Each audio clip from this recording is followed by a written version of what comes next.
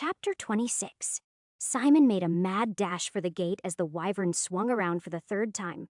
Its shriek was like nails on a chalkboard, but at least the awful noise let him gauge the distance without having to turn around and waste precious seconds looking. He didn't quite reach the pillars before the wyvern reached him, but he was so close that the monster was forced to pull up before it could rip Simon's head off. Even so, it was a close call, and he saw the barb on the thing's scorpion, like tail cut a gouge in the left pillar just as he ran through it. After that, he stopped for a moment, not because he was protected by the stone, but because he felt like an idiot. Motherfucker. He cursed, realizing that once again Heliades had set him up.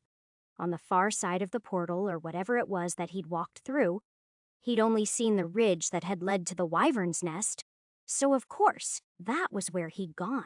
In exactly the opposite direction were the rest of the ruins that this arch had belonged to, which was obviously where the next portal would be. Simon quickly scanned the horizon, taking in the ruined castle and looking for anything that might indicate the next portal, but nothing stood out. Just like the last level, it was ruins, but instead of the sprawling vine-choked city, this was some kind of fortification that had long ago fallen, and there was nothing to hide threats from him. He knew exactly what the threat in this level was. It was flying around his head, trying to crush his spine with that wrecking ball of a tail that it had. So, with the wyvern slowly circling back towards him, Simon started running again. This time for the main gate. Halfway there, he was gasping for breath and too tired to even blame the altitude. He just wasn't cut out to do stuff like this. His endurance bar was way too short to be running laps like this. As winded as he was, he didn't beat the giant reptile there, and it landed in his path, snapping and hissing as it blocked his way. "Hey, I'm sorry, okay," he shouted. "I promise, I'll leave your stupid nest alone." He moved to pull out his sword as he slowly backed away. But the thing lashed out with a sudden bite as it extended its neck enough that Simon practically fell over in his desperation, not to get his head bitten off. He barely managed to avoid letting out a shrill scream, and was able to scramble to his feet on all fours as the wyvern started chasing him on foot. He started running again. This time, he ran along the wall to the left of the gate, looking for another way in. Unfortunately, it would seem the lizard was still plenty fast on land, and he realized he was quickly losing ground. "Grrf, guam, Simon shouted, pointing his hand back towards the monster, bent on ripping him to pieces. The result was poorly focused and more smoke than fire, as a few scattered streamers of fire and a storm of sparks filled the air behind him. It wasn't his best work, but it did stop the creature in its tracks for a few seconds as it roared at the unexpected danger. Simon was quick to take advantage of the moment and climbed the lowest point he could find on the wall. There, it was mostly collapsed and only about 4 feet high, so he was able to scramble up and over the top before the wyvern could devour him. Simon took one look at the wide and mostly empty courtyard and decided there was no way he was getting across that alive. Not without a rest first. The closest place he could find a moment to sit was probably in the lone remaining watchtower that hadn't already collapsed on this part of the wall, though. So, with his chest heaving, he scrambled another 10 feet up the broken wall section, while the wyvern took to the sky as he pulled out his sword and started running to the tower. This time he made it first, but all that allowed him to do was discover that the other half of the thing was missing. It would be at best a momentary distraction for the angry mother that was trying to make him lunch. Simon was about to start running again when he noticed that it did have one old weathered oak door that was closed on the remains of the far wall. Logically, that door went nowhere, but there was nothing logical about the pit, and he knew beyond a shadow of a doubt now that the goddess that tormented him loved to hide these things in obscure places. So, even though the wyvern was bearing down on him, he took a few precious seconds to open it, and on the other side wasn't the empty air of the battlement and the courtyard. It was a nighttime cityscape that looked straight out of some textbook on ancient Rome or Greece. It wasn't even ruins. It was a real live city with people and everything. The only problem was that he immediately noticed 2 things.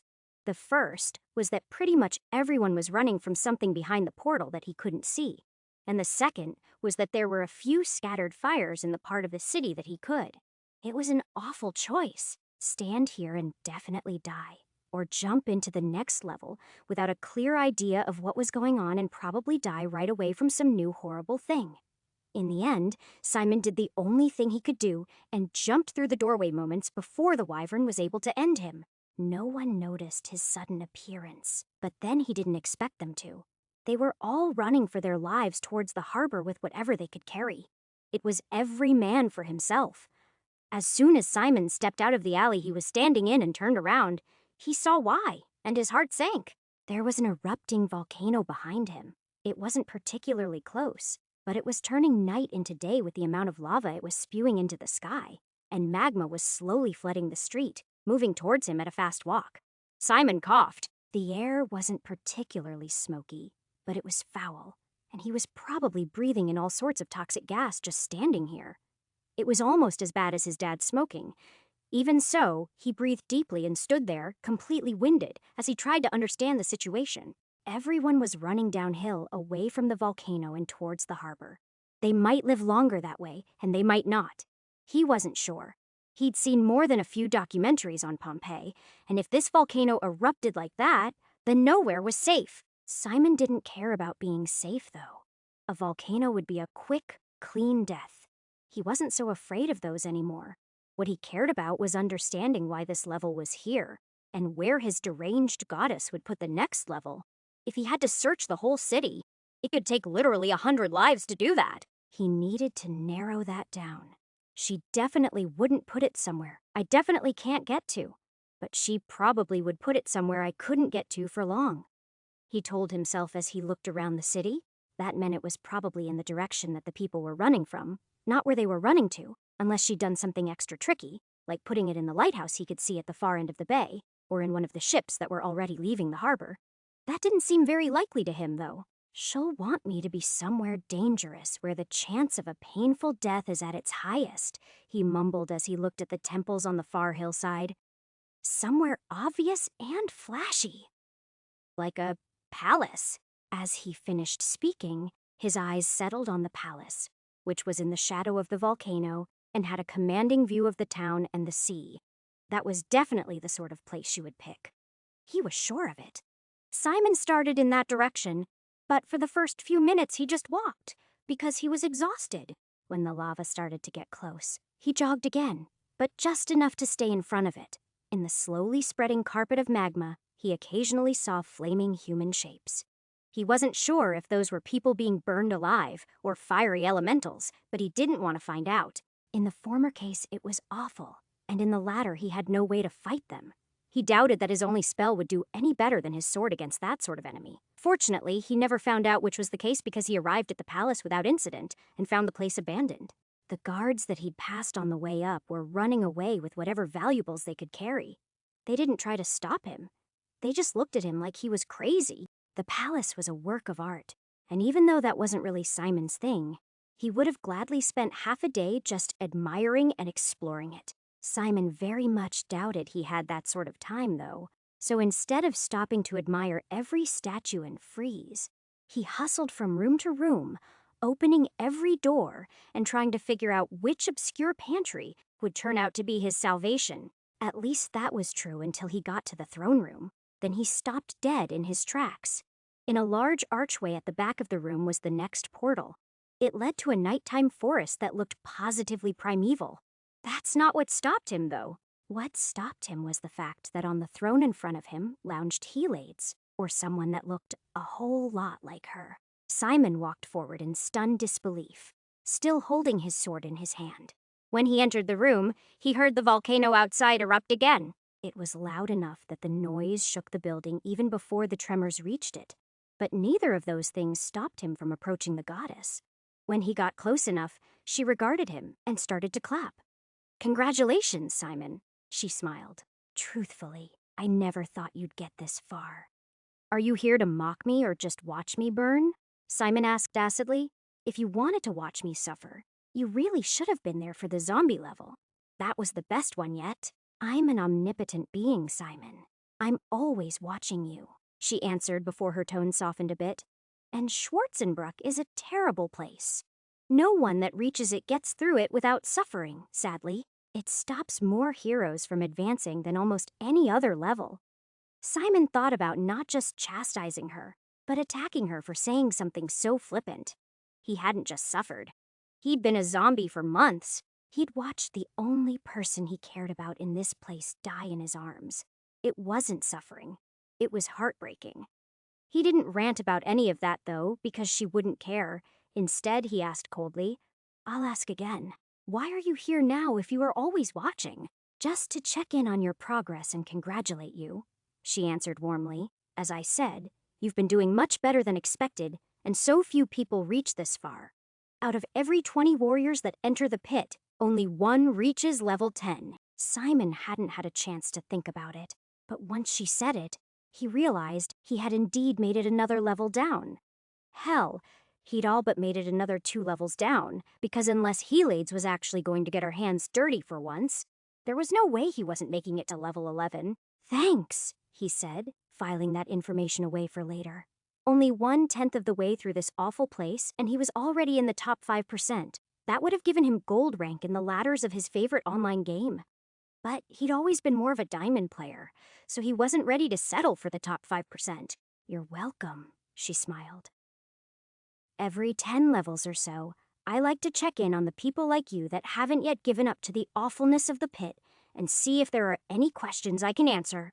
"Well, you can start by..." Simon had a whole list of questions, so if she was offering, he'd gladly keep asking them until the lava was at the doorstep. "Just one, though," she interrupted. "One question for every 10. Those are the rules, I'm afraid." Simon clenched his fists in annoyance. Of course, she had a rule about that. Of course, she did. He thought about asking why that was, but quickly stopped as he realized that would be his question. Instead, he stood there quietly to think, filtering through the dozens of possible questions that swirled through his head. Finally, after a lot of thought, he decided what was truly important and opened his mouth to speak again, while the goddess looked on at him with amusement. Chapter 27. "All right," Simon said finally. "You said that the pit used to be something else before. What was it? How did the pit come to be?" His questions echoed off the cool marble walls, and it was only when it had faded completely that the goddess opened her mouth. "Now, that is an excellent question." Helade's smile widened, but grew a shade colder as she leaned forward on the throne. "I was expecting something a bit more short-sighted from you. You really are growing a bit, aren't you? A little more every day?" "I don't know what you're talking about," Simon said, failing to hide how flustered the backhanded compliment made him. No, the Simon who entered the pit would have said something like, she cleared her throat, and when she started speaking again, it was no longer her melodious voice, but Simon's voice being played back at him. "Why does this place have such awful level design? Why didn't you bother to include a tutorial for the magic system at least? What the fuck was with that zombie level?" Simon cringed at what she said, not just because it was a pitch-perfect imitation of him, but because all of those had been questions that had run through his head before he settled on the one he had actually asked. "None of those will help me understand how to beat this place," he mumbled. "That's true," she agreed. "All your life that stubborn competitiveness has held you back, but suddenly it is a strength. Don't lose it. You'll need it for what comes next." Simon let that veiled threat hang silently in the air for a few seconds, unanswered. He wasn't going to let her distract him. "The pit was a mistake," she said finally. "My mistake. It was one of many, of course. I'm not perfect. Even the nigh omnipotent are not infallible." "What was your mistake?" Simon asked. "I believed in someone too much and took a leap of faith that didn't end well. You see, once upon a time, there was a hero. His name is lost to time because this was a very, very long time ago. But he was the opposite of the person you are. In pretty much every way, Simon," she explained, not even batting an eye at the casual insult. "He was tall and strong. He was brave and selfless. His previous life had been cut short when he defeated the archdemon, and I told him that he could have whatever sort of life he wanted as a reward for doing so much good for so many." Helid stopped for a moment, just before the volcano looming over both of them rumbled to life. Its eruptions had been a constant background noise since Simon arrived in this city, but blasts that were loud enough to block out speaking like this had been a rarity. It must be getting worse out there, Simon thought. Do you know what he asked for? She asked when the noise died down, smiling sadly. A bigger challenge? Simon tried, taking a stab in the dark while he fumed about her comparison. If he was really the opposite of whoever this loser was, that would make him short, weak, cowardly, and selfish, which obviously wasn't the case. She just enjoyed picking on him like everyone else had. In a way, he did, she answered, nodding her head slowly. He told me he wanted to be born into a world that needed no hero, a world so peaceful and kind that he could simply enjoy life. I sadly had to inform him that such a world did not exist, and that even across the infinity of worlds I had access to, there would always be some darkness, and a need for champions to rise to the occasion. Since this world did not exist, he asked to make one. He asked me to build him a great challenge so that he could cleanse the world, and then once that was done, he could be born anew within it. She laughed then, and in that fiery light coming from the fire outside the palace, he could barely recognize the beatific goddess that he'd first met when this all started. Can you believe it? What a crazy thing to ask. The chance to fight all the evil in the world. Such a thing could not be done, of course, but I realized it would be possible to change just the most pivotal moments in history and usher in a golden age that might be so long as to seem endless. So every level in the pit is one of those moments? Simon made no attempt to hide how stupid that sounded. What do a bunch of rats in a basement, or a few goblins in a cave, have to do with changing the future, or making the world a better place? Even for a hero like him, such a feat would be extremely unlikely. So, to help him in the epic quest he sought, I wove the reality knot that bound the infinite possible versions of this world together, she continued, ignoring his question. That way, he would have an infinite number of chances to create the world he sought to live in. So what happened? Simon asked flippantly. If he was such a great hero, shouldn't the knot have unraveled after a few attempts into a nice happily ever after? That was the plan, she agreed sadly. He should have been free a long time ago, but things... Well, they didn't turn out well, and so the pit is still here with you, and all the other souls trapped within it. The silence settled heavily over both of them, and Simon looked to his feet, trying to find the right way to break the awkward moment without sounding crass. Finally, he decided, and said, Look, I don't want to shit on this guy, but... His words trailed off as he looked up and saw that the throne Helades had been sitting in was now empty.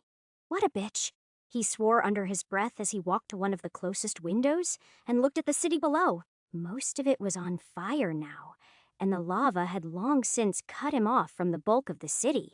It was beautiful. In a terrible sort of way, Simon thought. It was like a classical painting, not a real place. A painting wouldn't have the smell of sulfur or the screams of the dying, though. He reminded himself as he tried to focus on what the goddess had said. It raised more questions than answers, and honestly, it was pretty dumb of her to set something like this up in the first place. To trap someone in a place where they would die over and over again until they finally succeeded. It was... Simon shook his head to clear it as he suddenly realized he was getting a bit too close for comfort to describing himself. What he'd done had been totally different from what the original hero had done, though. In that way, at least they were total opposites. Still, the thought didn't bear more thinking about right now, he decided, as he moved over to the portal to the 11th level. If Helades was going to leave him hanging, that was one thing. But the last thing he was going to do was let her distract him and ruin his streak. Walking up the portal, he had no better idea what he would be facing than when he saw it from afar. It was a dark forest at night, and though there seemed to be a thunderstorm in the distance, it was only drizzling where he was right now. Simon thought about waiting here for the storm to die down completely, or for morning to dawn. He was sure that a city being destroyed by a volcano was a pretty big history-altering sort of deal, but he had no idea what he was supposed to do about it. Even if he had an ice spell, there was no way he could cast it enough times to stop a volcano. After a few more minutes of waiting, though, another large earthquake rocked the palace so hard he had trouble standing. That was what finally forced him out into the cold, wet darkness. As much as he didn't relish the idea of fighting anything blind like this, getting rained on beat the hell out of being boiled alive when the eruption finally turned into a pyroclastic cloud. So with his sword and shield at the ready, Simon walked into the portal without looking back. The forest was a damp, towering monstrosity that felt more like the redwoods he'd visited once than the forest he'd navigated around the cabin or the temple he'd discovered since he'd been here. And there were no real landmarks to show him which way he should go for once. So this time, he just went straight. He used the few glimpses of the moon he could occasionally see through the canopy and the patchy cloud cover as he stomped through the ferns that were almost as tall as he was. The first hint that he had that he wasn't alone was the screech that suddenly shattered the night.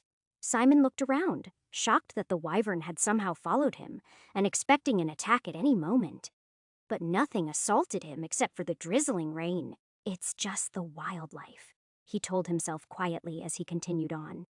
Even forests in the real world were filled with all kinds of dangerous critters and strange noises. He'd learned that in the few months his parents had forced him to be in the Scouts, so it wasn't exactly a surprise. It was just a shock. That worked until he heard something crashing through the underbrush not far from him. Leaning as close as he could to a nearby tree as he tried to figure out if the creature was moving towards or away from him. When he realized it was getting louder and louder, he held his breath. Moments later, a large, dark shape burst out of a large clump of ferns not far from him. In the darkness, Simon couldn't make out what it was, but from its outline and its size, the only creature he could compare it to was a brown bear. For a long moment, it looked around the area, its large golden eyes shining as they picked up the barest fragments of light. And then suddenly it was gone again, charging off in a different direction. It wasn't a coincidence. Simon was sure of that much. That thing was hunting him, and the last thing he wanted to do was give it a chance to try again. So he slowly counted off 10 seconds to give himself a head start, and then he bolted, not even trying to be quiet. He just ran in the opposite direction as if his life depended on it. A few seconds later, he heard the thing screech again. It was back on his trail, and that fear made him run that much faster as he tried to find the easiest path through the moonlit forest. Soon enough, he could hear it somewhere behind him, crashing and thrashing through every plant in the forest as it tried to catch its prey. Up ahead, Simon saw some light, and he pumped his legs even quicker to try to reach it. Maybe there would be people there, someone that could help him, or a place to hide. When he broke through the final wall of underbrush, though, it wasn't a building, or even people. It was the scene of a massacre. Ahead of Simon was a deserted dirt road littered with half a dozen dead bodies, along with a couple of horses that had been practically ripped to pieces, and the remains of 2 wagons. The one to his left was on its side, and the one to his right was smashed to bits. He had no idea what could have done this, but when the thing that was following him finally broke through the woods behind him, he had a pretty good idea. It was an owlbear, and Simon would have no trouble believing that its beak and talons could have done all the damage he was seeing. Simon dropped his sword and picked up the pike of a dead man before he whirled to face his enemy. For something this big, he definitely needed more reach than a longsword could hope to provide. Chapter 28. Simon lashed out with the pike twice as he slowly backed up. The weapon wasn't just a big spear, though. It was a giant spear. It was heavy enough that the only way he could wield it effectively was to leave the butt of it on the ground behind him. Both strikes missed the owlbear as it danced back away from him. It was a bloodthirsty monster for sure, but it was also more than a little skittish, and didn't seem nearly as interested in him out and in the open as it had been in the underbrush. The result of all that was as Simon backed away to the far side of the road, it backed away into the shadows beneath the trees. Simon didn't feel any safer once the thing had vanished, though. That just made him jumpy. Now that it vanished, it could be anywhere, and it could spring out at him at any time. Simon stooped to retrieve and sheath his sword, while he still held onto the pike with his other hand. The last thing he wanted to do was walk very far, holding this heavy-ass piece of junk. But it was better that than getting his throat torn out by that thing's razor beak, he decided as he lifted the thick shaft of his giant spear and started to walk slowly down the path. He'd thought about looking through the remains of the wagons.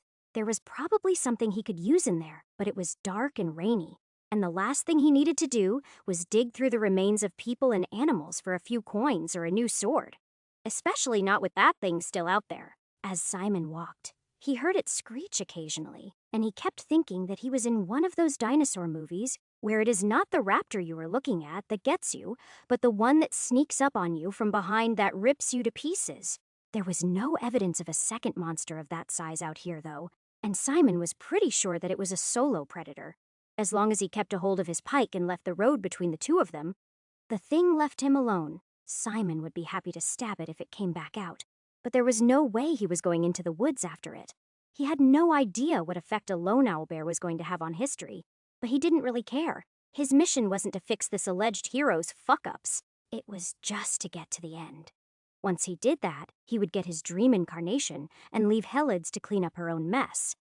As the woods tapered off, Simon saw a windmill on a bluff overlooking a river off to his right. He thought about going for it, but the place looked creepy as hell in the storm, and after a particularly theatrical bolt of lightning silhouetted the place, he took it as a sign not to go check it out.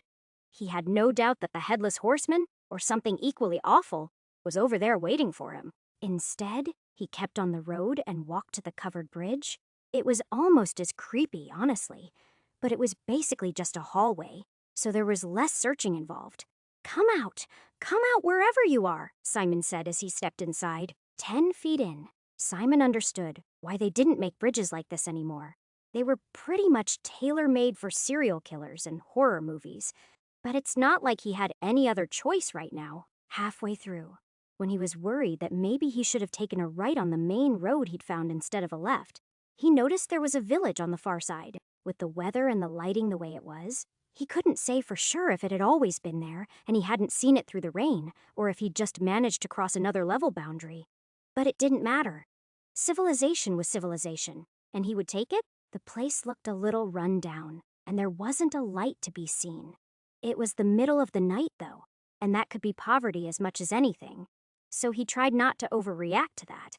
Keeping his calm worked pretty well, until he was most of the way through to the far side, and he heard the timbers start to shift and creak. Simon worried that the thing was less stable than it looked, and that it all might come crashing down on him, at least until he saw the silhouette appear on the far side.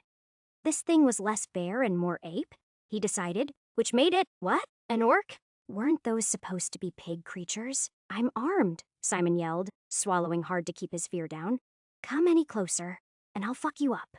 The thing might be big, but it wasn't any bigger than his mega spear. Orcs might be scarier than goblins, but 1 or 2 would be manageable. Simon was confident that he could take it out unless the thing had a whole warband to back it up. At least, that was the case until it raised itself to its full height and roared. It was a terrifying sound that could have easily fit into Jurassic Park. At that moment, Simon considered dropping his weapon and running as fast as he could instead. The only reason he didn't was that he could tell from how fast it was moving he'd never get to the other end of the bridge in time. The thing indeed had green skin, but at over 8 feet tall, it was a bit big for an orc. In Simon's eyes, that left only one option, a troll. It was a bit of a klitsch to use on a bridge, but no one was ever going to accuse Helids of being original and creative. Not like Simon. The moment he figured out what he was fighting, he formulated a plan. He braced his spear and prepared to cast a spell as he imagined the creature lighting into a roaring bonfire that would... It was only just before the monster reached him that Simon realized he couldn't cast the fire spell in here. He'd catch the troll on fire, and that was their weakness. He remembered that much, but he'd also burned the bridge down while he was still inside. No, the fireworks had to wait until they were out in the open. None of Simon's hesitancy or indecision was mirrored by the horrifying troll that was charging him, though it just kept barreling forward as it alternated between terrible gibbering noises that were almost speech and bloodthirsty howls of hunger. The noises it made were almost as frightening as the noises under the wood beneath its feet, and Simon was worried the whole thing was going to give way before he had the chance to fight his way clear. When the creature voluntarily impaled itself on Simon's pike, that didn't surprise him. He'd expected that much. To a creature that could regenerate as well as a troll, wounds like that were meaningless. He'd braced the butt against the wood to delay the thing. Originally, he'd planned to use that delay to melt its face off, But instead, he used it to dive under the creature's grasping hands, pick himself up off the wood, and run as fast as he could. He heard the haft of the weapon break before he'd even reached the end of the bridge. The wood had been almost as thick as his wrist, and Simon had thought that the thing would slow down the brute a little longer than it did. When it was free of the bridge, he spared a glance over his shoulder, but wished that he hadn't.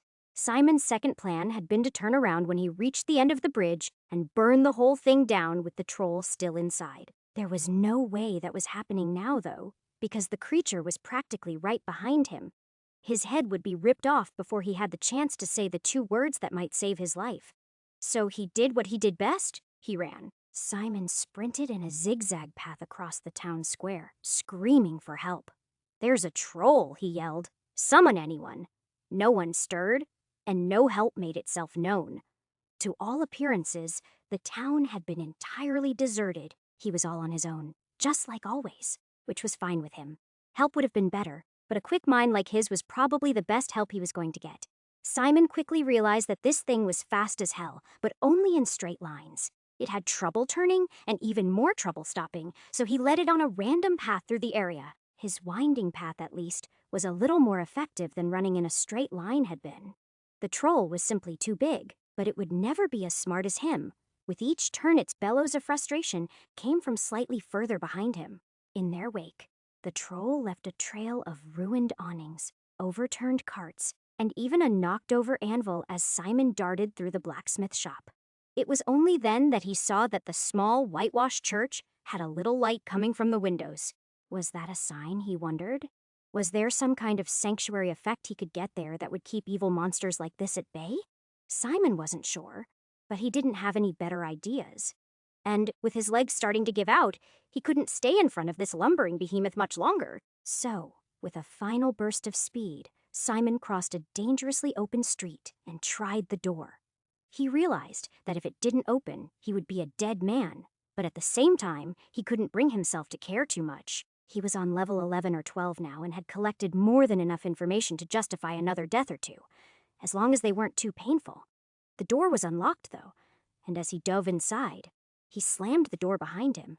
It was only when he got up he realized that he definitely wasn't where he had been a moment ago. The church he'd entered had been a collection of whitewashed timber and clapboard, with a few high windows and a tiny little bell at the top of the steeple.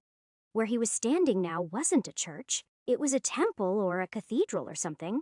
None of that was the strange part, though. Simon had long since accepted that the crazy goddess in charge had the power to reconnect the world, however she wanted. But he'd never been on a level that was defying the laws of physics until now. At the front of the pews, where the altar usually would be in a place like this, there was a gaping fiery hole in the ground, and the sheets of fire that erupted from it seemed to stop at very well-defined lines, like some kind of graphical glitch. The more he studied it, though, the more wrong it all became.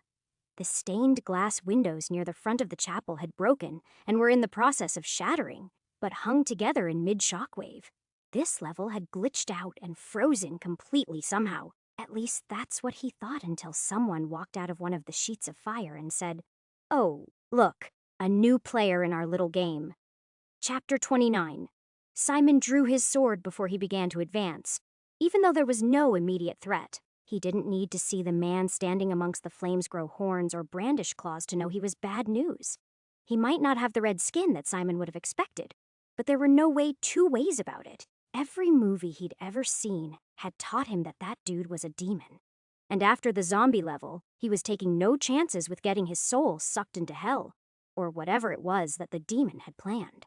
"Easy," the man said, holding his arms in a gesture of surrender. "I'm on your side here." "My side?"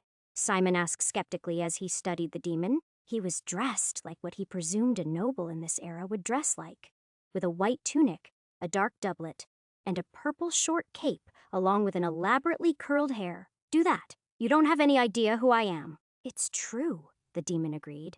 "But I know your type. Only one kind of hero shows up in this place anymore. The gods made sure of that." "And what kind is that?" Simon asked suspiciously. He stopped when he was still 10 feet from the man and didn't plan to get much closer. From here, he could see that the boundary that defined the shattered, flaming unreality that the demon occupied from the normal-looking cathedral Simon stood in was a thin layer of runes drawn in white chalk. Even from here, they were difficult to read. In places, they looked like they'd been stretched and tortured beyond recognition. While it looked like it had started out as a circle, something had deformed it. The kind that are just as trapped out there as I am in here, the demon said succinctly. Simon had just started to imagine what kind of force could make the underlying space under the boundary runes warp, like some kind of black hole phenomena, when the demon's words completely halted those thoughts in their tracks. "Excuse me," Simon sputtered, not completely sure he'd heard him right. The demon couldn't possibly know that. "I said that you're just as trapped in your pit as I am by this blasted circle," the demon said, smiling. It could see that it had caught Simon's interest now. "And how is it that you know about the pit?" Simon asked, sweating now. This was entirely too meta for his taste.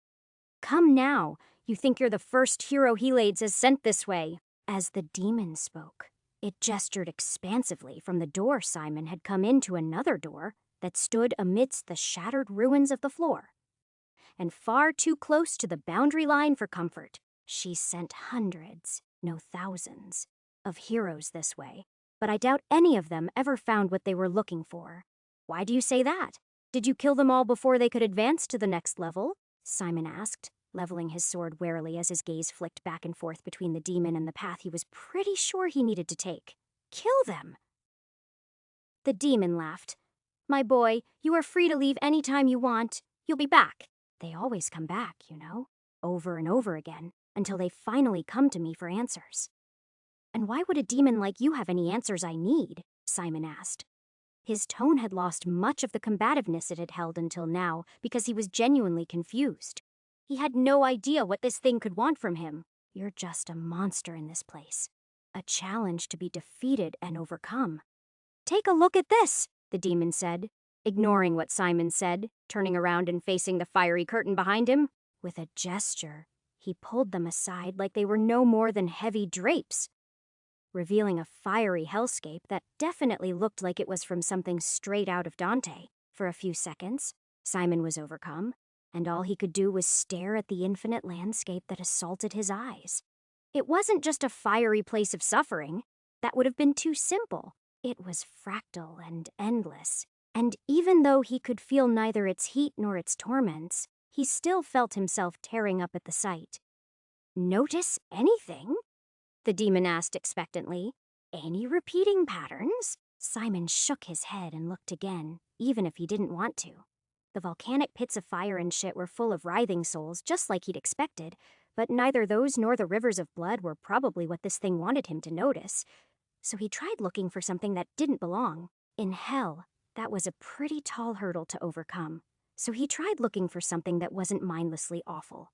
He found the first example floating not far away above a crooked tower that was far too damaged to stay standing in the real world. It was a set of strangely familiar floating stairs made out of stone fragments. Seconds later, he found another example, and another. Only when he saw them all lined up, in a strange fractal pattern that was nearly identical, did he realize that they were all pretty much identical to the stairs that stood in front of him. He also noticed that outside of each and every one was a small army of demons just waiting to invade. It was like the hellish version of the beaches of Normandy. "That's right," the demon said. "The goddess you work for is making this scene play out 1,000 times. Those are just the ruptures that are open now, too. Not the ones that haven't opened yet, or the ones that have been closed." "But why would more than one version of the pit be open at once?" Simon asked, not comprehending exactly what was going on here. "Every one of those rifts is another hero, trying in vain to save the world, just like you are. There are thousands of versions of the pit trying to accomplish that, but no matter how many versions of a world your goddess makes, there will only ever be one version of hell," the demon answered. "None of them will succeed, of course. How could one ever succeed at an impossible task? It's not impossible. It's just," Simon started to say, stopping himself when he realized he was parroting one of Helades' lines.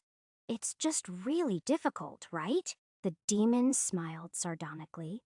letting the fiery curtain behind him fall back into place. They all say that too at first. Simon ignored the demon's words and studied the runic boundary, as well as the chaotic path to the door. I don't think you can reach me, he said finally.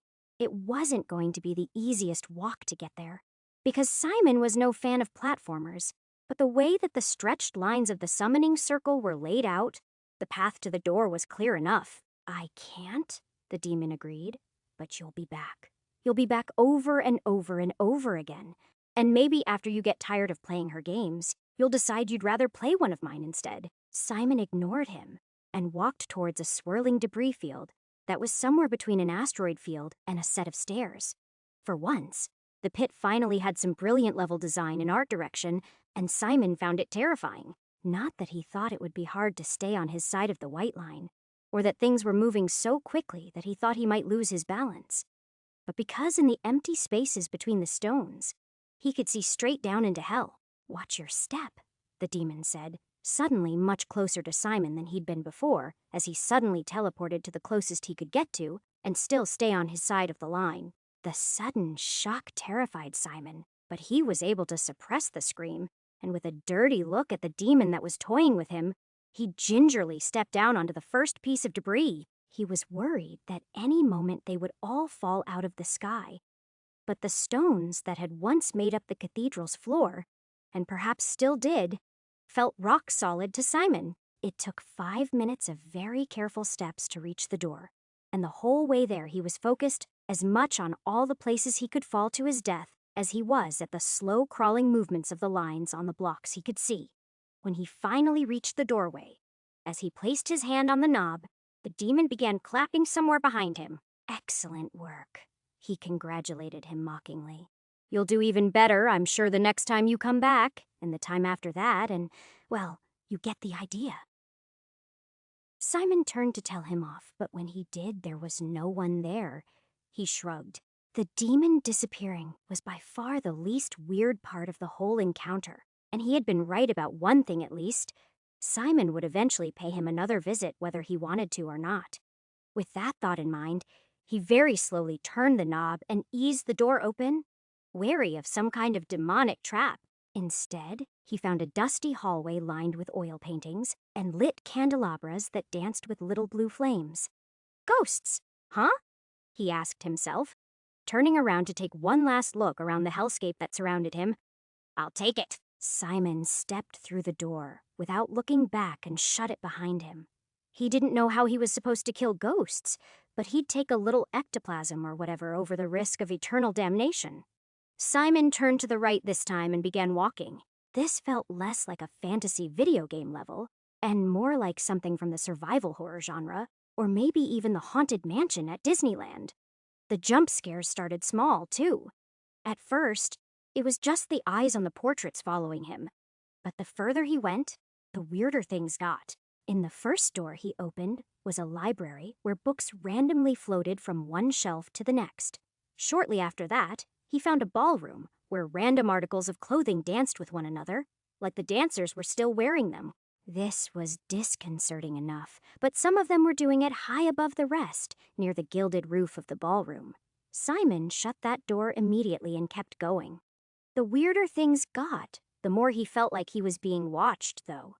However, that wasn't Simon's biggest problem. The biggest problem he had was that he was completely lost. Even though no one was trying to kill him, the place was huge and seemed to go on forever.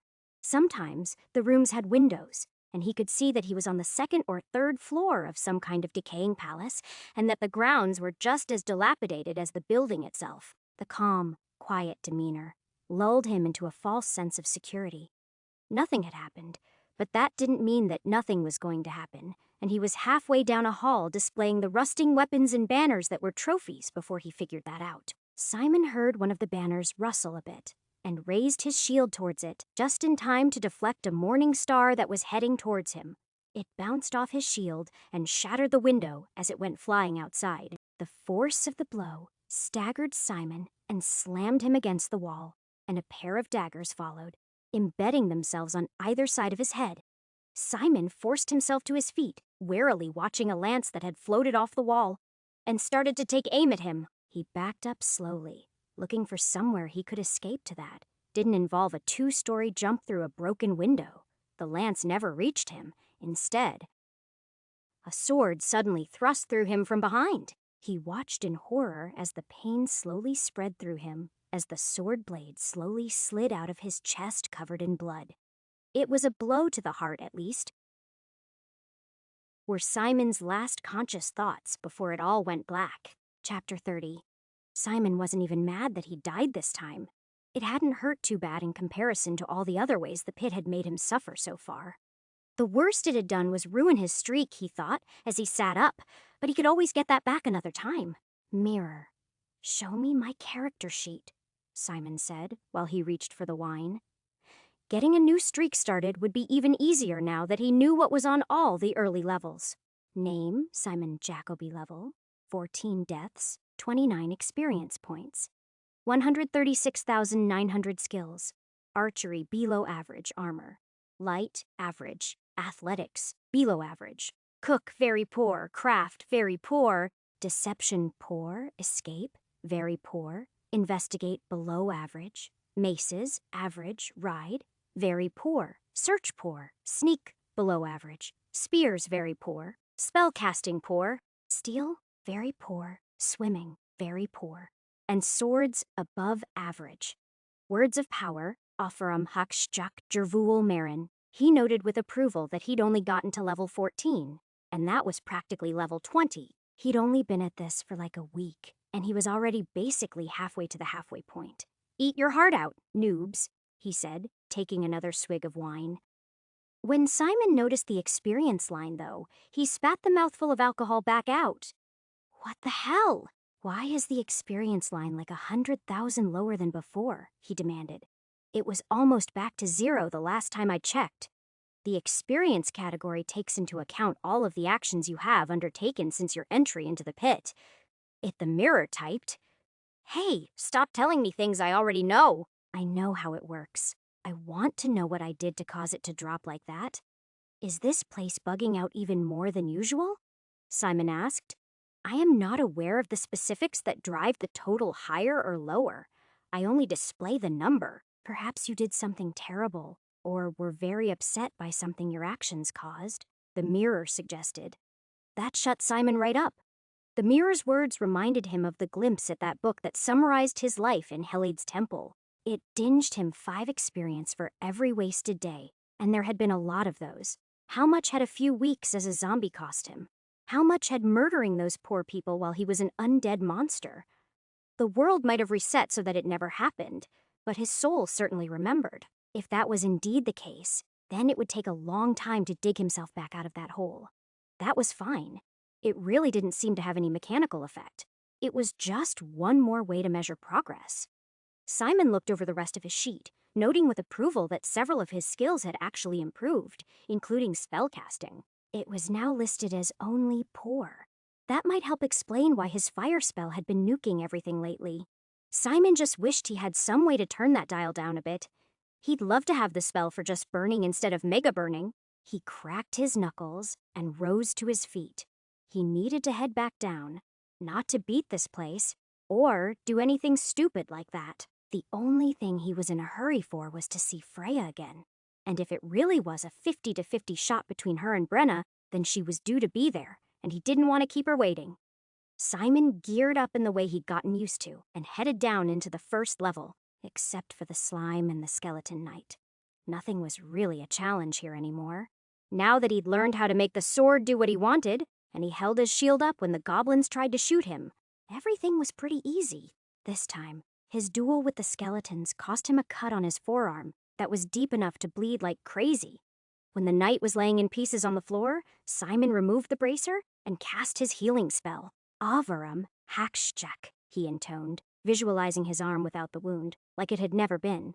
The words were mostly successful, but even after the skin closed up and he wiped away the blood, the wound still ached, and there was still some weakness. At least there wasn't an ugly black scar like the zombie bites had left behind, though. While he sat there and tried to get his armor back on, he talked to himself about his options. The way I see it, he opined. Either my healing spell is too low of a level to restore all my hit points, or it's so complicated that it's basically broken.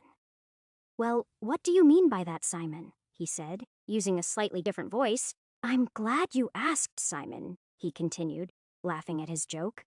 He hoped that that omnipotent bitch was enjoying how quickly he'd figured out another flaw in her little game. When I cast the spell, I only imagined the skin closing up, so that was the only part that healed. Since the pit is so pointlessly complicated, it is possible that the damaged tissue beneath the skin didn't actually get healed at the same time? Well, that sounds fucking stupid, Simon told himself, continuing to play devil's advocate. I agree, Simon nodded. That's completely dumb, and whoever designed this system should have their godhood license revoked. If the problem is just a level issue, then I can fix that. But if it is the latter, well, I'd have to spend months studying the anatomy of cadavers and practicing improving, and that sounds pretty disgusting to me. Once his armor had been put back into place, and he'd finished his criticism of Hellades, Simon stood up and stretched, eyeing the frost sword not far from him. It was just one more game-breaking bug, as far as he was concerned. If he could wield that sword, then he wouldn't have any problem facing whoever was supposed to be the boss of the Pompeii level. Sadly, it was one more casualty of bad design. He thought with a shrug as he walked to the slime's cave. The only problem with the slime was that Simon's fire spell was still a bit much. It wasn't quite the blast it had been last time he fought it, but it was still more than the tight ray of fire he tried to visualize as he cast the spell. He didn't even wait for the thing to completely stop moving. Once it was burning, Simon was already walking past its corpse to the inn, hoping against hope that his Freya would be there this time. The first person he saw in the inn was the same zombie that always seemed to attack him from the right. This time, Simon brained him before he even got close, and the corpse fell on the ground in a heap. The second person he saw was unfortunately Brenna, but this time she wasn't wielding a pitchfork, she just barged through the door and lunged for him. She was already a zombie. He realized slowly as he pushed her away. He could easily kill her, of course, and put her out of her misery. It was without a doubt the right thing to do, but for some reason, he had trouble raising his flanged mace against her. It wasn't just the fact that he'd been trained his whole life not to hit a girl either, he realized. It was that he might have to do the same thing to Freya in a couple of minutes when he explored the inn more completely. It was only the idea that if she bit him again, he would have to live as a monster like her for who knew how long all over again. The fear that he would ever have to spend another minute as an undead monstrosity is what finally brought his arm to life. And it only took one good blow to the side of her beautiful face to make her crumple like a marionette that had suddenly had her strings cut, his chest heaving from the emotional effort more than the physical one. Simon stopped and studied her body after that, because the first thing he noticed was that she didn't have a bandage on her arm where he presumed she'd been bitten before. He eventually found an infected-looking wound on her shoulder that was almost certainly the cause. But he still had no idea why such details would change. Why would one girl be alive, or both of them end up dead before he got here? Why was the bartender never the survivor? But the same zombie always attacked him first on arrival. He had no answers. But for once, he was pretty sure it was more than just Hellades screwing with him. If he knew what kind of RNG was behind how these levels were generated, then it would give him some kind of edge. He didn't have that, though, so instead he searched the bar for Freya. He found her with her skull crushed on the second floor, and almost let the zombies overrun the place while he was busy sobbing over her covered corpse. Simon spent the next 20 minutes killing the 8 zombies that had managed to get into through the window before he could move the table into place. Then, once he barred the back door just in case, he spent the rest of the day in the basement getting roaringly drunk. Simon normally didn't care for too much drinking, but right now he cared even less for thinking. And he happened to have the spell of Cure Light hangover, so why the hell wouldn't he get blasted? One day turned into 3, though, as he wallowed in self-pity and mourned the loss of a romance that had never really been. He drank the tapped barrel dry and made quite a mess trying to open the untapped ones. And he spent the whole time castigating the stupid goddess who caused this whole mess. None of us would be in this mess if you tried to make your precious hero a bear, he yelled out of the 3rd-story window one night. Not me, not Freya, and not any of the other poor saps you tricked into getting on this ride. You bitch! The zombies didn't seem to mind his antics, but 3 days seemed like he was pushing his luck. So on the fourth day, after he made his hangover disappear with two little magic words, he finally opened up the front door to face the carrion crawler. It turned out that the slimy little bastard was a lot less interested in him when he shot first with the crossbow. Once it had a bolt buried in its wiggly torso, it disappeared into its pile of corpses, never to be seen again. Likewise, the plants didn't try to do anything with him as long he stayed away from the largest blossoms that were easy to spot by daylight. This time he was able to stroll right to the pyramid and then take his time climbing the thing. He reached the top well before sunset and took his time to enjoy the view. The jungle continued as far as he could see in all directions, and the canopy was only broken in two places, a river and another distant pyramid. He was unable to tell if the city on the horizon was also merely ruins, or if people still lived there, but it didn't matter, with man-eating plants on the loose. The last thing he was doing was spending a few days traipsing through the jungle to find out. The wyvern level was as anticlimactic as anything he'd ever experienced. Since he didn't try to wander over to its nest this time, no angry mother tried to devour him. Indeed, nothing tried to attack him. Simon walked to the ruins of the castle completely unmolested, and even poked around a bit before he made his way up to the shattered tower. It wasn't a very interesting place, though.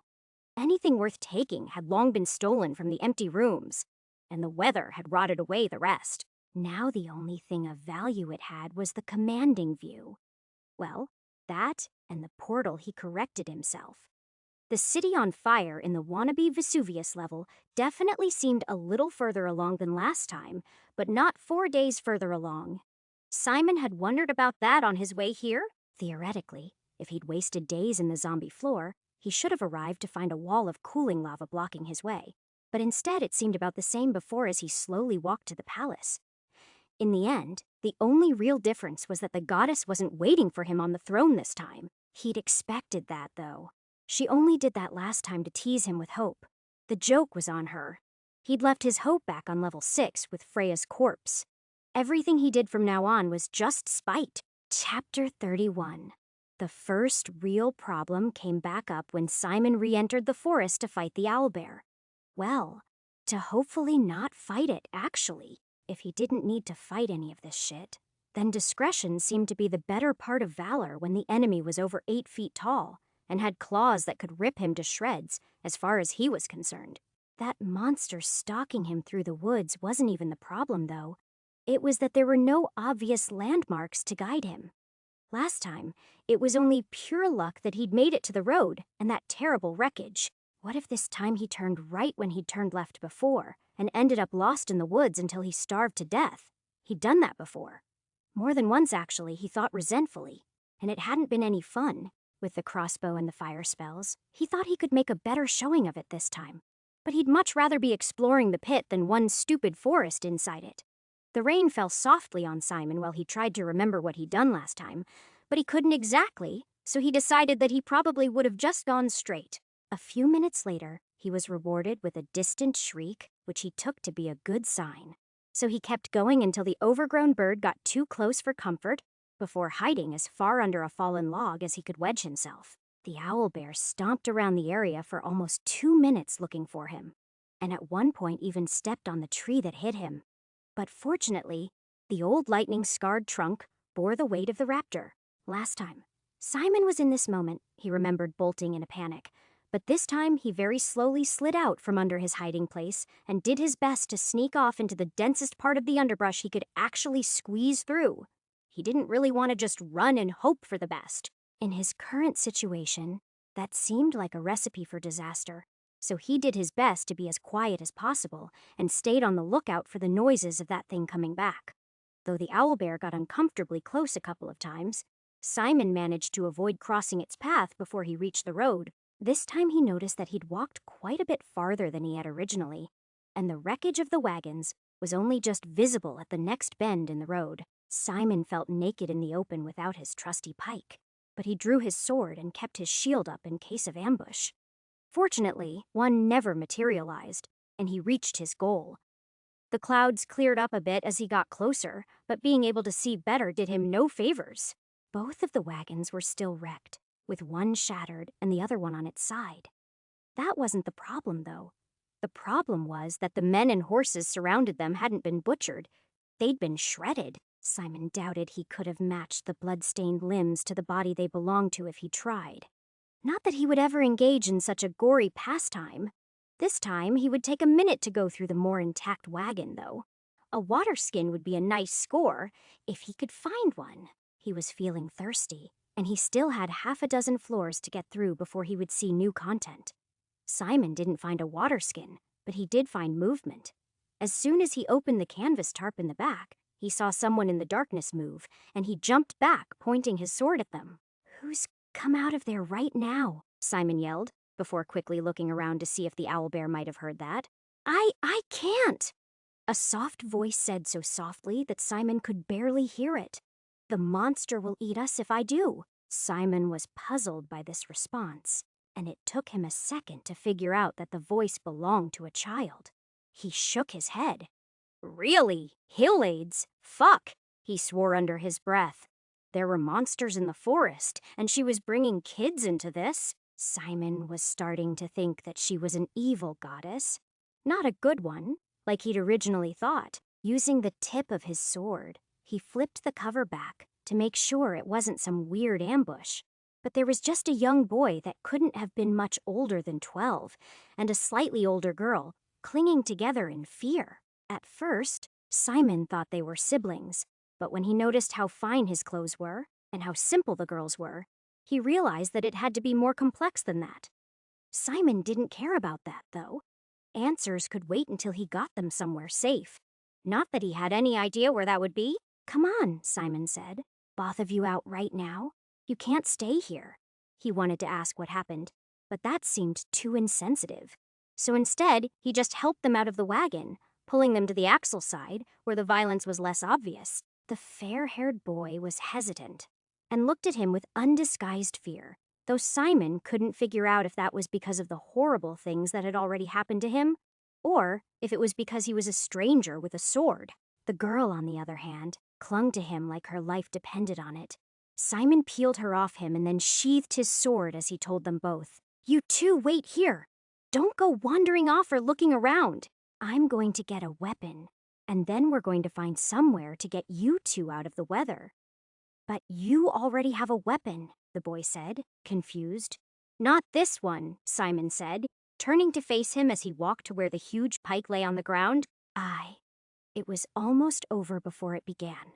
Simon caught a flicker of movement out of the corner of his eye, and he knew he'd never get his sword out in time. All he could do was point and pray as he shouted, "Gur, welv dauver duver tundov," to one side, since he barely had time to imagine much more than this big-ass bird on fire. The results were less than spectacular. But even so, a few streamers of powerful fire leapt from his hand, and judging by the ear-piercing shriek the thing made, Simon knew that at least one had landed. He didn't look, though. He ran to the pike on the ground and raised it before he could turn around to wield it.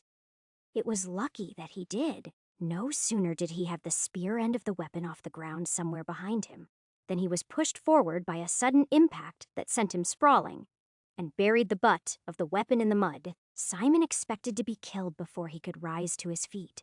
But other than a little bit of sharp pain from his back and dull pain from his knees, he was fine.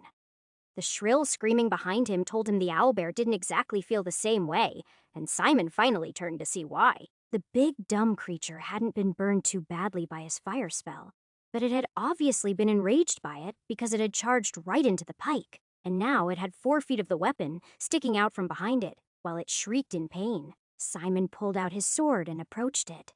They said that you weren't supposed to approach an animal in pain, because it could lash out violently, but Simon didn't care about that right now. He cared about what this thing was doing to his ears.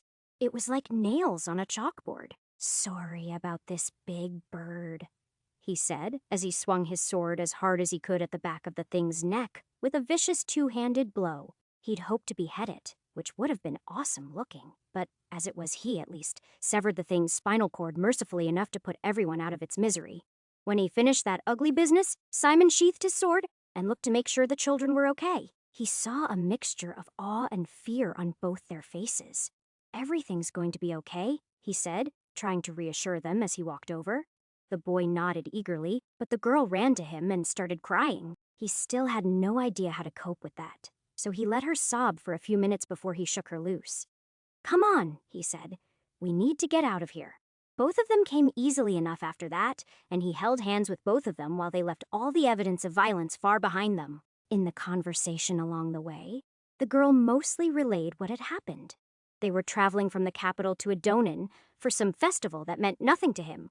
Apparently the boy was named Eddic, and he had to attend and give it his blessing because he was someone important. But when their wagon was attacked at night by monsters, all they could do was hide. Simon listened, but mostly he just felt like shit that he'd left them in there the first time without saving them. Saving everyone wasn't his job, of course, but these were just kids. The last thing that Helade should do was put innocents like that in her sick games. Once the boy found his voice, he asked about the magic that Simon had wielded, but Simon didn't have much to say. "Is it from the gods?" Eddic asked. Simon just shrugged. "Who can say? It's just a little trick I picked up." He spent much of the walk trying to act like he knew what he was doing, but in reality he was lost. He couldn't take them to the bridge. He'd never be able to get them past the troll. Hell, he wasn't sure how he was going to get past that brute without his pike. As a weapon, it hadn't been much, but it bought him a few precious seconds. It started to rain again just before he caught sight of the mill. Simon started towards it. It still creeped him out a little because it looked like the location for some B-horror movie, but beggars couldn't be choosers, and he was sure these kids would catch their death of cold if he didn't get them somewhere warm and dry. There was still enough of a fire burning in the hearth of the small home next to the mill that Simon could see a small amount of light through the shutters as he banged on the front door loud enough to wake whoever was sleeping in there. They stirred only reluctantly after the second round of banging and loudly shouted through the door, "I ain't openin' my door to strangers in the middle of the night."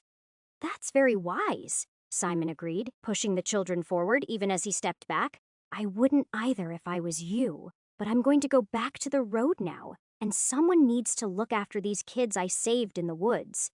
If that's not you, then I guess they'll just freeze to death out here." "No, please don't go," the boy pleaded. "My father will give you a fine reward, and I'll make sure to appoint you to the household guard if you just stay and—" "You hear that?" Simon said, shaking his head at Eddic's fine offer, even as continued to move back. "This kid's dad is rich, and you'll be well rewarded if you take care of them until the rest of their party catches up with them." Both children came running towards him, and Simon knelt to hug them, his heart melting a little at the sight. "Don't worry, you're far safer with this man than you are with me. I already had to fight an owlbear tonight. I've got a date with a troll later, and you definitely can't come to that." "But we need you," the girl said. "We would never have made it without you." Her words trailed off as the door began to open up, and the miller peeked out nervously, fearful of some trick. "Kids, you say? Reward." Far from being the sunken cheekbone serial killer that Simon feared he would find, the old man seemed to be decent enough. "The world is a big place. I'm sure we'll see each other again," Simon said, not especially looking forward to having to save them and go through this tearjerker every time from now on, even if it was better than the alternative, which was leaving them to die. Simon thanked the miller, gave the children another 2 goodbyes, and then headed back downhill towards his date with the bridge. Chapter 32. The troll was easier to deal with than Simon thought. Instead of trying to run past it or burn it to a crisp, he just intentionally cast his fire spell poorly, and the shower of sparks and feeble streamers sent the thing running just long enough for Simon to get to the church and slam the door behind him. It was a terrible way to have to throttle the magic, Simon thought. But what the hell else was he going to do? Actually casting Mega Fire at full power was not only exhausting, it was dangerous. If he'd actually done that, he would have burned himself alive on the bridge, and then he would have had to come back to fight the troll again anyway, because that's just how the pit was. Simon could see it in the expression that the asshole demon as he just sat there and watched Simon while he approached the distorted summoning circle. "Back so soon?" the demon asked with a shit-eating grin. Usually people take a bit longer. Simon couldn't figure out if that was supposed to be a compliment or an insult, so he just ignored it while he focused on studying the circle. It wasn't quite the same as before, But as far as he could tell, none of the runes had changed. It honestly didn't look too different from the hell rifts that one of his favorite action role-playing games used in the second act. He smiled at that. Level 13 or 14 out of 99 didn't seem to be the second act to him, but he'd take it. "Do you have anything useful to say, or are you just going to fuck with me?" Simon asked the demon. While Simon had literally all the time in the world, he had almost none to spare for a creature like this, that had bad news written all over its face. "No, not just yet, I think," the demon shrugged. "No point in talking to any of the warriors trapped in here with me. Not until they start to lose hope anyway." Simon wanted to ask about that, but even more than that, he wanted to get the hell away from this guy. As Simon started walking down the swirling bits of floor that made the impromptu stairs down to the door, he wished that the creature looked a little more classically demonic. It would have made it much easier to deal with than the "they're not so different" shtick the thing was obviously leaning into. The door led to the same dusty castle that Simon had died in last time. But this time, he paid more attention to his surroundings, and he avoided any halls or rooms that had anything that could be used as an obvious weapon. Even the innocuous rooms and halls still had small objects that floated aimlessly, and pictures that looked at him as he passed. But he forced himself to ignore those details, creepy as they were, and focus on the ones that actually might get him killed. That forced him to take a very different path from last time, as most of the route he'd wandered through before was obviously off limits. But as he ducked into a small bedroom down the third hall he could actually travel in relative safely, he began to think that the right way to handle this was to get outside. That's what haunted houses always tried to prevent in the movies, right? There had to be a reason that he only ever found stairs going up, but none going down. As he eyed the window, it looked like it was only a 20 or 25-foot drop. He'd break his legs if he jumped, but a rope would make it child's play, he realized. Unfortunately, he'd left his rope in the cabin. It's not like he'd ever needed it before anyway, so he didn't beat himself up too much about it. Who would think to carry a rope with them everywhere they go? He muttered to himself as he set about turning the bed sheets into a new rope. It took 20 minutes, and the hardest part of the whole thing was ignoring the throbbing from his back, where the owlbear's claws had gotten him a little. When the rope was done, Simon used a full-length mirror to take a look, and decided they didn't look bad enough to try to heal, especially not with the way the poltergeist activity was starting to pick up around him. It was just a little blood, and a couple small cuts in his armor. A couple cuts wouldn't kill him, but if he stayed here too much longer, the ghosts might. Getting out of the window was harder than he thought. Though, even though he tied off his crude bedsheet rope to the frame of the ancient bed, he wasn't completely sure he could trust his weight to it as he eyed the drop.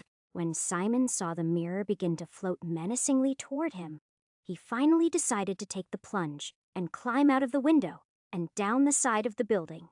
Unfortunately, the bed he was tied to decided to try to join him. "Oh shit," Simon gasped as he felt himself start to sink, even though he wasn't climbing and put two and two together.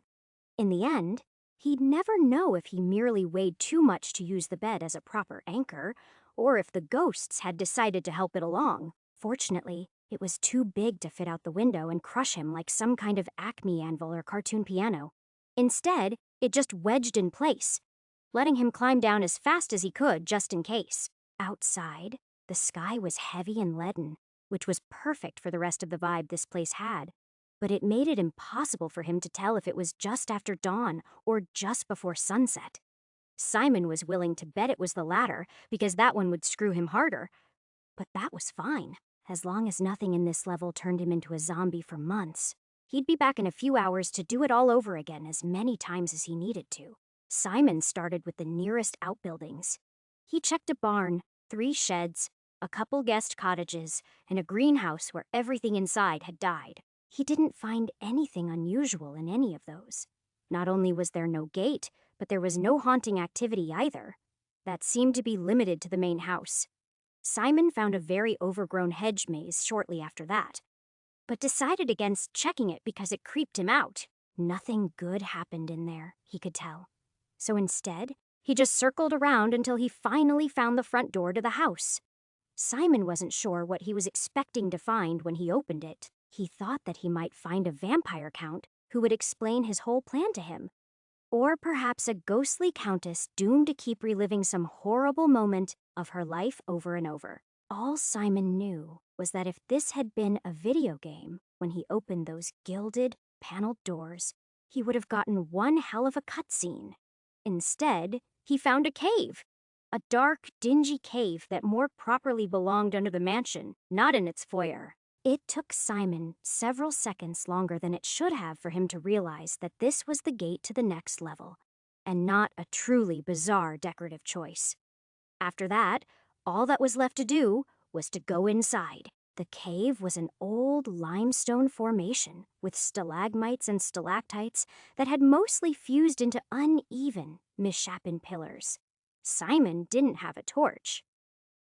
But once he was inside, he let his eyes adjust a bit. There was a dim light coming from further on in the cave, and while he wouldn't want to fight in the near darkness, it was enough for him to walk slowly forward without tripping and breaking his neck. Up ahead somewhere, Simon could hear muted chanting. At first, he couldn't quite make out the words, but as he got closer, he began to piece them together. Someone was beseeching gods for some sort of divine favor. Simon obviously hadn't walked into this at the beginning, so he wasn't sure what it was exactly. But the fact that the wizard or priest or whatever he was talking about blood sacrifice meant it couldn't be anything good. Simon found the wizened old man standing in a protective circle as he continued to cast his strange spell. It wasn't real magic, of course, because nothing interesting was happening. This guy clearly didn't understand as much about the world as Simon did, because he'd probably been studying magic for decades, whereas Simon had been doing it for a couple of weeks and had actual magic to show for it. Simon thought about just ignoring this dude and trying to sneak past him. With his little circle and a few candles, Simon didn't think it likely he could hurt anyone. He was obviously just a crazy old man.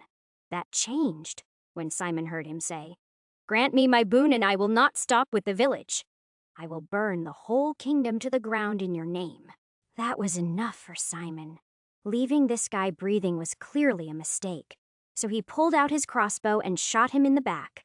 The wannabe mage crumpled immediately into a pool of his own blood as soon as the bolt embedded itself in his left lung. He struggled uselessly for a second, but didn't rise after that. Simon waited for a few seconds for the other shoe to drop. This was clearly too easy for any level in the pit. It was easier than the rats on the first floor, so there was no way that this was all there was to it, but nothing happened. Finally, after the moment had passed and it all felt terribly anticlimactic, Simon stepped forward, over the body of the madman and towards his ritual area. There he found all sorts of strange powders and ritual implements, but none of them particularly interested Simon. Instead, he reached for the book. Even if this guy didn't know any real magic, it would be interesting to see what strange ideas he had. He never got that far. As the shadows moved slightly, he pulled his hand back as a giant shape suddenly loomed out of the darkness and brought its stony hands down toward Simon's skull. It was a fucking golem. How did a guy like this, who didn't even know how to cast magic properly, have a golem? Simon wondered. He'd never find out, though. At least not this run. As the golem brought its fists down, it shattered the table where everything had been laid out, sending pages flying as Grimoire was crushed by the titanic blow. Simon ran. Not because he had no way to fight several hundred tons of animate rock, even though he didn't. He ran because it was terrifying. The thing was like the Hulk, made out of granite, and a single blow would turn him into a fine red paste. Running headlong across the uneven ground of the cave was much harder than picking his way through the darkness had been. Even though Simon was much faster than the golem, it gained a little more on him every time he tripped over some obstacle, and Simon only barely reached the wooden stairs before the golem reached him. There, at least, Simon was safe. The stairs were flimsy wooden planks that barely bore Simon's weight and would never let the golem follow. Even so, he didn't delay. The last thing he wanted was for that nightmare to start throwing boulders or something at him. When Simon reached the top of the stairs, he opened the door without hesitation and slammed it behind him. It was just someone's kitchen, after all. Even if all the knives suddenly sprang to life and started attacking him at once, he'd still have a better shot than going one-on-one with a stone giant like that. Chapter 33. Simon sat there on someone's table for several minutes before he noticed the screams. They were faint, from somewhere outside, but as soon as he caught his breath, they were unmistakable. He walked to the nearest window and opened the shutters to reveal a village on fire. He had no idea if this was the same village that the evil warlock he'd just killed had been referring to, or if he was already on a new floor. But it didn't matter, because from here, he could see the next gateway. That meant that none of this was his problem. This house had a commanding view of the village from the hill it was on. And from the window, Simon could see a particularly strange doorway in one of his neighbors' houses. Many of the buildings were on fire, but only one of them had snow blowing out its front door. It was close enough that Simon wouldn't even have to join the fighting against whatever was attacking the town. If it was the warlock's doing, Simon would have said demons. But if this was the next level, his money was on orcs.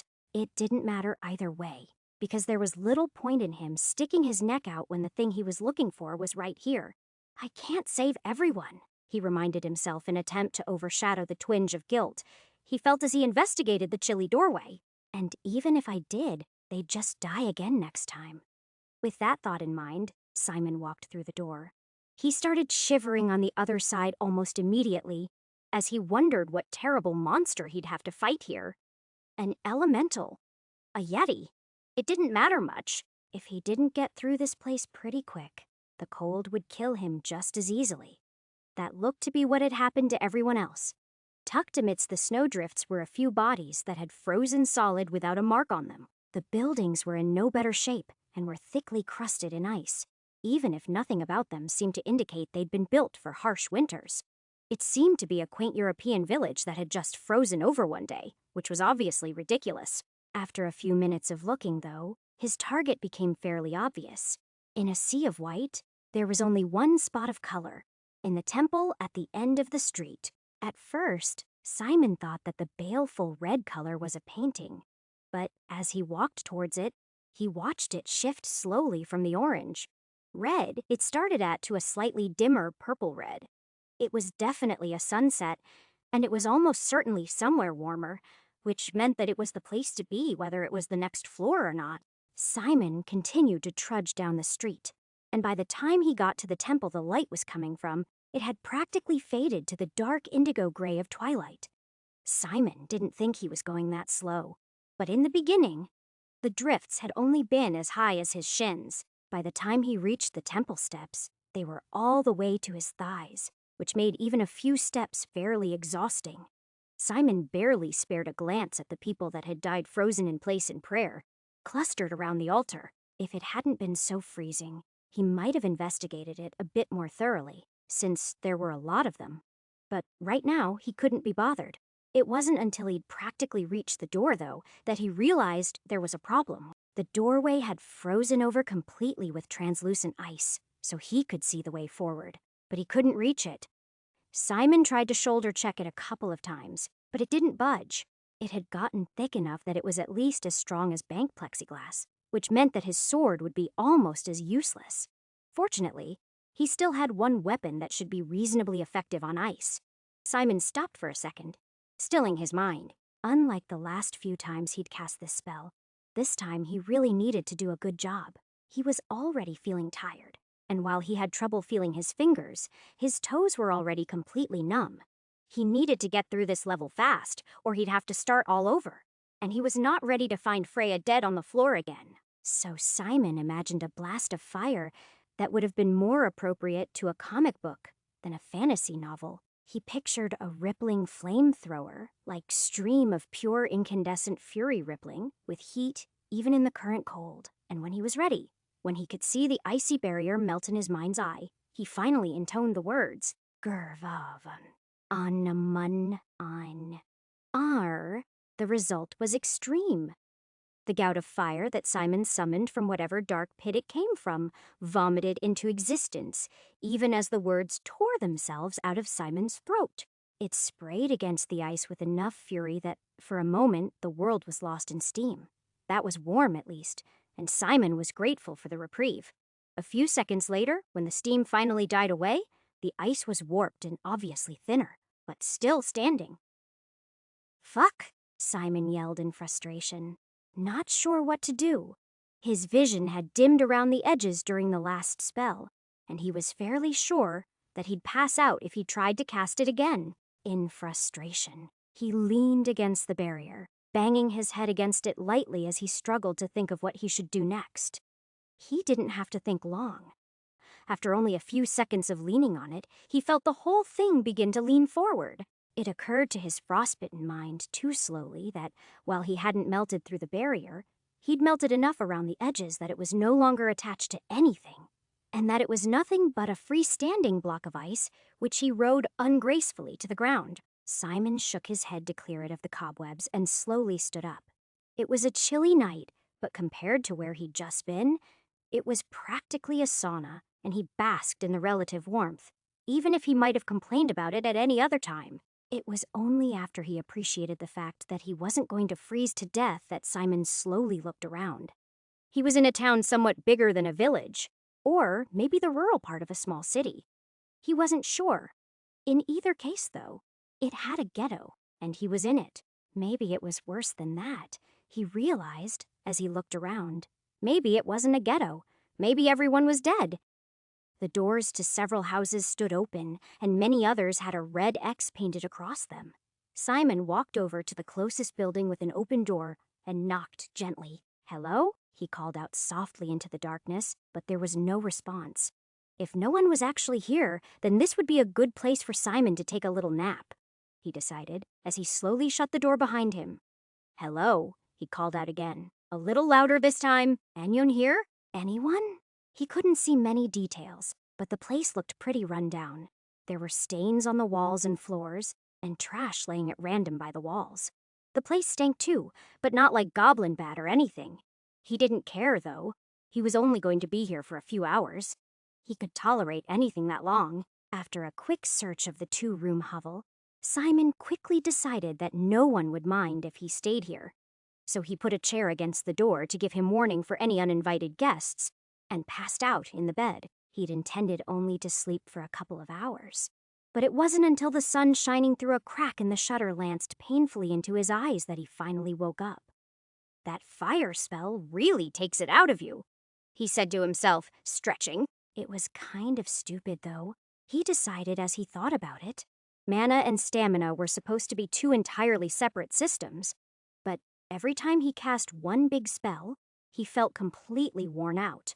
When Simon sat up, he was only barely able to stifle a scream, and all his thoughts on system design disappeared. What he'd taken to be a pile of trash, or clothes against the far wall, was a decaying human corpse. A shiver went through him as he realized he was almost certainly sleeping in a dead man's bed. It didn't get any better when he looked around and saw suspicious dark stains on the blankets he'd just spent the night using.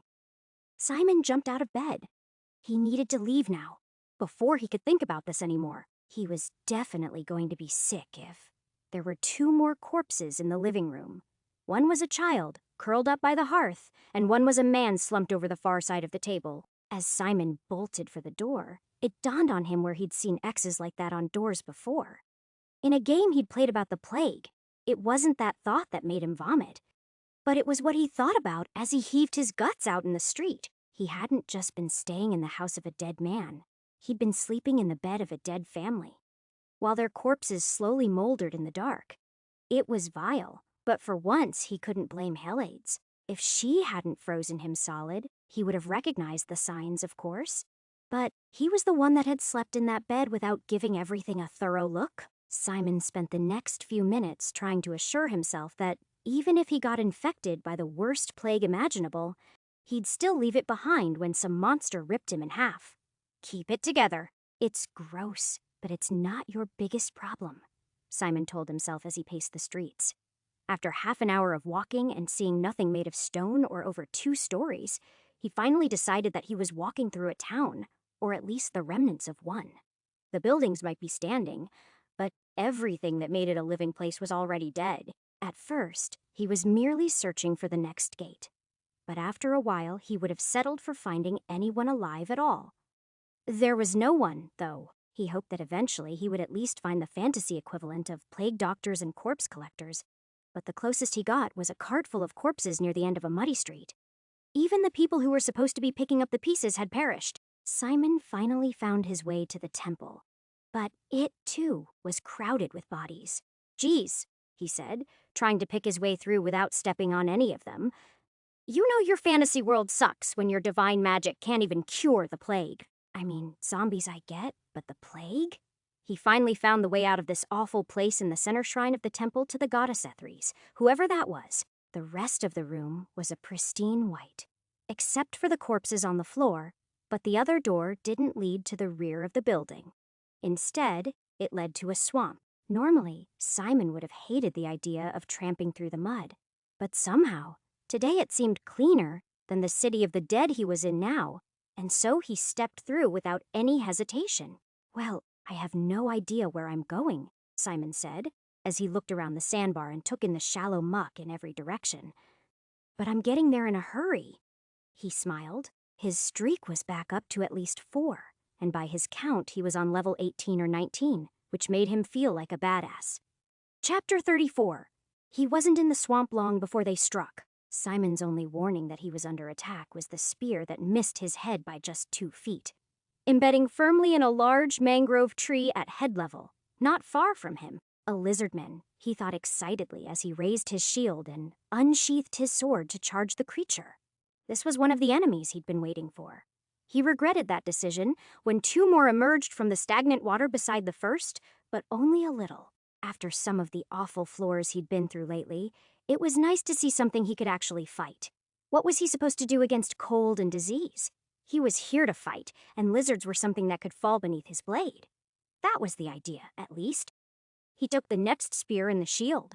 Apparently, these walking lizards were freakishly strong, though, because the blow ripped right through the wood in a way the skeleton knight's blows never had and gouged into the flesh of his arm deeply. Simon hissed in pain, but didn't stop charging through the shallow water, and he beheaded the first one he reached in a vicious blow that he hoped would scare off its compatriots. It didn't, though. Instead, as Simon let his backswing carry him around, the one that still had its spear jabbed at him hard enough to pierce his leather armor and embed the tip several inches into his guts before he pulled back. A dozen deaths ago, that pain might have been enough to make Simon retreat, but now it just pissed him off. "You think that's gonna stop me?" he growled before he lunged at the thing.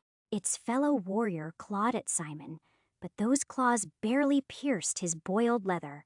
These things were certainly strong. They might even be dangerous in packs like this, but Simon was over a foot taller than them and had a huge reach advantage. He also had a little thing called steel on his side, and quickly cut them to pieces in a series of frenzied strikes that left him winded when he was finally surrounded by the bodies of the dead. Only once the killing was done did Simon realize why they'd attacked him. He practically stumbled onto their crude encampment without realizing it. As he walked towards it, he quickly noticed that the portal to the next floor was hanging in the doorway of the closest hut, showing him a picturesque view of an endless desert. As he approached it, he realized that this camp was certainly big enough that this wouldn't be their only hunting party. That meant that he needed to be fast.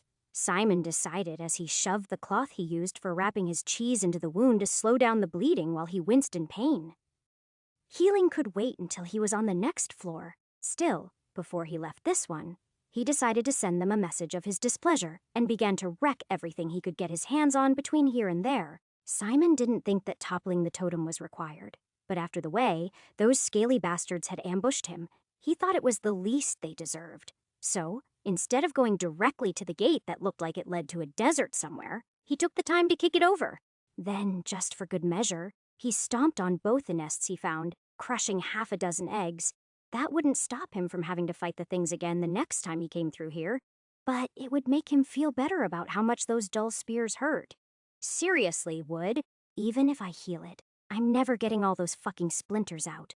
You assholes, he swore. Will it kill you to enter the Bronze Age? As Simon limped toward the gate, he noticed that his bandage had darkened noticeably from the effort. He definitely needed to heal himself, but he didn't want to do it here. Just being in the swamp made him feel unclean. The desert might be awful in many ways, but at least it was relatively sterile. When Simon got through the door, he stopped and looked around. The place had a real Athens vibe to it, he decided. Everywhere he looked, He saw gleaming white pillars and stairs, as well as a few broken classical statues of warriors in various poses slowly being devoured by the desert sands. He had no idea where it was, but it looked like it had probably been a nice place once upon a time. There wasn't much here to protect him from the elements, but that was fine. Simon just looked for the most prominent building and started walking. All he needed was a little shade, and then he could cast a few spells and take a nap to take the edge off. He was flying through the levels again, and the last thing he was going to do was let some dumb Stone Age lizard man be the death of him. The only lizard he was willing to die to was a dragon, or maybe that wyvern, if he ever decided to try fighting it. It might be fun when he learned how to use the longbow, Simon thought cheerfully, trying to distract him from the pain in his side. That was when he saw it. Another damn lizard crawling around the ruins not far from him. Lizards? 2 levels in a row, he whispered to himself quietly as the creature rounded the corner. Come on, Hellades, get creative already. Is that so much to ask? The thing was a squat, ugly thing that had more in common with a Komodo dragon than a crocodile. It was uglier than both of them put together, though. The thing had 6 short legs connected to its molted beige and gray body. To Simon, the creature didn't look like a threat. It looked like it was dying. It hissed at him as he pulled out his sword and advanced. Sorry, buddy. It's you or me, Simon said as he advanced. He needed somewhere to rest and heal some of the wounds the lizardmen had given him. He couldn't do that with monsters wandering around these mysterious ruins. He never even got close to the thing. Halfway there, a third eye sprang open. It was deep purple and glowing, which was in stark contrast to the other 2 that looked so milky that he thought that perhaps it was blind. Simon didn't like the look of it and charged, but he was too slow. A second later, the glow rippled out, reaching him almost instantaneously. That's when his body stopped responding, and Simon started to struggle against the paralysis it inflicted on him. Seconds later, as the lizard got closer and closer, he began to panic. He was going to get eaten alive after all. But it wasn't the carrion crawler that would do it. It was going to be this fucking lizard. It was only then that he noticed a further problem. His shield arm was still in his line of sight as he stood there transfixed, but his hand looked strange. As soon as he focused on it, he understood why. The leather armor was still brown, and the shield still looked like it always did, but his hand had turned gray. Not gray-like. He had some kind of disease, or he was starving either. Like concrete gray. Like somehow, the stupid lizard had encased him in a layer of stone. While Simon struggled to break through this strange effect, the lizard continued to advance. Moments later, its mighty jaws latched onto his leg and chomped down. Simon heard the blow more than he felt it. He could feel a dull ache from whatever the creature had done to it, but he could hear the coating of stone shattering to get to the part that hurt. At least, that's what he'd imagined had happened. Only when he toppled over into the sand did he realize his leg was missing somewhere below the knee. He knew that because he could see the lizard devouring it at leisure not far from him. That was the least disturbing part of the whole picture, though. That wasn't what made him scream inside his mind while he lay there in the sand. The leg that the lizard was gnawing on wasn't just covered in stone. It was stone. The fucking thing had petrified him, and he was still stuck inside his body. It was the zombie level all fucking over again, and there was literally nothing he could do. That meant that fucking lizard wasn't just any lizard. He realized it was a basilisk. Suddenly, everything clicked into place. The statues, the 6 legs, all of it. A damn mythological monster had just ended him with a glance? How was that fair? Getting killed and sent back to the cabin like that would have been bad enough, but being trapped inside your petrified body until it finished eating you? That was all kinds of screwed up. Could rock even really die, though? Simon wondered. The basilisk might be capable of crushing his body into little pebbles, but even if it did, would that be enough to get him off the hook and back to the cycle of reincarnation he'd been stuck in for so long? Zombies died when they got shot in the head. How did statues die? For the better part of the next hour, Simon watched the creature gnaw on his limbs as it broke them off one at a time. It hurt, but it was a dull, muted ache, something that he would have associated with a sprain or anesthesia. not with dismemberment. The real torture was understanding what was happening and knowing how long it might last. For a while, Simon was hopeful that the thing would rip his head off next and end his suffering. But it didn't. Eventually, it got bored with him and moved on somewhere out of sight, leaving him lying in the sand at the foot of the temple he'd toppled from. From where Simon lay, he could only stare at the dune-covered horizon. Soon, boredom was a more irritating companion than the ache of his missing limbs. That gave him plenty of time to remember the other broken statues he'd passed by. At the time, he thought they'd been just another part of the ruined architecture. Only now could he see that they were other warriors, just like him who'd been caught unaware by that fucking lizard. Day turned into night, and still, Simon raged inside his skull. He tried to cast his healing spell on himself, but it did nothing because he couldn't speak the words. He tried to pray to Helades, but whether it was because she couldn't hear him or she enjoyed his suffering, she didn't respond. Nothing happened. All he could do was shift between rage and panic as he tried to think of some clever way out of this. He couldn't, though. Once again, he was trapped inside his head. All he could do was watch the sun's arc as it moved across the sky, and the slow march of the dunes as the storms moved them every day, while he slowly went mad inside his skull. At first, Simon tried to keep track of the number of sunrises he was forced to endure, but he lost count before he even reached 30. Sometime after that, probably weeks later, his left eye became entirely covered by blowing sand that slowly gathered around him. Until now, he'd been consumed with frustrated rage that he would have to look at such a tedious view for weeks or months. It was only when his right eye became partially obscured by the rising sand did he realize a far worse fate was possible. He could be buried alive so that the basilisk would never finish him. If that happened, he would have to endure an eternity alone in the dark. It was a chilling thought, but day by day, that seemed to be precisely what would happen.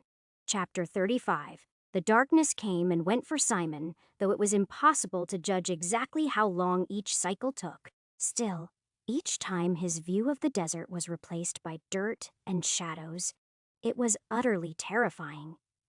He would be plunged into absolute darkness for some indefinite period with nothing but a dull ache for company. Then he would suddenly be allowed to see the wider world above the sand for days or weeks until the next storm rearranged things again. The first time he got his tedious desert view back after an eternity of darkness, he thanked a god he didn't even believe in for saving him. He would have wept tears of joy if he'd been capable of such a thing. He couldn't, though. So, instead, he burned every one of the stars in the night sky into his mind, trying to make sure he never took them for granted again. But no matter how hard he tried to remember them and their exact positions, they faded after weeks or months of being alone in the dark. Sometimes things changed or stood out, but in the months and years that must have followed his petrification, boredom and monotony were the rule, not the exception. Sometimes the basilisk would return and eat more of his body, filling Simon with hope. It never entirely managed to get to his head, though, and so in the end, he continued to exist as a disembodied mind as he watched the world go by. Twice he saw merchant caravans in the distance, though they gave this place a wide berth for obvious reasons. Once, he saw a group of warriors entering the ruins to slay the thing that had done this to him.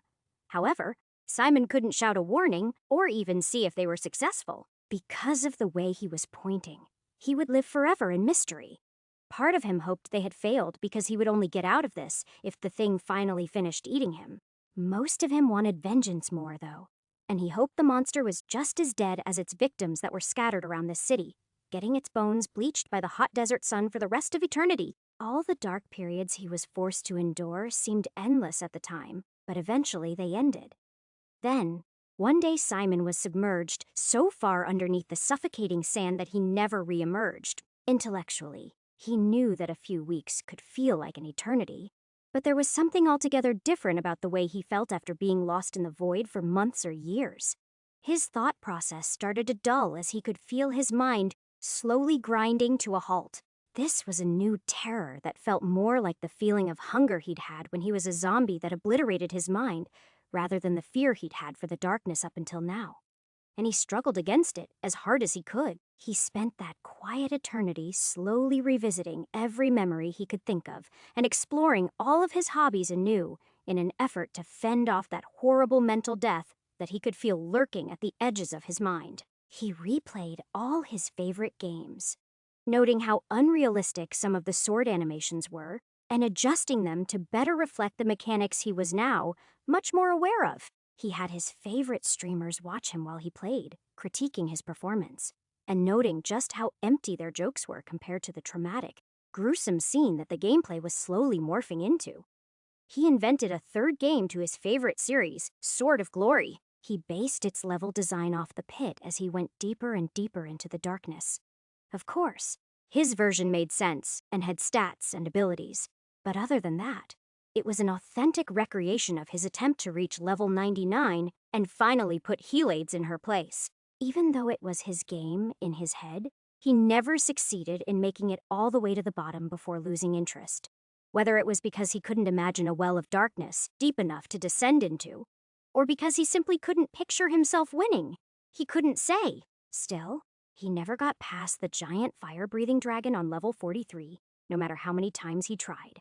So, he eventually moved on to other hobbies.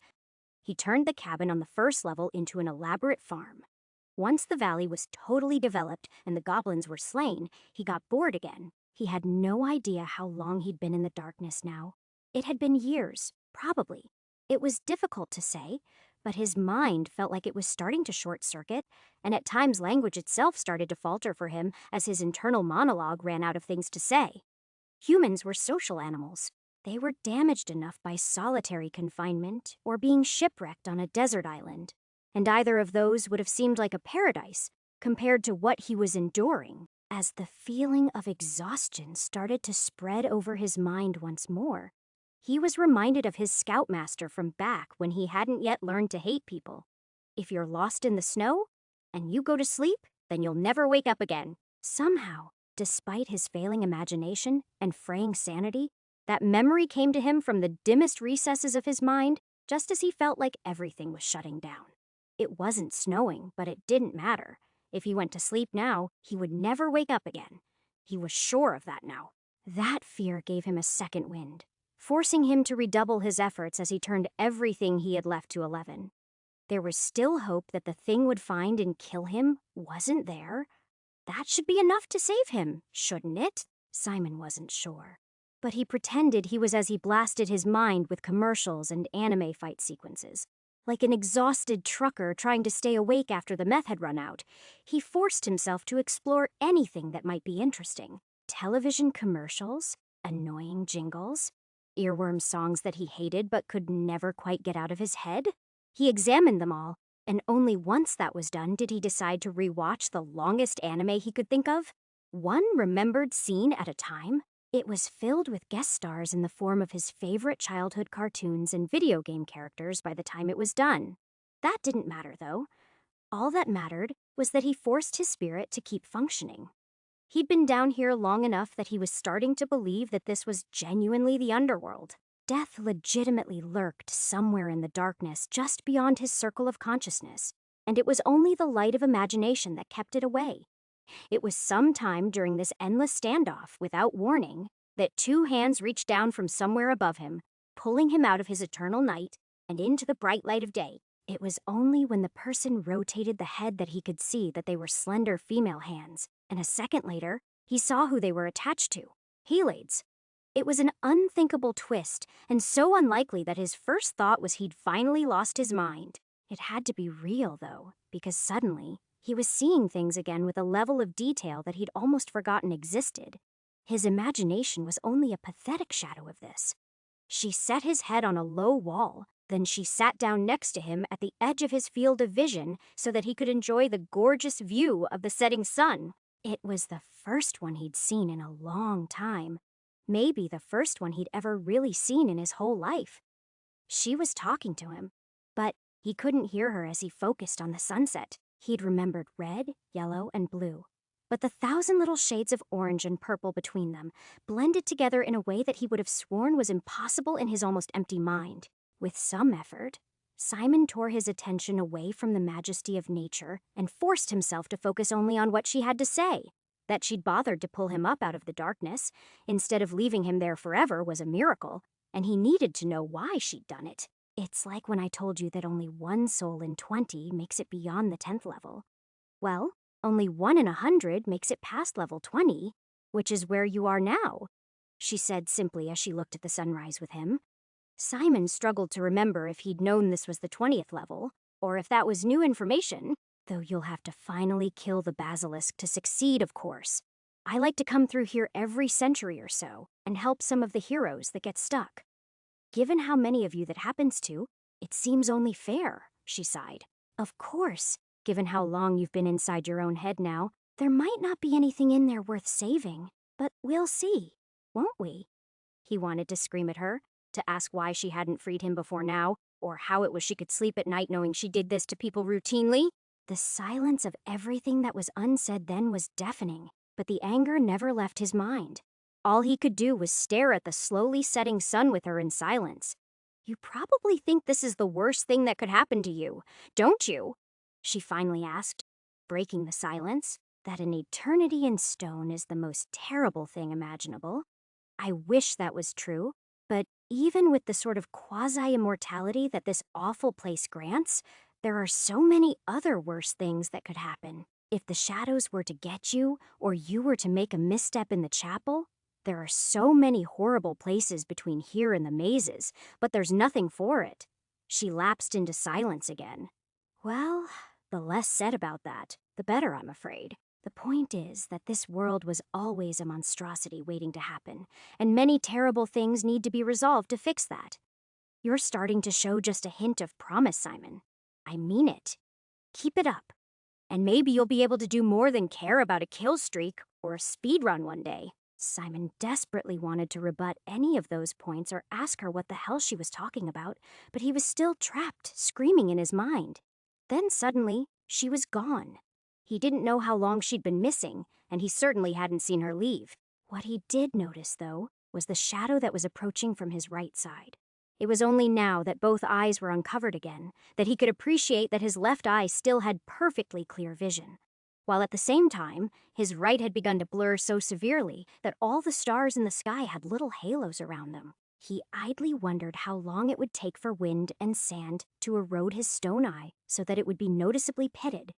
Still, he wouldn't have done the math even if he could figure out how as he studied the movement that was getting closer and closer to him. Even though he could only make out the vaguest outline in the darkness, he knew exactly what it was. He'd never be able to forget the basilisk.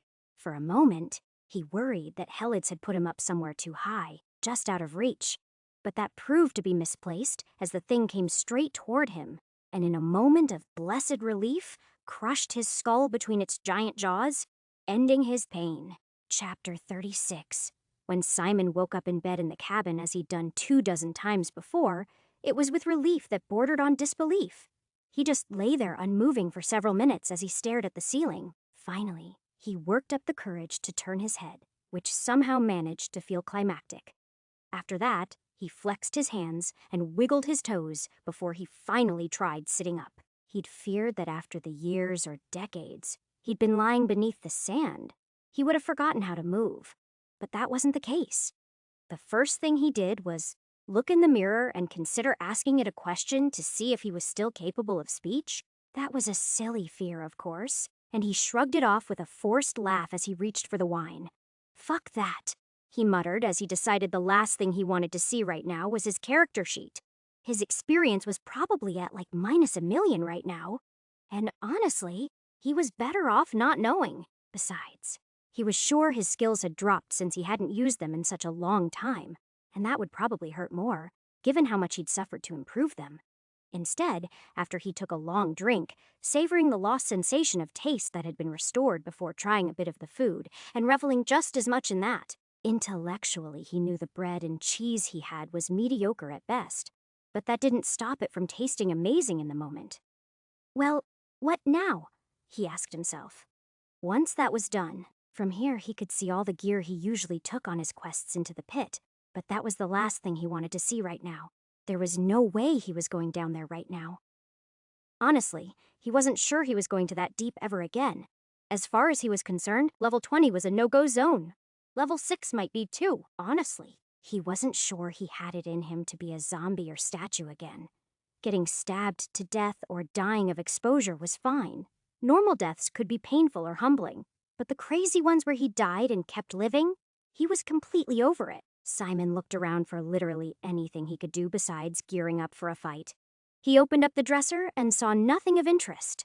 Still, in the top drawer, under a stranger's small clothes, he finally found something promising, a handful of fish hooks. At first, he didn't realize what they were because they were made of bone. But eventually, his brain decided that was the only thing they could be used for. He looked around the room for a fishing pole, or at least a little string he could tie to the spear. Fishing would solve nothing, but that was precisely the point. Right now, the last thing Simon wanted to do was solve or fix anything. He just wanted to be for a while and remember what that felt like. Fishhooks in hand, he went outside with nothing but his dagger, water skin, and a little food. He didn't recall there being a shed or anything, but he hadn't exactly looked for one, so anything was possible. A quick look around showed him that there was no shed, but a few tool pegs were built into the back wall of the cabin. There he found a shovel and an axe meant for chopping down trees instead of the one inside, that was obviously meant for chopping up monsters. Above those, though just below the eaves where he almost missed it, was a simple wooden fly fishing rod. It lacked a reel or any other fancy bits and pieces he was used to, but it had plenty of line and looked like it would do the job. While Simon walked to the part of the stream he thought was the best place to do this, he contemplated the pole. It looked so like his grandfather's that for a long time after he sat down in the shade by the water, all he could do was look at it and remember what the old man had tried to teach him before his PSP had monopolized his attention. His parents had used the man as a free babysitter for years. Still, Opa, as he preferred to be called by his beloved grandchildren, had always tried to get him to take an interest in being outside more. At the time, he figured it was pure perversity. The kids wanted to be inside watching television, so why not take them fishing, hiking, camping, or literally anything but sitting on the couch? He was probably just trying to keep me from getting fat, Simon said with a wry smile. His grandfather had been a strange guy in a lot of ways. As Simon turned away from the bittersweet remembrances about how old-fashioned the man was, he was as surprised as anyone when he looked down and found that he'd tied the Palomar knot without even looking. That made Simon smile. How the hell did I manage that? Simon asked himself as he baited it with a small piece of cheese before making a half-ass cast into the water. After that, he just waited. After all, the fishing itself didn't really matter. It was just something to do. All that really mattered was sitting in the shade and stretching his limbs or turning his head whenever he wanted. It was something he had no idea he'd ever appreciate. But after he'd lost that ability for longer than he'd been alive, he certainly did. He spent the next hour or so just enjoying the breeze before a deeper question finally tugged at his psyche. How long had he lay there frozen? How old did that make him now, mentally speaking? Would that have made him as old as Opa? Older? Of course, he didn't know for sure. But it was an interesting question. How old was Opa anyway? He asked himself, trying to do some mental math. If he was 30, then his dad was like 50, which would have made his grandfather like 70? No, that can't be right, Simon corrected himself. He was 70-something when he died. Like what? 4 years ago? He started counting on his fingers when he suddenly felt a pull on the pole that made him lose his train of thought as he struggled to catch it before it was yanked out of his hand. There was no reel on this ancient fishing pole, so he had to pay out the line and then pull it back in over and over manually, letting the fish tire itself out until he could drag it out onto the land. That took several minutes, but when he finally had the foot-long fish flopping around on the grass, it felt like a more significant victory than just about any of the floors he'd conquered to date. It was up there with the first time he'd killed the skeleton knight, and he whooped in response. "Take that!" he yelled triumphantly before he moved the flopping fish onto a large rock. He lacked a bucket, so he would hold off on gutting it just now. But once it suffocated, he could put it back in the water until it was time to gut it and take it home. Gutting some strange brown trout species wasn't exactly something he was looking forward to. Still, Oppa had always made him do it himself, and he was sure he remembered how to do it at least, as well as how to tie those damn knots. Of course, remembering how hard he'd always tried to get out of gutting fish as a child brought an unexpectedly awful memory to mind. When Oppa had died, Simon had been so busy with his guild on the latest MMO that he'd done everything he could to skip the funeral. It had felt shitty at the time, but in retrospect, he felt even worse about it now. Given the number of hours he'd spent playing that stupid fishing minigame in World of Spellcraft, you'd think it was some kind of homage to the old man. It wasn't, though. It was just him wasting time chatting with online friends and collecting achievements. That made him look at the fish differently when he finally put it back in the water and cast his line again. How many years he'd wasted as a statue didn't matter nearly as much as how many years he'd wasted doing stupid shit like that. Not all his time playing video games was a waste, of course. He'd learned a lot about almost anything you could think of. Regardless, nothing he'd learned on his PSP would help him nearly as much as the few lessons his grandfather had tried to teach him while Simon struggled hard to get out of them. He spent the rest of the day fishing and almost caught 2 more fish, but they both got away. That was fine, he told himself. How many fish could he really eat before they went bad anyway? It wasn't like he had any way to fry them. Even though he'd only caught one of the slippery little bastards, this was still the most peace he'd known since he decided to come to the pit. It was almost sunset when he finally decided to call it a day. He was enjoying the nostalgic moment as long as he could. With a grunt, he got up, dusted off his ass, and then after winding up his line around the pole, he picked up the fish and found a nice flat rock, making quick work of the thing. His dagger was shit for scaling. But no matter how many bones he was going to have to pick out of his dinner tonight, he was determined to enjoy it. "Thanks, Oppa," he said quietly. As he started toward the cabin in the darkening twilight, the fire would be out by now. He'd forgotten about that, but he should be able to fix that with a half-assed fire spell if he was careful. It was fully dark by the time he could see the cabin by starlight. It was only when he was 50 yards away he watched a pair of goblins skulking out of the nearby forest. It wasn't hard to see him. The little bastards had a crude torch with them. That surprised Simon, but mostly because they didn't usually try to burn the house down around him until the 3rd night.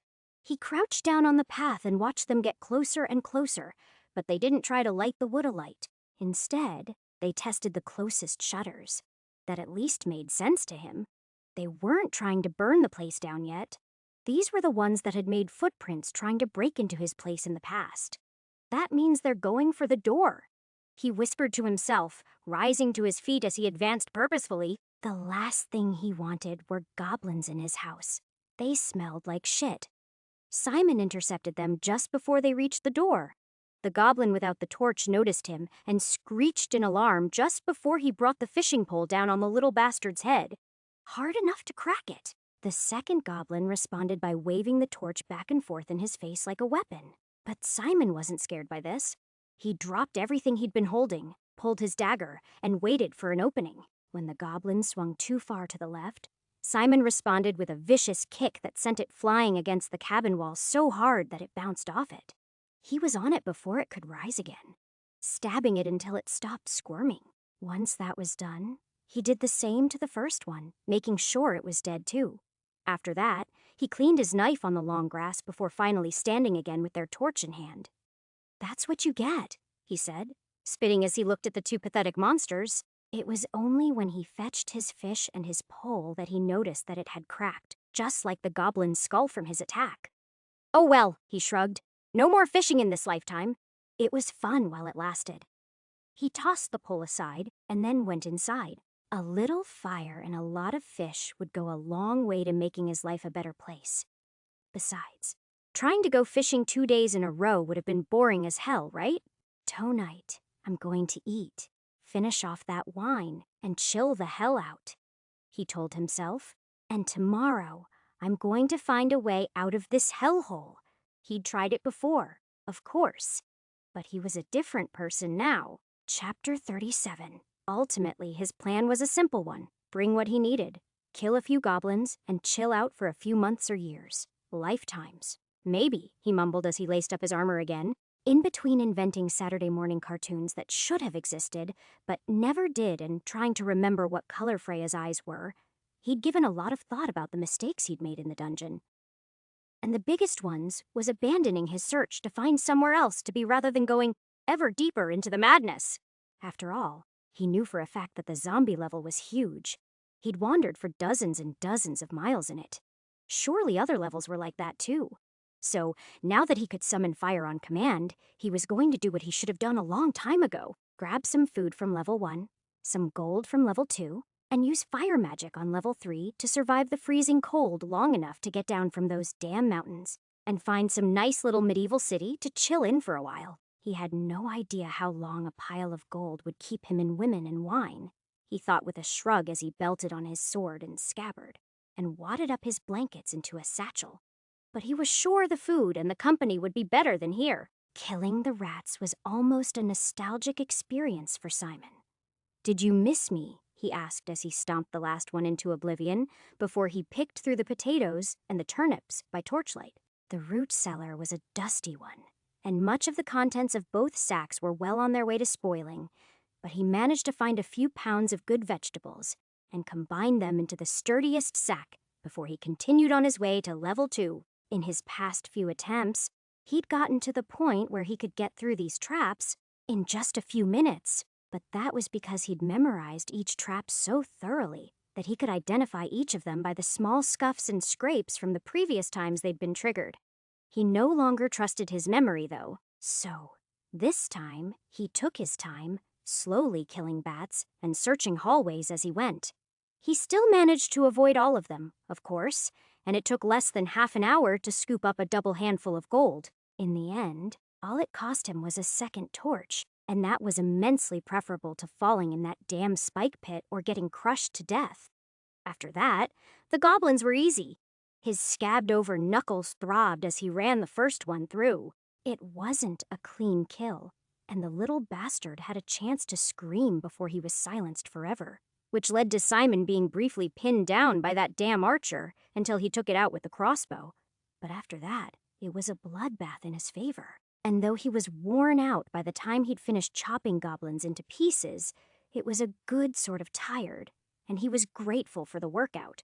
"You guys have had years to get your act together," he gasped for breath as he berated the corpse of his final opponent. "But in all that time, you still haven't figured out how to kill me or how to put an extra guard back in your cave, pathetic." It was funny. Up until yesterday, he'd hated the idea of exercise and avoided it whenever possible.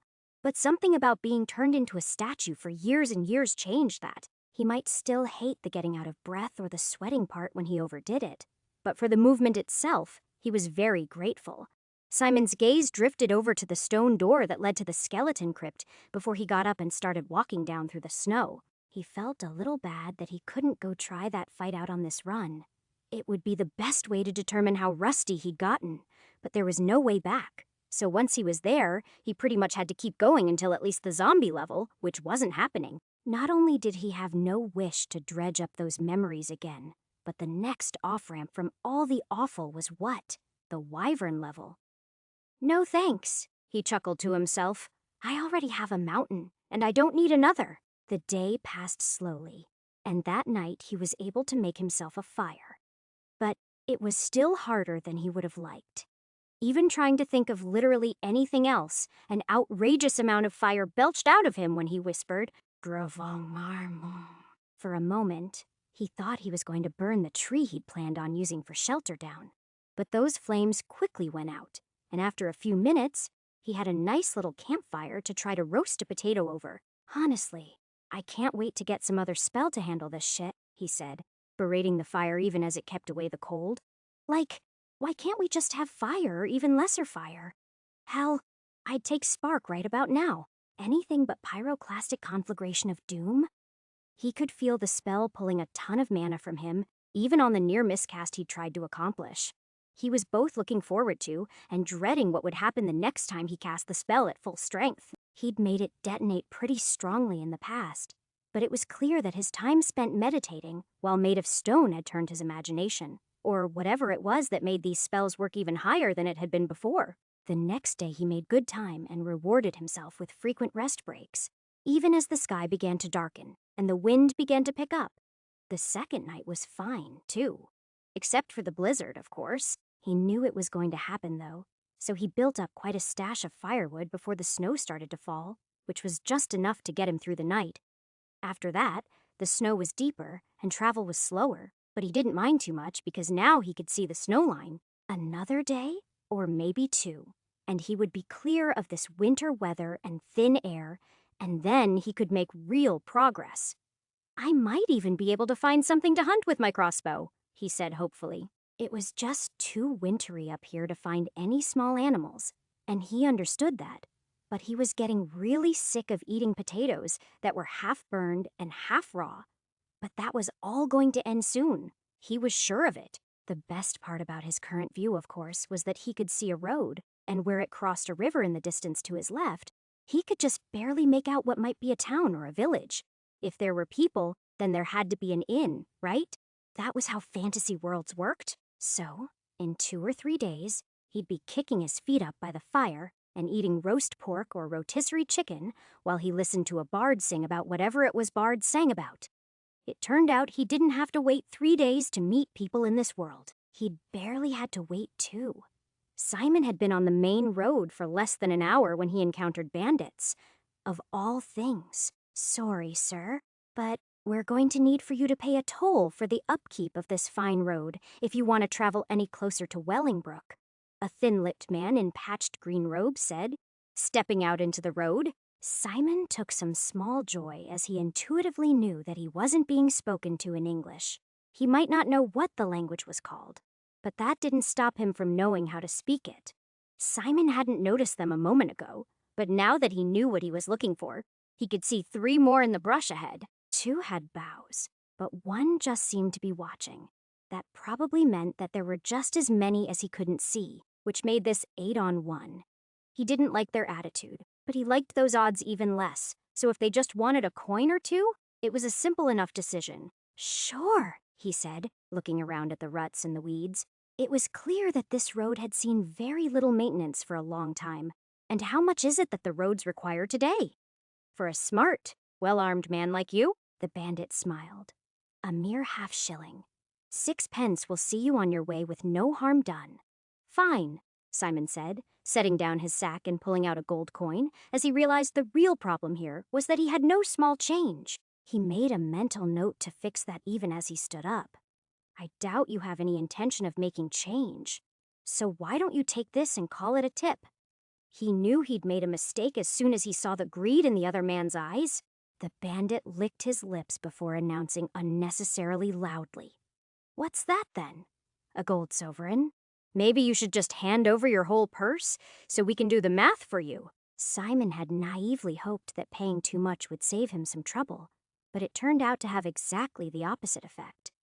He saw a 4th man move in the bushes not far from the first 3 at the mention of gold, and he heard a bowstring tightening. Since he wasn't feeling like getting shot right now, he didn't refuse the demand. Instead, with a shrug, he reached forward, offering the sack to the other man, feigning fear even as his rage began to bubble beneath the surface. When Simon reached out to hand the other man the bag, he dropped it just before the bandit could grab it, and as the other man's gaze watched it fall to the path, he reached up and grabbed him by the hair, bringing his head down hard against the other man's forehead. He'd been aiming for the bridge of his nose, but he hadn't exactly headbutted anyone before, so his aim was a little off. The bandit crumpled, but Simon held him up, intending to use him as a human shield for arrows that never came. All right, a voice called out from the bushes. It's clear that Lucan underestimated you. If you'll put him down, we can vav to bonmont. Ein, Simon spat, letting his incandescent rage out in the form of rippling white fire that expanded out from his fingertips like a wave, instantly setting the whole section of forest that the men were hiding in on fire. There were screams after that, but Simon ignored them. Instead, he dropped his hostage to the ground and, ignoring the wave of exhaustion that passed through him from the spell, he drew his sword and moved to the nearest tree, using it for cover while he looked for any survivors. Chapter 38. Simon peered around his tree looking for anyone else that might be trying to murder him. Over the sounds of screaming and burning, it was hard to make much out, but after half a minute, he decided the coast was clear. That decision almost cost him a death as an arrow embedded in the tree trunk, inches from his eye. Though he couldn't see who it was that tried to shoot him, he ran in the direction that the arrow came from, which was the next best thing. He groped for his shield, trying to get it up in case there was another arrow, but continuing to charge heedlessly. He body-checked his would-be assassin in the underbrush, sending them both sprawling. The bandit was on his feet before Simon and pulled a dagger from a boot, but he held back, and Simon really understood why after he rose to his feet, towering over him. His attacker was little more than a malnourished child. The feral little thing practically snarled at him as it slashed the air with the dagger to keep him back. "Why don't you just run for your life? You little bastard," Simon growled, pretending to swing his sword hard enough to make his opponent flinch and jump back. "The last thing I want is to add killing kids to my list of achievements." The bandit listened to him suspiciously, like a trick was being played on him.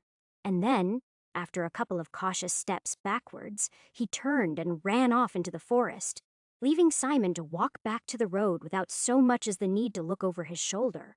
Why should he after all? He'd won, big time. However hard some of the monsters Helades had him face, underfed country bandits were no match for a high-end, top 1% adventurer like him. "Well, Lucan?" Simon asked, nudging the prone man with his boot. Rather than lash out at him as Simon had expected, the bandit instead cringed fearfully and shrank from his touch. "I'm sorry, Master Mage, sir. We didn't realize that you could—" The man babbled before Simon interrupted him. "That I could kick your ass up and down the street?" Simon gloated, still holding his sword in a threatening way that didn't quite promise the other man death. The bandit's eyes had a hard time leaving it, though, and he swallowed hard before he managed to say, "Quite right, my lord. Quite right. If you could see it in your heart to—" "Go on, get out of here," Simon said, waving the man away dismissively as he sheathed his sword. "If I ever see you again, I'll gut you." "Yes, my lord, sir. Thank you, sir." Lucan said, scampering backwards, and only rising once he was a safe distance away. He took off running the same way Simon was planning on going, which was awkward because he might actually see him again. But that was a problem he could deal with later if he had to. With the immediate danger gone, Simon walked over to the smoldering corpses, and after a moment of thought, he put each of the ones that was still moving out of their misery with a single thrust of his sword. He didn't enjoy killing people that weren't trying to kill part of him, of course. But after everything he'd been through, he knew that he would much rather hit the reset button than continue to lie there suffering. Once that was done, he briefly considered searching their corpses for anything useful, but that was too disgusting. So he left them to rot and started walking down the road in search of civilization. A day and a night later, he finally found the small village he was searching for, except for the smell. And how dirty the people were, it was pretty much exactly what he'd been expecting. He thought about asking the first person he could find where there was an inn, but feeling shy, he just kept walking until he saw a sign in the shape of a mug of beer above the door of a large building. Obviously, there wasn't a lot of writing happening in this place, so it could hardly be that complicated, he told himself as he walked inside. Of course, things quickly got complicated when he walked inside, and the barkeep asked him, "Well, what can I get you?" She looked at him like he had shit on his shoes and had tracked it inside her establishment. But once he started to explain the sob story he'd rehearsed on the way here, she quickly relented. The bandits had attacked him as soon as they thought he was rich after all. So since he hadn't brought any coins that weren't gold, when he presented it to her, he made a big deal about how it was his only coin left. "I kept it in my boot, you see, just in case. But the bandits to the east robbed me blind and took damn near everything else I had." The look she gave him wasn't exactly sympathetic.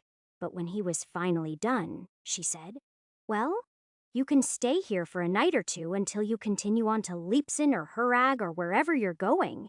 But this ain't no charity operation. It's still going to cost. You understand?" He smiled at that and quickly listed all the things he wanted. A room for 3 nights to recover from his harrowing ordeal, meals for the days he was here, and a drink to soften the harsh blow that life had dealt him. She nodded, and then looking at his coin muttered, "Damn foreign money," before biting it to make sure it was real. In the end, She gave him a handful of coppers and silvers and had the cute barmaid direct him to his room after telling him what time they started serving dinner. He watched the young woman's ass as he walked up the stairs, but the unavoidable comparison to Freya's kept him from ogling it. And as soon as he reached the small room, she was gone with little more than a quick curtsy. The room itself was underwhelming, but no matter how dingy or claustrophobic it was somewhere new and safe. And in his life, those were the only two things that really mattered to him anymore.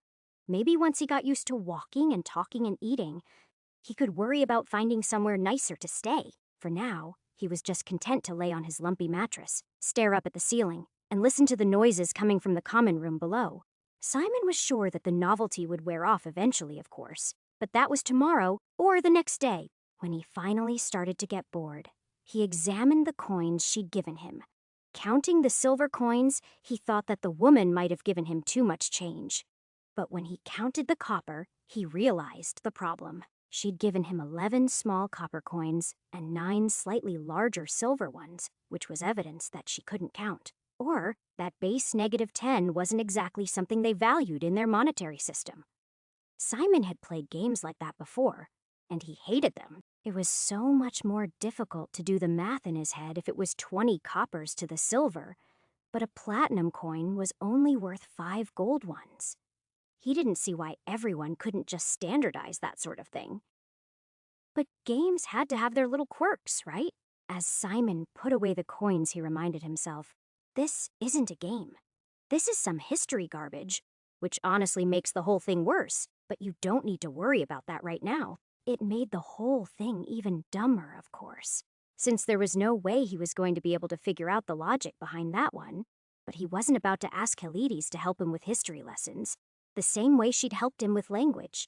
He shuddered at the thought. And then, shaking his head, he got up and hid his real wealth under the bed, before spreading the rest of his belongings around to distract any would-be thief. Then, he went downstairs to get a bite before it got too late. He smelled the scent of roasting meat and savory spices as soon as he left his room. They only intensified, along with the noise as he made his way down to the common room where he was served boiled potatoes, some sort of minced bread dumplings, and a thick cut of pork loin drenched in a brown gravy. Compared to what Simon had subsisted on up until now in the pit, this was a feast, and even if it wasn't something he would have usually ordered, he ate it with gusto. The proprietor gave him evil looks from time to time, like he was about to dine and dash at any moment, but everyone else was amiable enough. After his second pint of dark brown ale, Simon regaled his fellow drinkers with a story about how he had once very bravely run from Wyvern after accidentally stumbling across her nest, and was met with gales of laughter. During those stories, and later attempts to guess where Simon was from, he learned much about the world. But other than the fact that the nearest large city was Leipzig, he forgot almost all of it, because he was working on his 4th pint. By then, he wasn't good for much, besides laughing at bad jokes and losing money at dice as he got to know the locals. It was a new sensation for him, since he almost always won at games, of course. But he didn't mind too much, since it mostly seemed to come down to luck and bluffing. If it were mostly based on skill, he had no doubt he would have won. Not that he needed to. Simon didn't need the money, so there was no need to clean out peasants for coppers. After all, Tommen was just a bargeman, and Yars was a woodsman, and the sovereign that he'd spent earlier was as much as both of them made in a year, combined. By the end of the night, it was just him and 5 or 6 other drunks singing songs. He didn't know most of their names, and he had no idea what the words of the songs were, but he did his best. No one seemed to mind since he'd bought the last round of the night, spending the last of his copper pence. He figured he'd probably do pretty much the same thing tomorrow night before he got on the road the following day to go somewhere bigger and better than this little burg. He had the money after all, and he was sure he could find something nicer there. That was Simon's last thought as he went to sleep with a drunken smile on his face. His sleep was restful and uneventful, and in the morning he stretched when the first rays of the sun shot through the shutters and forced him from his slumber. He turned and covered his head with the pillow, trying to sleep a little longer to avoid the hangover he was sure he'd have after last night. But curiously, as his brain began to wake up more and more, he realized that there was no hangover. Simon opened his eyes and sat up, trying to figure out what was wrong, because something was definitely off. It took a second, but when his gaze finally met his own eyes in the mirror across from him, he finally realized the truth. "Motherfucker," he exclaimed in disappointed frustration. Sometime last night, while he'd been asleep, he died and had restarted back in the damn cabin. Chapter 39. He could still taste the stew on his tongue as he made his usual breakfast of bread and cheese. That made Simon clench his fist in frustration as he tried to figure out what could have possibly happened. Sure, the proprietor hadn't seemed to care for him, but she certainly didn't poison him. After all, he'd had the same food and drink as Tommen and Yars had. Everyone else had been really great, too. He doubted that they'd decided he was rich enough to kill in the middle of the night. They didn't seem like the type, which meant that he was missing something. No, he told himself. You're overcomplicating this, Simon. There are really only two options here. Either you died last night, or you didn't. If you died, then it was probably that bandit motherfucker following you. And if you didn't, then there's a real possibility of some kind of glitch, some rubber banding effect. He knew this wasn't a game, of course, but the metaphor still worked. Who was to say that if he got far enough off track from what he needed to do, the magic at work here didn't just put him back to start all over again? As a theory, it was worth exploring. But the only way to do that would be to walk all the way down that damn mountain again. Simon sighed loudly at the thought. Just because he'd been able to survive a blizzard and hike for miles didn't mean he wanted to do it over and over again. It would be worth it if he could spend a month or a year in civilization. But for a single night, kind of a pain in the ass, he told himself as he lay back on his bed and tried to brainstorm something else that might be a better use of his time. All of his other ideas eventually led through the zombies, though, and he had zero wish to go there yet. No matter what he found, he was sure it was going to hurt. It always did. So, after wasting half an hour, he finally grudgingly got ready and started the whole ordeal all over again. This time, the only real change he made was to gather a couple smaller coins from the hidden treasure hoard on level 2, just in case he ran into someone that couldn't make change for a whole gold piece. He didn't know how many of one kind of coin exchanged for how many of another, of course, and the likelihood of being cheated was still high, but he could figure all that out later. The trip through the snow was uneventful, and though he was still annoyed that he had to light his campfires with a flamethrower, he made it work. Once, on the second day, he smelled the smoke of someone else's campfire, which told him someone else was out here, but he didn't investigate. It's probably just more bandits, he told himself.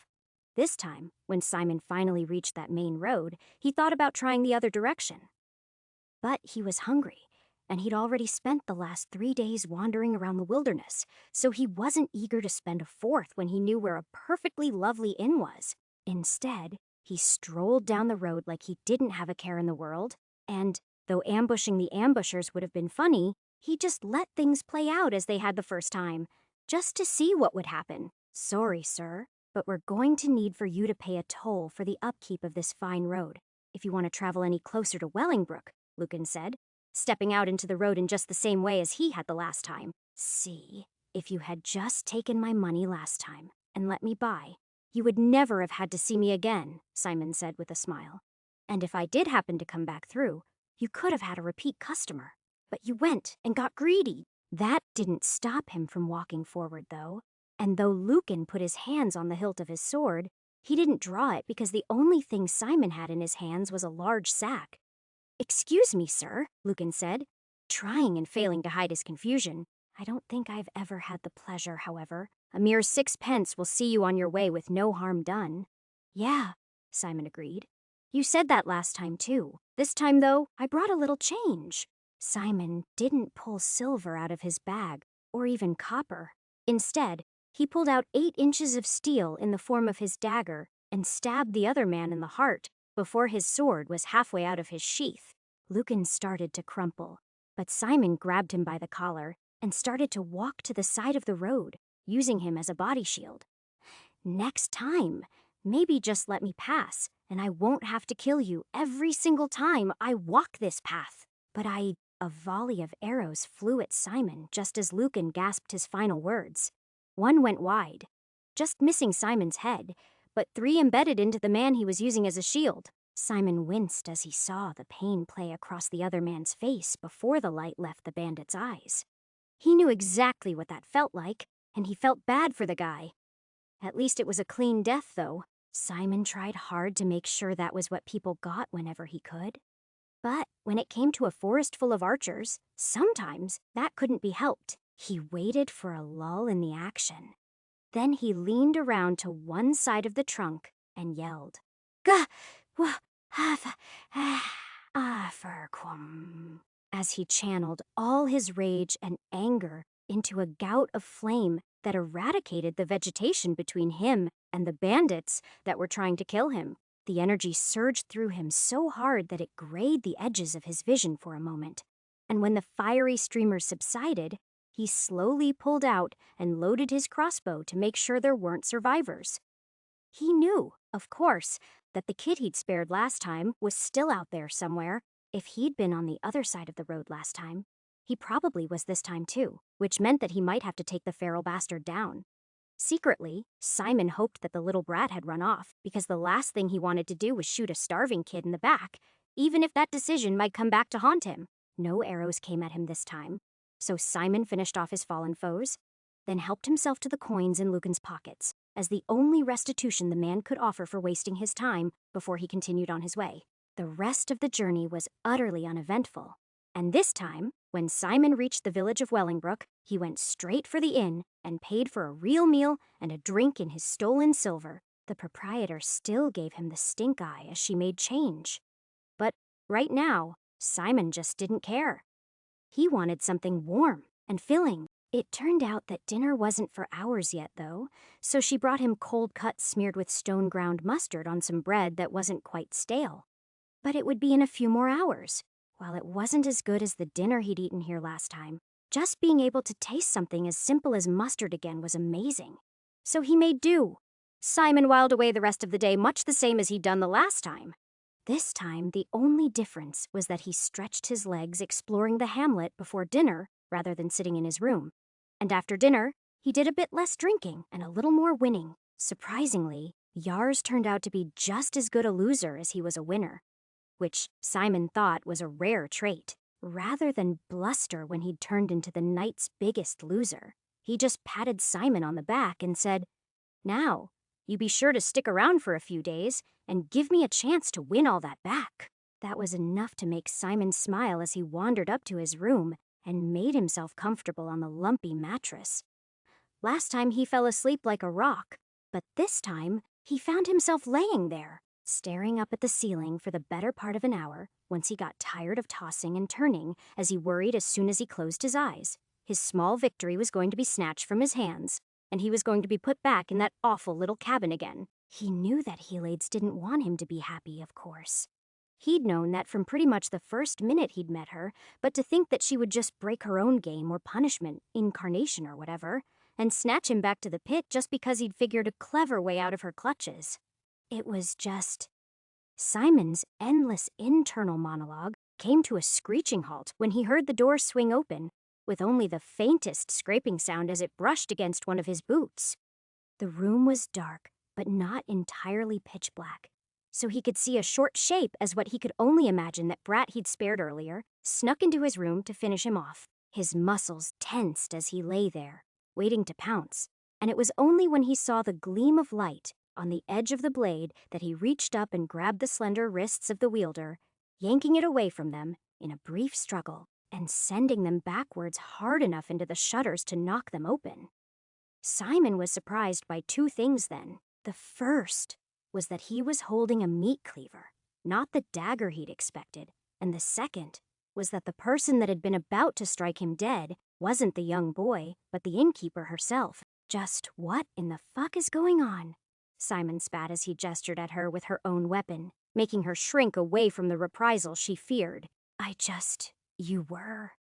The woman was older than him, but not by much, and all the poison that had been in her gaze until now had been replaced with fear.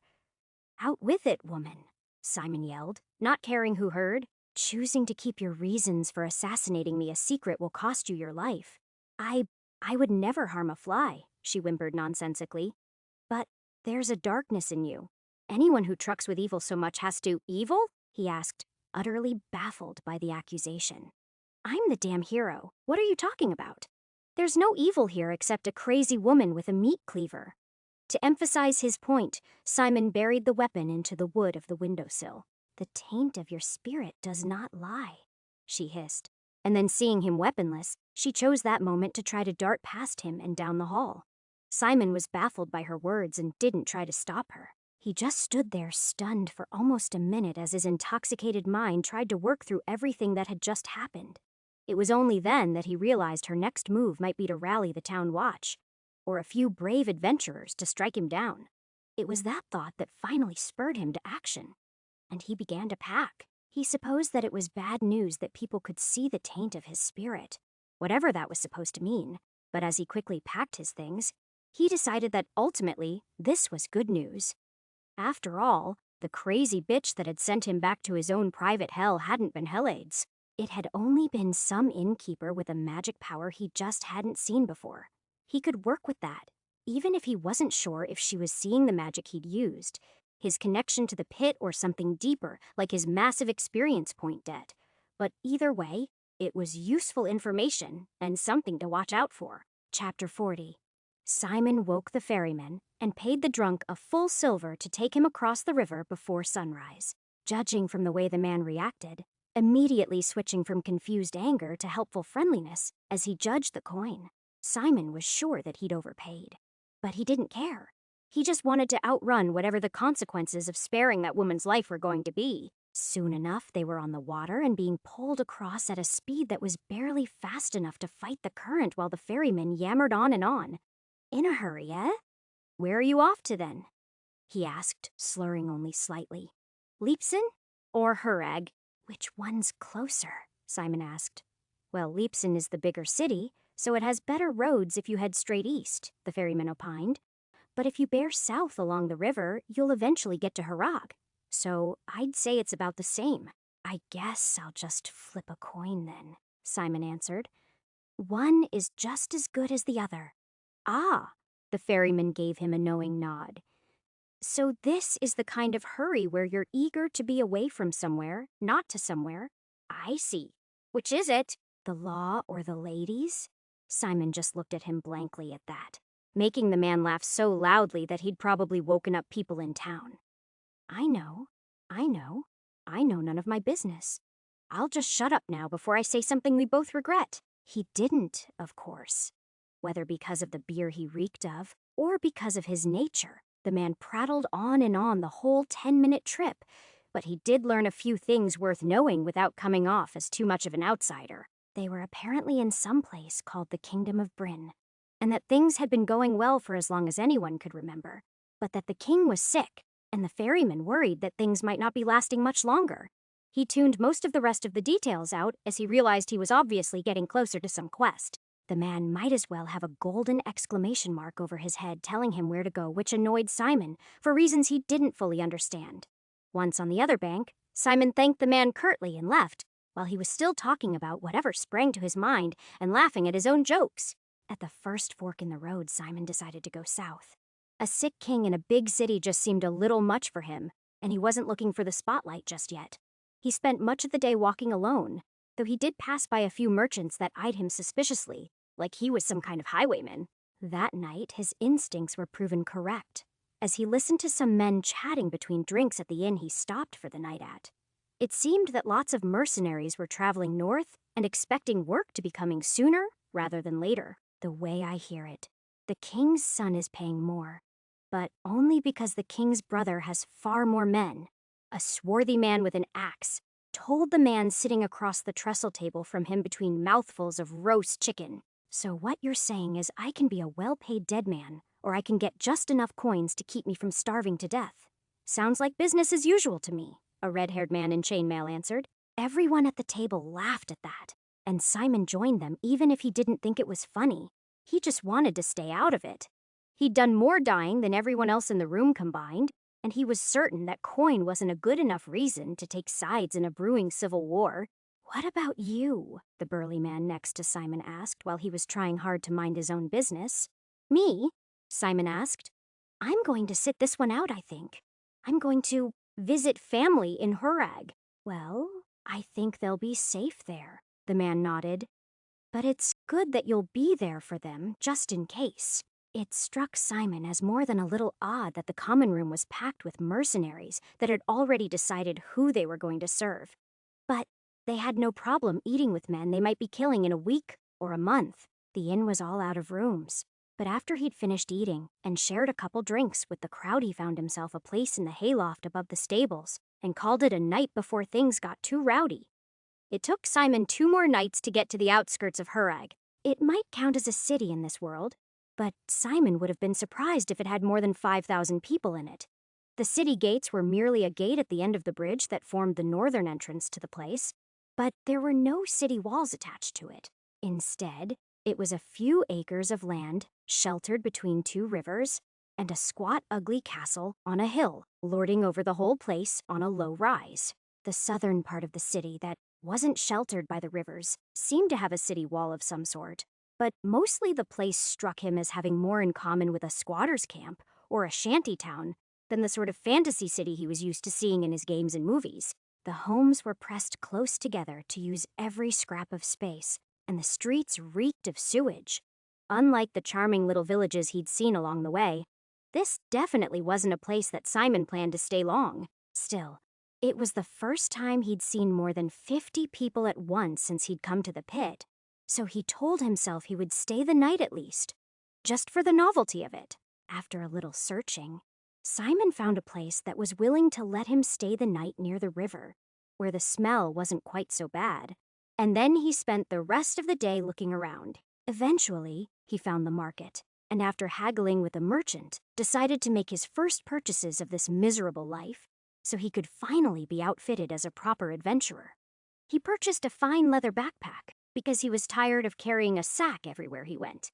Then, once he has somewhere to put his things, he also bought a bedroll, a second water skin to use for beer, a coin purse, 2 shirts that mostly fit, and a tinderbox and flint, which he couldn't wait to learn how to use so that he could stop lighting campfires with a flamethrower.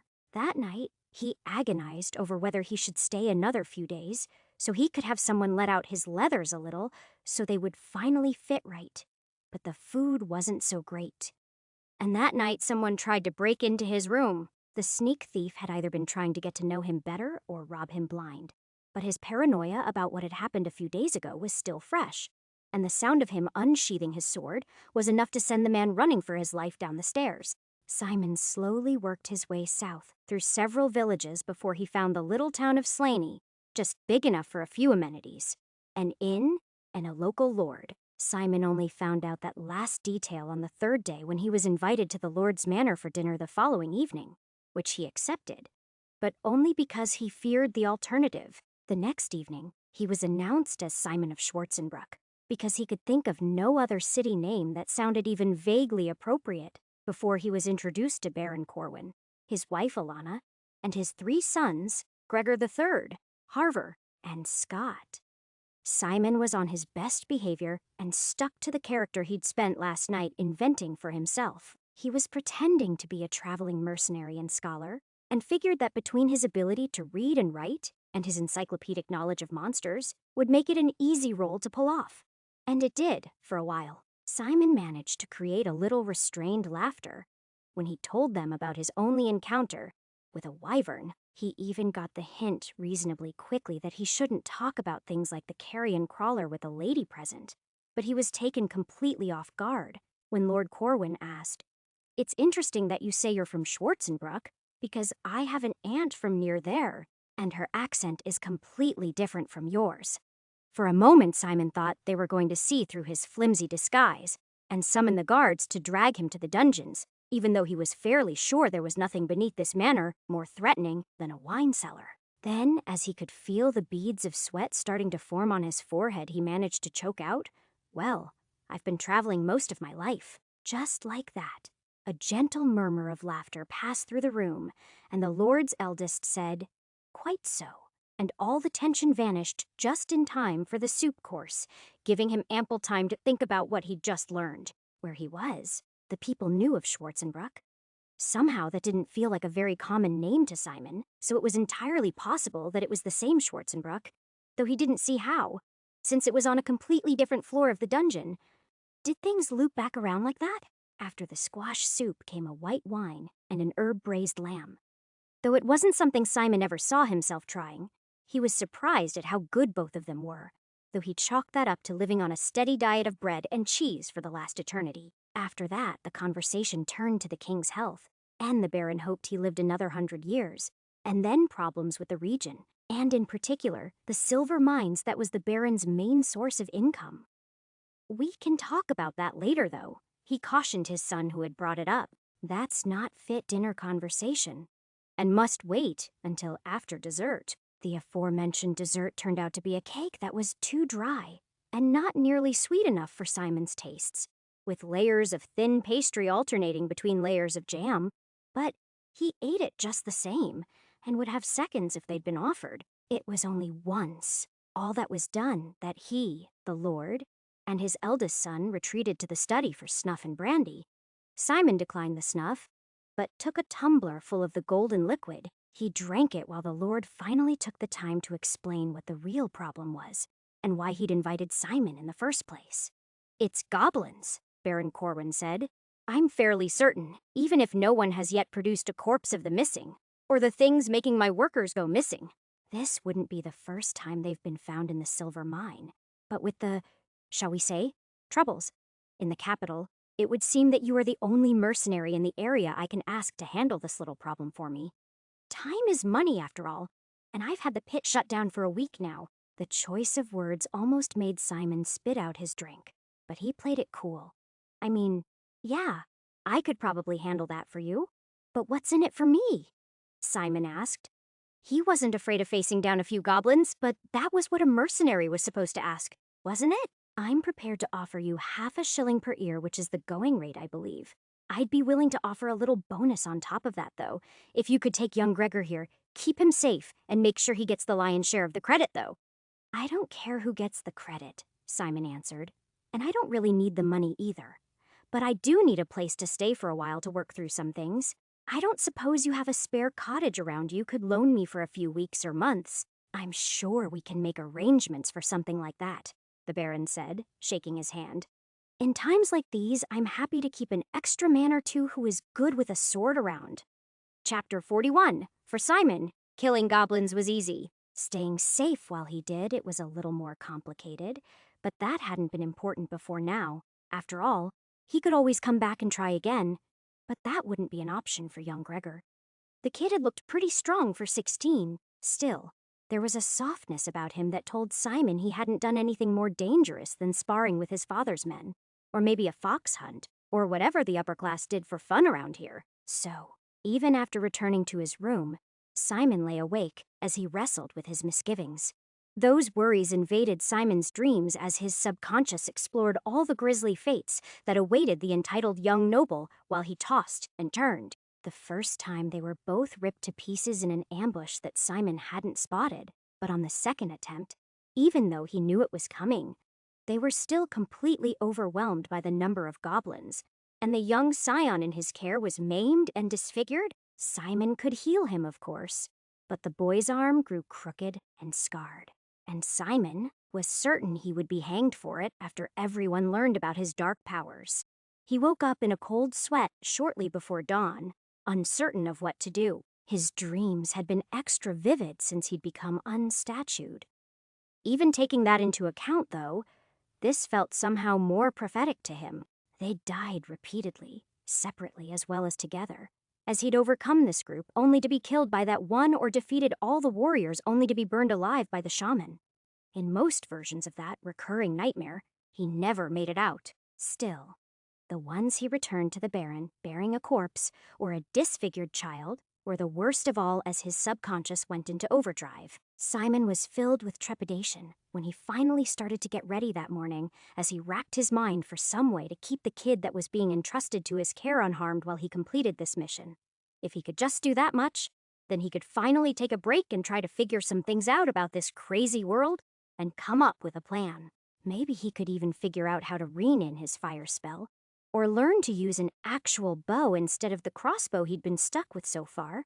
When he arrived at the Baron's manor shortly after sunrise, he was informed that they were still having breakfast and he could wait in the servants' kitchen. Simon would have been offended at that, but the biscuits and gravy they served him mollified him until his charge had eaten and dressed. When Simon saw the Baron's son, his heart sank further. The kid was wearing real armor in the form of a breastplate and chainmail, at least, but it was obviously a little too big for him and much too heavy to explore a cave. When Gregor moved, it was awkward and unbalanced, and Simon worried that if he took too large a swing, he would fall over. "Handsome little devil, isn't he?" Baron Corwin announced. "Ready to go win a war all by himself." "Well, Mr. Corwin, sir, the armor is really nice. It's nicer than anything I could hope to afford, but I'm afraid if we go out like this, it will put your son in real danger," Simon said, trying very hard not to sound like a jerk. "What do you mean?" the Baron asked in a puffed-up way that made Simon sure that this was a mistake. "I mean that, well, Gregor, caves can get pretty tight. Why don't you crawl under that table for me?" Simon asked, trying to shift the noble's intense stare to anyone but him. The boy looked uncertainly from Simon to his father, who snapped, "Go on, son. It's like I told you.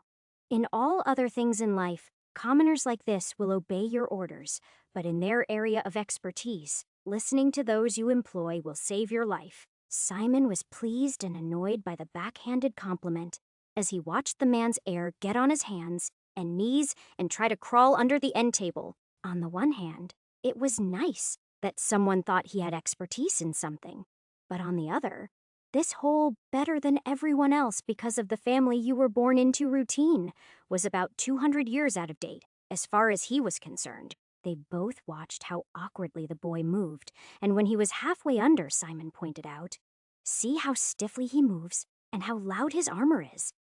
In the pit, I mean the mine shaft, we won't even be able to hear the goblins coming." "I see," the Baron said in grudging agreement. "What would you suggest then?" "Do you have something like this?" Simon asked, gesturing at his own armor. "It offers decent protection from their teeth, but it's a lot easier to move in." Here at least, Simon spoke from experience. He'd tried the suit of chainmail in the cabin several times, and it very rarely came in handy. "That's not really the sort of thing that a baron or his heir would need to wear?"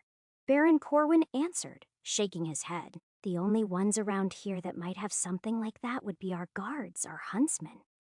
"Well, are any of them about the size of your son?" Simon asked, unaware of what an argument that would turn into. Apparently, it was insulting to expect the boy to wear the armor of some commoner. In the end, Simon apologized grudgingly and offered to take care of the problem himself, but the Baron wouldn't hear of that either. In the end, they spent the next several hours looking for someone on the grounds with armor that could fit his precious son, but then they had him wear a nice jacket on top of it, even though the day was already starting to get warm. Only after all that was finally done did they set off toward the mine on horseback. Simon hadn't ridden a horse since a particularly awful summer camp when he was 14, but the animal was docile enough. So, he followed the young man, and they made pleasant conversation. Gregor asked Simon about his travels and his battles, and Simon mixed just enough falsehood with his truths to keep the conversation going. But in truth, he felt a little lost by the end of it. He'd expected someone a bit more childish. But it was clear to Simon that this was nothing but an adult in a child's body, the way he picked up on the inconsistencies in his meandering tale. They tethered the horses when they arrived, and Simon looked at the tunnel and the forest hills beyond. This was definitely the sort of place where goblins might choose to hang out, though he didn't smell them yet. Simon went in a few feet until the light of day started to peter out and sniffed, but smelled only rock dust. The next step was, of course, to light some torches and start exploring. But something about the dreams from the night flashed before his eyes, and he knew that, in good conscience, he couldn't take the boy with him. He might be grown up for his age or whatever, but it was obvious to Simon he'd never been in a life-or-death struggle like this before. "I think we're going to smoke them out. The infestation here is too bad," Simon lied as he came out of the cave. "But Father had some adventurers try that last year, and the goblins just came back," the boy protested. "Surely such evil creatures do not mind the fumes of hell." Simon smirked at the boy's lack of basic knowledge. reminding him of just how backward these people really were. "Is that what those events tell you?" Simon asked, trying not to sound too smug. "Then today, we will teach you something new." They spent the next 30 minutes building a small fire at the entrance to the mine and a large pile of green branches to go with it. Then, after Simon felt a twinge of jealousy, after he watched Gregor light the fire with some flint, they started to pile the green branches onto the small blaze until the whole place was nothing but a cloud of smoke. "So, do we just wait for the goblins to come out then?" Gregor asked. "We'd be waiting a long time, I think," Simon said. "Looking at the giant blaze they'd created, you see how the smoke goes into the mine. That means there's airflow." "Well, of course there is," the boy shrugged. "How else would you vent such a large mine? And how else would the goblins get in?" Simon answered, pretending he'd already known that. After that, they started tromping through the forest on foot, looking for any sign of their prey. After half an hour, they found the first vent from the trickle of pine-scented smoke coming out of it, but there was no sign of goblins. So, they continued on to the second and the third vent shaft. Each time the smell got fainter, but it was still noticeable. "That's as far as it goes," the boy said finally, not bothering to hide his disappointment. "Are you sure you've really killed goblins before?" Simon seethed at that, but bit back the caustic words on the tip of his tongue. Instead of insulting the boy, he just said, "Gregor, when you've been in as many caves as I have, you'll know that there's always more entrances and exits than you think there are." With that cryptic response, he continued in the same direction they'd been traveling for a while before he turned and started heading toward the sound of running water. That was when he caught the first hint of sulfur and filth that told him that goblins were nearby. The scent of burning wood and pine tar was perfume by comparison. "Shh," Simon whispered as he drew his blade and started to slowly go towards the scent. The boy quickly followed his example. When they reached the tree line, they found a crevice not so far from the shore of a river, with 5 agitated goblins milling about in what shade they could find. There was no way they would willingly be out in the daylight, which meant that his smoke trick had worked. He congratulated himself. Simon's biggest concern was that they would scatter when they attacked in such an open area, or even attempt to flee underground. So they split their assault and charged from 2 different directions at once. Simon was hesitant to leave Gregor on his own, but he told the lad to just yell loudly because goblins were fairly cowardly. And to Simon's eternal surprise, it worked. They both charged, but only Gregor screamed a bloodthirsty battle cry. So the goblins charged Simon, and he made quick work of the first 3. He decapitated the first one to reach him, ran the next one through, and bashed the third one with his shield hard enough to crack its skull. After that, he played with the last 2, giving his young charge ample time to make his own kills. In the end, none of them got away. And as they sat on the bank drinking water and congratulating themselves for their victory, Simon felt like maybe this was what his dungeon experience had been missing the whole time. He'd killed lots of things, but he'd never done it with someone. And somehow it was that teamwork that made it hit differently. Chapter 42. Simon brought a bag of goblin heads back as proof of their victory, and after he told Thamosly truthful tale to the Baron about how his heir had charged into the action bellowing a battle cry and cutting down green skins, the man threatened to have one of the heads bronzed and put on the wall of his study. The Baron's wife, Ares, talked him out of it, of course. But Simon was invited to a feast, held in Gregor's honor when the mine was reopened, where the Lord drunkenly recounted the tale. There they were, he told the other guests, feigning rapt attention like they hadn't heard all this before. "Surrounded by those damn goblins pouring up from the mouth of hell, when my eldest son ran screaming into their midst." Simon successfully avoided laughing at that, and had a decent night answering the silly questions of silly people that were all somehow more important than him while he sampled a variety of halfway decent wines. He wasn't going to let people like that bother him, though. Instead, he spent the following days berating himself for how silly it had been that he'd worried about those stupid dreams whenever he wasn't doing anything more interesting. After all, there'd only been 5 goblins down there, not some kind of goblin city. At least, that's what he thought until a few days later, when he chatted with one of the men who'd worked on collapsing that entrance so that goblins wouldn't be a problem again in the future. Apparently, there'd been dozens of the little pests, just a little further and that had perished from smoke inhalation, though he pretended like he'd always known that was the likely outcome. Simon wondered if that made him more or less crazy for wondering if his dreams were somehow true. The Baron was true to his word and gave Simon the run of a cottage, not far from the Baron's manor for as long as he desired it, on condition that he be available for the needs of his household on occasion. Simon didn't have a problem with that, though. When he found out that another tenant family had been evicted to make room for him, Simon did have a bit of a problem with that. No one else seemed to care, so eventually he stopped too and focused on living something like a normal life for the first time in a long time. He still paid a few coppers to eat and drink at the inn almost every night, but that was only because he had no idea how to cook over an open flame.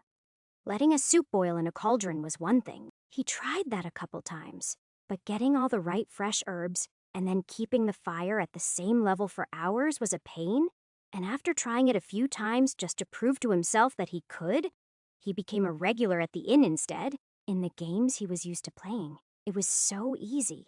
You picked up anything clickable, clicked a button to combine the items, and then had armor or a nice meal. Simon spent a week trying to tan a hide before he gave up. Not only was it difficult to do, but the way you used the creature's brains in the tanning process was also more than a little bit disgusting. In fact, the more he tried to learn about medieval life, the more disgusting he found it. Chamber pots, half-rotten food, and no real medicine to speak of made for a pretty awful life. But at least with his stash of gold, he didn't have to spend all day laboring in the fields like his fellow man. He frequently found himself sparring with the man's sons, using wooden swords for lack of anything better to do. He'd noticed the last few weeks that if he didn't keep himself busy, he tended to stop moving and just exist inside his own head in a way that sometimes felt disturbingly close to being a statue once more. He only noticed it when he was so still outside one day that a bird landed on him like he was some kind of Disney princess. Sometimes it was hard to snap out of that as he relived his traumas and berated himself for everything he could have done better and every trap of Hellades that he should have seen coming. So, he frequently resorted to swordplay with the boys, and sometimes even the household guard to sharpen his skills and provide a little entertainment. Though even the Baron's youngest was more skilled than Simon on a technical level since they'd spent their young lives drilling with actual instructors, they were able to do some interesting things with feints and ripostes that he had trouble dealing with. But even with those tricks, they seldom beat him. Simon had more than just raw strength on his side. Even though the daily workouts were having a real impact on his body, he also had more experience against a real opponent and could spot openings better than anyone else in the sparring yard. Still, when it came to the guards that were his age or older, all he could do was give as well as he got. He was still better than them, of course, but this was a game that they had played for as long as he'd had a controller in his hand. As much as he hated to admit it, it would take time to improve if he wanted to be able to wipe the floor with all of them as he should. After a few weeks of this quiet, satisfying routine, just when it was starting to get too hot to be out in armor any time around midday, life was interrupted by news that the king had died. Simon had hoped that he was far enough away from whatever fighting was going to happen. That seemed unlikely, and his fears were borne out a few days after the word had spread, and the kingdom was officially in mourning when a pair of riders showed up within hours of each other to deliver the news that they required the Baron to swear allegiance to the new king. The problem, of course, was that they both disagreed on whom the new king was. The first rider said it was the king's son, and the second said it was the king's brother. "What do you think I should do?" Corwin asked Simon in a rare moment of indecision. Simon, of course, had little to say on such matters. Still, he did repeat the bar gossip he'd heard so long ago that the king's brother, Duke Westerfall, was the odds-on favorite, even if the king's son was certainly the rightful heir. "So you think I should declare for the Duke instead?" Baron Corwin asked. "Even if I gave a weapon to every man that could use one, I'd be hard-pressed to field much over 100 people." "It's not my place to make such decisions, sir," Simon answered. Making that kind of choice honestly terrified him. He couldn't handle that kind of responsibility. Really, all that mattered to him was that he would have to cut his quiet little life here short and move further south to stay ahead of current events while the Baron pledged his loyalty to the king's brother. At least that was the plan until one day, Gregor chose a quiet moment after a round of archery practice to express his fears. Simon was still absolutely terrible with the bow, so he'd mostly just been watching the younger man shoot. But when Gregor said, "Father says that you'll likely be leaving soon. You and any other man that can sell your sword for a few coins." "Does he now?" Simon asked. "That's news to me. Who am I going to fight for?" "Does that mean you'll stay and help us when the troubles come?" the boy asked. "Well, I'm pretty comfortable right now, so I had no plans to." Simon's words trailed off as the boy gave him an uncharacteristic hug. Only then did he understand the depth of the lad's fear. Simon let the moment linger, appreciating the first human connection that he'd had in lifetimes. Still, after a moment, he pushed the boy away and did his best to reassure him. "Leipzig is a long way from here, Gregor. I don't think we'll have anything to worry about for a good long while." Simon was wrong, though. The peace didn't last long after that, and within a few weeks, there were already rumors of battles and raids in nearby fiefs. Slaney was only spared a few more days after that. And though most of the village had fled to the Baron's manor before the soldiers arrived, Simon could still hear screams in the night as he watched homes, including his own set ablaze from atop the hill. The house was a large one, with an enclosed courtyard that could fit hundreds, but it was never intended to be a fortress, and like it or not, Simon would have to fight. Somehow, the idea of fighting professional soldiers didn't seem like as much fun as fighting goblins had been. That wasn't because Simon understood their greater threat after spending so many idle afternoons dueling the Baron's guards, though, but because of the number of crying children he could hear behind him as he watched the gates rattle under the axe blows of the invaders. The Baron had sent a messenger to the opposing army with an offer of surrender. Still, Simon knew how that would end well before the boy's head had been tossed back over the gate. These men didn't want a victory. They wanted an example, and that meant a pile of dead bodies to put the fear into the other lords of the region. Simon hadn't been sure if that knowledge would put steel in the spine of the surrounding men, or if it would bring them to their knees. He wasn't very good at judging people when it came to emotions, so he just stood there at the ready, waiting for his chance to do some good. After all, he was the one man on either side who didn't fear death, so he could go all out in a way no one else could. They held like that for an hour or two, with a few men on the roof harassing the force of almost 300 men with arrows, while a few brave men and women put out the fires that the attackers continually tried to start. Eventually, that wasn't enough, though, and all at once, the interminable sense of waiting was replaced by sudden violence as the gates swung inward and the attackers swarmed in. No one ran. That was the highest compliment that Simon could give as his world narrowed to the width of his opponent. They'd expected only farmers with spears to be huddled back here, and Simon made sure the first man to face him regretted the decision as he smashed the dark-haired axe-wielder hard in the face before stabbing him in the gut, and moving on to his next opponent. The fighting after that was desperate and chaotic, and Simon took more cuts from not knowing that an enemy had gotten behind him than from anyone that had dared to face him directly. He was certainly on the losing side, though, he decided, as he stepped back from the fray to whisper, "Fuff-dum, jal, akak," as he imagined the muscles on his sword arm knitting back together. All the little wounds were adding up, and even the extra stamina he'd built over the last few months wasn't enough to stave off exhaustion forever. Plus, he increasingly found himself outnumbered in the back and forth that had taken place over the last 10 minutes as the defenders sought to protect their loved ones in the face of overwhelming odds. Despite the fact that Simon was exhausted and surrounded, though, he still had one trump card left to play. Gruvgubugarm. He shouted, imagining a firestorm almost as wide as the gate backed by lethal intent. Simon had enjoyed his time here, and he knew that, from the way the other woman had reacted, what he was doing was likely to get a negative reaction, but sometime in the next minute, he was going down. And a minute or two after that, there would be no one left to fight. The result of his spell was a wave of incandescent fury that killed those closest to him outright as they were consumed in a blazing, white inferno. Their corpses did shield those behind them for an instant. But even so, the shockwave of hellfire spread outward, engulfing almost everyone between him and the gate. Simon tried to enjoy the sudden panicked retreat that he'd caused, but the amount of energy that the spell took from him made him waver as his vision blurred. And he threatened to lose consciousness, spoiling the moment. "All right, men," he called out as loud as he could as he pointed ahead with his sword. "We've got them on the run. We just need to." Simon's words were cut off by a sword that pierced his back, followed by another in his side that left him coughing up blood. "Witchcraft," one man shouted. "He's a warlock," cried another. Simon had hoped this wouldn't have been the reaction, but he accepted it anyway. He spun as he fell to the ground, landing on his back, and smiled as he saw that Gregor was alive, and his sword had no fresh blood on it. At least he'd made one friend here, Simon thought, as his consciousness faded to black. Chapter 43. Simon's most common reaction to the pain and confusion accompanying death whenever he died was anger and frustration.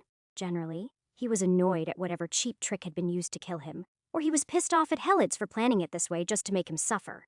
The next most common was fear that something even worse than death might somehow be inflicted on him again. This time he felt neither, though.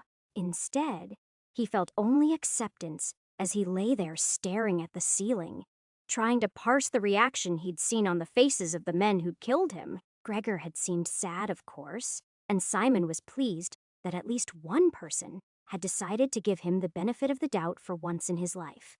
"Especially since I was, saving your family from a fucking army," he said sarcastically to no one in particular. Martim and Victor were people he thought he knew, though. Simon understood that superstitious villagers might not like magic. What he didn't understand was why they had sprung on him so viscerally like that. If they'd wanted to exile or banish him after the fighting was done because they thought it was witchcraft, he could see that.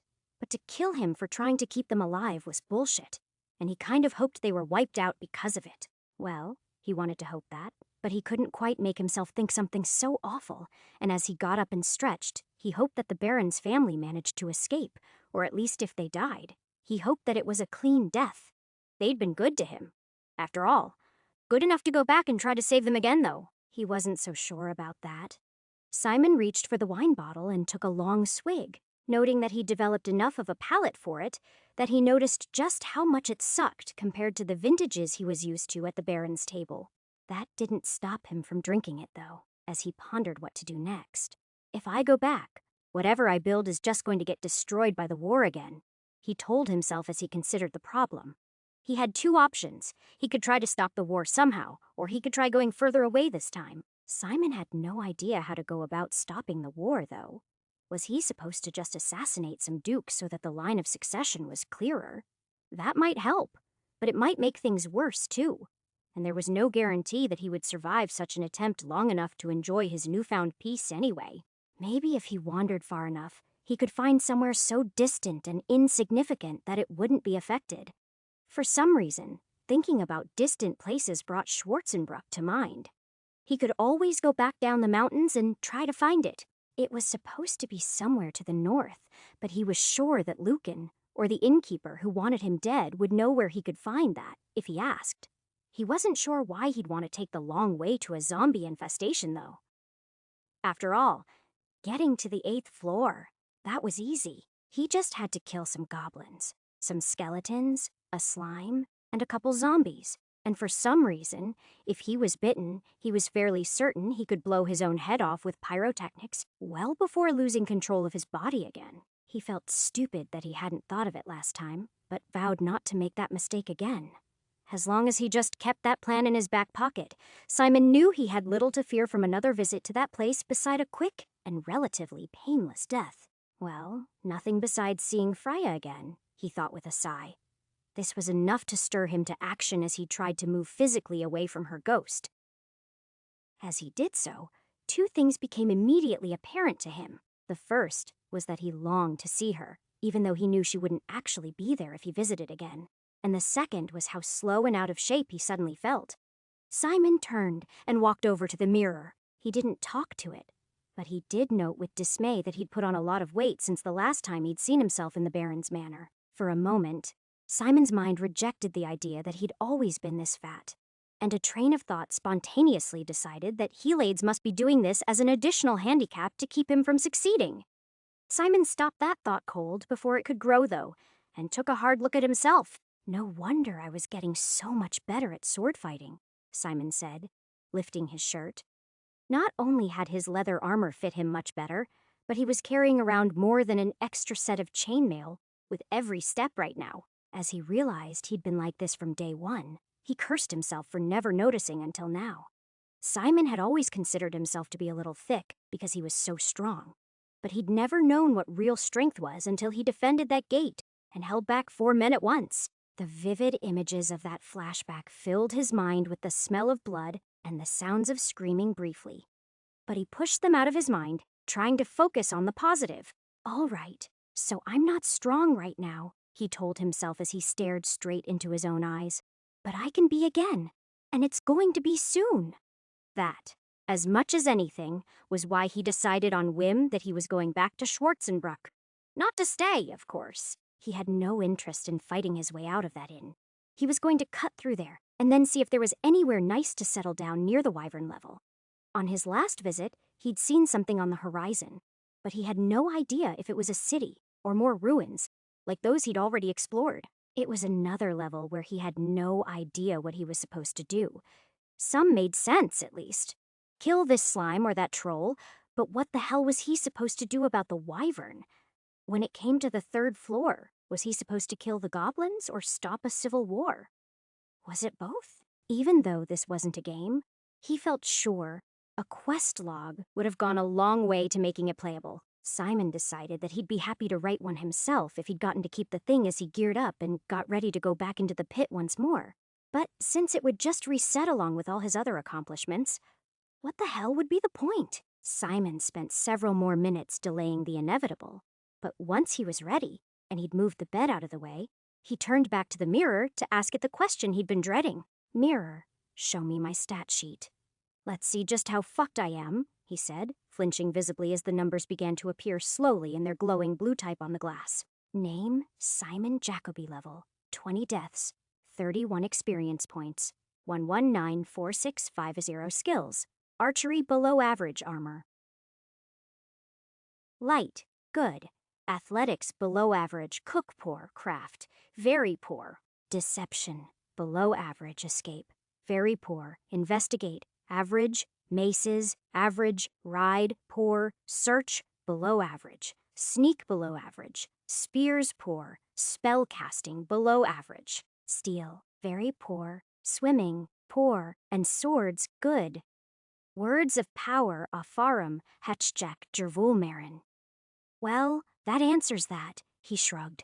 1 lifetime of torture is worth 10 lifetimes of growth. That seems about right. Easy fix.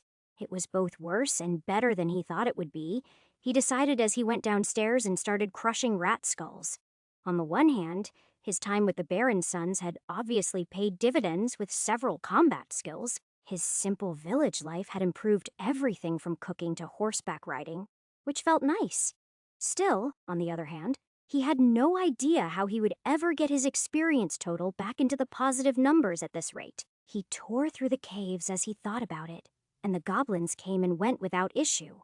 But this time, Simon went deeper, instead of walking back into the snow-covered valley. It was just as cold in the tomb of the skeleton knight, of course.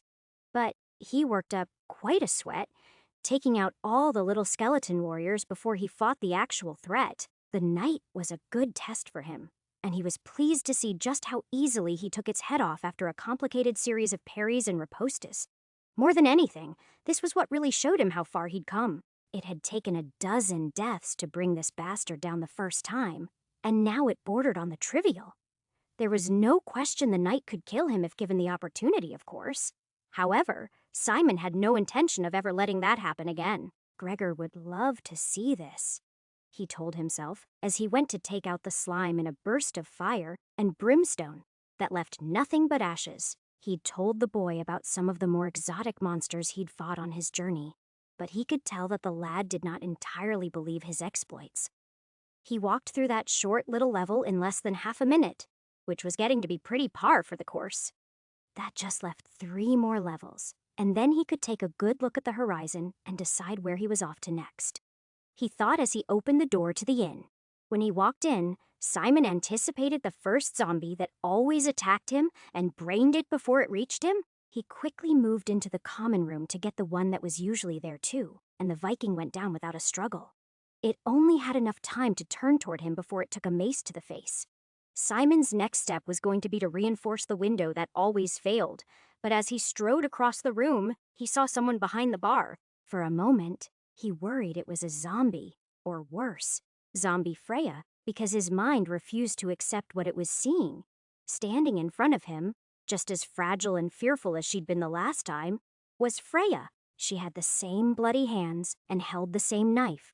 But somehow, these things only combined to make her more beautiful, and he couldn't help but stare. For a moment, he thought it couldn't be real, but then she opened her mouth and said the same thing she'd said the first time they'd met.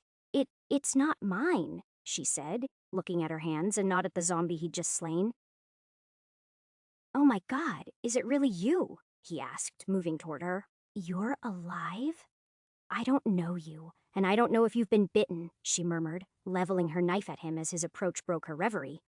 So you can just stay the hell away from me. Okay, what I meant was, he said, backing off hastily as he realized the mistake he'd just made. Just because he knew her didn't mean the reverse was true, and acting like a crazy person from her perspective wouldn't help anything. I'm just glad to see anyone. All I've seen for days have been the dead. I'm so glad to find another survivor. Well, be grateful from over there, please. She seemed to buy that somewhat, but none of the suspicion left her eyes. As she started speaking, the board that kept the zombies from climbing through the window finally gave way, and she looked away from him to the window and back again. This time, Simon didn't rush things. He knew they had a little time before the zombies were a real threat. You mind if I get that? Or are you going to stab me if I try to fix the window? He asked, unable to entirely suppress his smile as his heart soared with joy. Freya was alive. For the first time in however many trips through here, he could finally see her again, and that was worth dealing with any amount of bullshit, while they built some kind of familiarity and trust again. Chapter 44. As Simon took his time killing the 2 encroaching zombies and moving the table to reinforce the broken window before more could join them, he tried to remember what had happened next the last time he was here. Even though he'd have sworn that every detail of those wonderful few days had burned their way into his brain, he was surprised to find that they'd been scoured away just like everything else. During his time in the desert, he remembered Freya, of course, but even his memory of the beautiful dark-haired woman hadn't done her justice. Everything was the same as it had been, though. The sadness, the outfit, and even bloody hands remained unchanged. So, once the breach was secured, he found it so hard not to stare that he was forced to mumble. I'm going to make sure that there's no more of those things in here with us. You keep that knife handy. She didn't respond. But then she didn't before either, did she? Simon tried not to let those thoughts, and his second guessing of himself distract him too much. Even though there hadn't been another zombie in the building before now, it would be just like Heliades to add another one, just to zombify him, when he'd finally found his way to Freya again. So, taking at least twice as long as he did the first time, he searched in every closet and under every bed from the owner's room on the 3rd floor down to the basement. Then he reinforced the back door so it wouldn't cut their time together short like it had last time. It was only when all that was done that he joined the intermittently sobbing girl again. Simon thought about trying to hold and comfort her, but as he approached, he saw her grip the knife a little harder, and he decided against that. Instead, he very obviously set aside his weapons and then pulled each of them a pint before he sat down on the opposite side of the table from her. Look, he said finally, trying to break the silence. It wasn't your fault, okay? Whatever happened, whatever you did, I'm sure it needed to be done. How would you know? She asked, not bothering to look up. You aren't the only one who's lost someone in all this, he sighed, trying to push back flashes of that smoke-filled basement. Well, the zombies took someone special to me too. Somehow, the silences seemed more tense than last time, and Simon was trying to figure out what he'd done wrong when Freya finally spoke. It was Brenna. She just... And then, she whimpered as she started crying. As she spoke, Simon remembered what she was going to say next and rose to get her a wet rag. She'd been a basket case last time, too, until she'd wiped all the blood from her hands. Even though he still had no idea what Brenna had done, the little he knew of the woman made him sure that it hadn't been anything good. "Thanks," she mumbled, wiping off first one hand and then the other. Once she was finally done, she looked up at Simon with a hint of panic in her eyes. "I had to? You understand? I didn't want to hurt Brenna, but then The woman trailed off into silence after that, making the whole situation that much more awkward for Simon. "It's okay. It's over, Freya," he said, trying to sound sympathetic, even if it was really strange to talk to the same woman again after missing her for so long. There was a long moment of silence, but when she finally opened her mouth again, her tone was full of suspicion. "How? How do you know my name?" Simon swallowed hard as he realized he fucked up. He almost fucked up a second time by telling her he saw it on her name tag. That would have worked on a waitress in the real world, of course, but here it would make him sound even crazier. Instead of answering, he took a long sip from his beer to give himself a moment to think, and then decided to go with the mostly honest approach and said, "That is your name, isn't it? I thought I remembered it from my last trip through here, but if I'm mistaken, I'm sorry." "No, it is. It's just..." Her suspicion melted instantly. With everything that happened and you just appearing and your accent, it seemed like. "But it's fine. This isn't my first time through Schwarzenbruck," Simon nodded. "But I admit I haven't been around in a while. My travels have taken me far from home. What's your name?" she asked, finally looking at him as a person instead of a possible threat. "I'm Simon," he smiled. "And it's nice to meet you again." "Simon," she asked, mispronouncing the letters of the unfamiliar word. But that didn't bother him. That is a very strange name. After that, they talked at length about what they knew. Freya told him what the tavern owner, Mr. Olgin, had told her about the adventurers and the necromancer, refreshing his memory.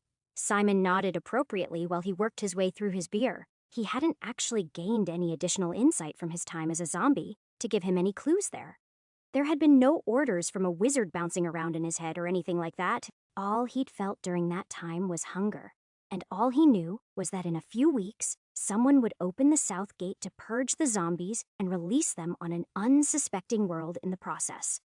Simon wasn't really sure what he could do with that information, though. He could hunker down here with Freya until it was safe to leave, but he didn't really need to. He could just open a door for them at any time, and they could go say hello to the wyvern by way of the sewers in the jungle. But wouldn't that freak her out? The thought came completely unbidden to his mind, but he was forced to agree with it. Even trying to open the front door would make her attack him. But seeing a portal open like that, would she turn on him the same way the villagers had in his last life? Or would she try to give him the benefit of the doubt, the way that Gregor had? He didn't know. So for now, he decided it was best to just stay quiet. Simon enjoyed their conversation more than anything in a long time. The feasts at the Barrens, as well as the dueling yards before it had gotten too warm, were nice, of course. They just weren't as nice as this, because Freya had the advantage of being a beautiful young woman in her mid-20s. "Do you suppose there's enough food in this place that we could make ourselves something to eat?" Simon asked, making her smile slightly for the first time. "There's more food than two people can eat before it starts to spoil," she said, finally setting aside her knife as she seemingly decided Simon wasn't going to murder her. After that, they busied themselves in the kitchen. She mostly focused on reheating some stew left over from the night before, and he spent his time trying to clean up the place. By the time he'd removed all the bodies from the common room and the kitchen and wiped away as much blood as he could, she'd almost stopped flinching when he walked by. The food was great, especially for leftovers, and they were both hungry enough that they ate in relative silence while they focused on the meal. It was only when Freya's bowl was finally empty that she asked, "What are we going to do now?" "Well, you said so yourself. We have plenty of food and even more beer, so we've got plenty of time to figure that out." Simon tried to reassure her, though she didn't seem reassured exactly. "We're safe for now. That's all that matters." The rest of the day passed in idle discussions. And Simon told her about the time he helped Gregor kill a mine full of goblins to try to convince her that he knew what he was doing. But she kept her distance both physically and emotionally. Simon couldn't remember if she'd been this standoffish last time. So eventually, he decided to go take care of something he was sure he'd done the last time he was stuck here with her: remove the corpses scattered throughout the inn. Putting on his thick leather gloves, he dragged them upstairs one at a time and tossed them out of the second-story window. It was backbreaking work, and it made him curse his newfound weakness again as he realized how much work he needed to do to get back to where he was so recently. The Simon he was yesterday would have been able to get rid of all the bodies without taking a single break. But the Simon of today had to stop and rest after each one, and it was aggravating. By the time that was done, the night was starting to fall. So after one last perimeter check to make sure there weren't any boards that were going to break free in the night and cut his time with Freya short, he went upstairs and started getting the innkeeper's room ready for bed. He wasn't completely surprised when he heard a knock on the door while he was laying out the sheets. "Do you mind if I sleep in here with you tonight?" Freya asked meekly. "It's just that it's fine," Simon said, pulling back the covers and offering her a spot. "There's plenty of room." Freya shook her head and took a spot on the floor instead, though, curling up fully clothed with a blanket and a weapon. "This is fine," she said, pulling the blanket up to her chin. "Don't even think of trying anything. I'm sleeping with this knife, just so you know." That made Simon smile as he brought the last remaining lantern to the bedside table. This was a moment he remembered too. She'd been so nervous the first time he was here. And even though he was pretty sure that she was going to crawl in bed with him again later that night, he couldn't help but find the moment of déjà vu completely adorable. "The last thing I'd ever do would be to take advantage of a woman," Simon assured her, amused by the repetition. It, more than anything else that had happened today, assured him that he was on the right track with her. Simon had already taken his armor off during dinner, but he stacked it up neatly after he barred the door and hung his weapons in an easy-to-reach place in case something went bump in the night. After that, he crawled into bed and stripped down to his small clothes. This mattress was filled with something besides straw, so while it was much more comfortable than the one he'd grown used to in the cabin, it still wasn't quite as comfortable as the one he'd had while he lived in Slaney. Sometime in the middle of the night, Simon was awoken by the familiar sensation of Freya sliding into bed with him. "I had a nightmare," she whispered. "Do you think that I could, maybe?" "Of course," he yawned, pulling the covers back. "Make yourself at home." She fell asleep, clinging to the edge of the bed. But by the time morning came, she was clinging to him like a drowning victim, just as he remembered. That made Simon smile, too, as he looked at dawn's rising light through the shutters. Maybe everything was going to be okay after all, he whispered to himself as he lay there. He didn't dare move right now, because the last thing he wanted to do was wake her and spoil this perfect moment. Chapter 45. Simon fell back asleep, but when he woke up once more, it was to the smells of cooking meat, and he quickly got dressed and went downstairs. He brought his mace with him, but not because he thought he'd actually need it or anything. Hard experience had just taught him that he should be ready for whatever mindfuck Helades was going to throw at him next. "I'm sorry that we're out of eggs." Freya apologized as she started serving a plate of sausage links and fried potatoes. "We ran out of those a few days ago." That statement sparked a similar conversation to one he remembered having with her lifetimes ago, as she told him about how things had started here and how quickly they'd gotten ugly. Once they finished eating, she started explaining how everyone had died one at a time, from infighting as much as the zombies, and how at the end, there'd only been a few of them left. By his count, there would have been 3 left when she started getting vague, and he was tempted to ask what happened to Brenna or Mr. Olgin, but he refrained. Something in her expression said that she absolutely didn't want to go there, so he shifted topics and talked about other things, using scraps of food. Simon explained the geography of the world as he understood it, showing where Slaney and Hurag were in the south, and she corrected him slightly, pointing out the coast and a number of other land features that Simon had not yet heard of. It was a useful conversation, and it made Simon wonder if every level was just another part of the same world. Honestly, it seemed more likely than not at this point between the way the land areas overlapped and some of the things the goddess had said. But he didn't mention any of that to Freya. He just waited for her to stop talking about how important the Black Bridge was for local trade routes, and how it was the only year-round crossing for the Diener River for 50 miles in either direction before he turned the topic a little further towards where he wanted it. "If we could escape tomorrow, where would you like to go?" Simon asked, catching her off guard. "But we can't escape, can we?" She pushed back, confused. "Maybe not this minute, but I hope we'll find a way out soon," Simon answered, trying to stay upbeat. "And when that happens, we'll need a goal. Do you have any family nearby we could stay with, or—" "All my family died here in Schwarzenbruck," she said, as her eyes started to tear up. "At least, I think they did. I'll probably never know." The conversation was going nowhere after that, so Simon dropped it and focused on other things for the next few hours. He cleaned his armor and sharpened his sword, because it had been ages since he'd done either of those things. And then when he noticed that the small keg they'd been drinking from was out, he managed to wrestle a new one upstairs and tap it without making too much of a mess. This time, there was no need to search for the way out. He knew where that was, but he had to earn Freya's trust before he could show her, and that would take time. Fortunately, they still had time. A little, at least.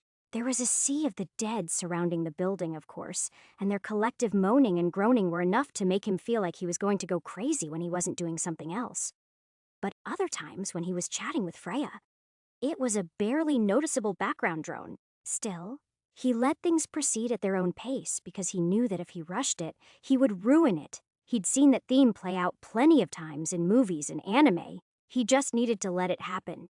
That night, she didn't even try to sleep somewhere else. She just looked at him expectantly until he said, "Why don't you sleep with me? It will be safer that way." She still gave him a look as she crawled into bed and said, "I appreciate your kindness, but that doesn't mean we're doing anything but sharing a little warmth. You keep your hands to yourself." Simon nodded. He knew the drill. This time, when she fell asleep with her head on his chest, their cuddling was an intentional thing, and the sound of her gentle breathing was enough to block out the cries of 1,000 zombies, as he basked in a single perfect moment that he hoped would never end. This just felt too right for him to want anything else.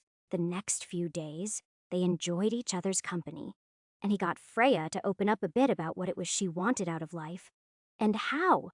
Before these zombies had risen up to devour everyone and everything in her path, all she'd wanted was a small garden and a couple of kids. By contrast, he told her that for years all he'd wanted to do was fight monsters and become a hero. But as he got older, he thought a quiet life might suit him more. This time their first kiss wasn't a drunken spur-of-the-moment thing. It was something that built during the entirety of their 4th day together. He'd started to get the feeling that she was into him, by the way. She kept asking him if there was a Mrs. Simon waiting for him when he got home, and when he worked up the nerve to kiss her, she kissed him back eagerly. It was probably just because she was scared or because they could both die at any moment. That was what he thought as they made out in the common room. The only thing he was sure about was that it couldn't be him that had been the cause of this, but he couldn't explain why else things would be playing out differently this time. When this happened before, they'd had to get drunk to kiss, and it had still been a few more days before they'd had sex for the first time. Today, though, there was no mistaking her need as she pressed against him, and he tried to unlace her top without breaking their kiss. They had sex twice that day, once urgently on the table and once more gently in the bed after a few drinks and some talking. The second round hadn't been intentional, at least not on Simon's part. He'd been trying to work up the nerve to talk to her about what had just happened, and she'd either gotten the wrong idea or decided that the only way to shut him up was more sex. After that, he was too exhausted to do anything but hold her. It wasn't until 2 days later that he finally returned to the topic of escape. What if there was a way out of here, but it required, magic, Freya? He asked one morning while they were lying together enjoying the relative peace of the early hours. "I think it would kind of have to at this point, Simon," she answered playfully. "Magic or starvation are pretty much the only ways we're getting out of here." Simon swallowed hard at that, remembering that there was a third way that had ended in fire and smoke. But he pushed that back down. "I'm serious. What if there was a way? Would you try it? Even if it was dangerous? What are you talking about, Simon?" she asked, confused. "If you know something, then you need to tell me." "It's easier to show you," he said hesitantly. "But you need to promise me you'll remain calm, okay? Can you do that?" I can," she whispered after a moment's consideration. I trust you? He smiled and then agreed they would make the last of the ham for breakfast before he did anything crazy. She spent the meal peppering him with questions about magic, but he deflected them clumsily rather than answer, and when they were finished, he sent her into the pantry. Why don't you start packing provisions for the two of us for a few days, Freya? He said finally. Things that can be cooked easily on a fire or that can be eaten cold. I can't promise that we'll get to a town right away, so we'll have to bundle everything up in a blanket or two and take as much as we can with us. Where are we going? She asked again, but Simon just shook his head. Even when I show you, it's going to be crazy, but trying to explain would? Well, you'd never believe me, he said. Just promise me that you won't come out until I call for you. Okay, can you do that for me? She nodded, and he kissed her on the forehead before he sent her out of the room and started to unblock the front door. While he did so, the fear that Hellades might have suddenly switched the position of the portal just to kill him at the most awful moment niggled at the back of his mind. But he ignored it. None of the portal positions had ever moved before.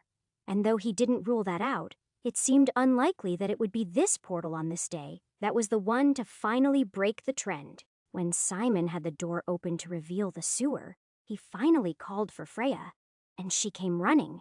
But when she saw the impossible sight, she dropped the thing she was carrying and gawked. What in the names of all the gods is that? She asked. He could see the whites around her eyes and the way her hands were trembling. There was no disguising that level of terror, so he walked to her and held her for a moment, blocking her vision with his body. It's our only way out, he said softly as he stroked her hair and tried to calm her down. It's a sort of magic doorway. It leads to a sewer that's kind of gross, but it's not too dangerous. From there it leads to I guess you could say temple and Simon. She cried out, What are you talking about? How do you know all these terrible things? It isn't natural. It's not, he agreed, feeling his heart break a little as she looked at him with fear now too. But it's the only way out. And even if you hate me by the time I've saved you, I still have to save you. It's the most important thing right now. So please, gather the supplies I asked you to, so we can leave this cursed place. She moved slowly and worked silently, but she obeyed him. And even as he thought she might not come back down from retrieving the blanket, she did so, though she was especially chilly after that. Then, with each of them carrying a bundle over their shoulder, they stepped towards the door. There, he pressed a knife into her hand before he picked up his loaded crossbow to deal with the creepy crawler as far away from his beloved as possible, and whispered, Just in case, before kissing her on the forehead. Not willing to put anything past Hellades at this point, he stood in the portal itself, with one foot on either side of the line, and watched Freya go all the way to the next level before he stepped through himself. As frightened as she was in that moment, he was terrified that she would disappear as she failed to spawn in the next level, or that the portal would close when she was only partway through and cut her in half.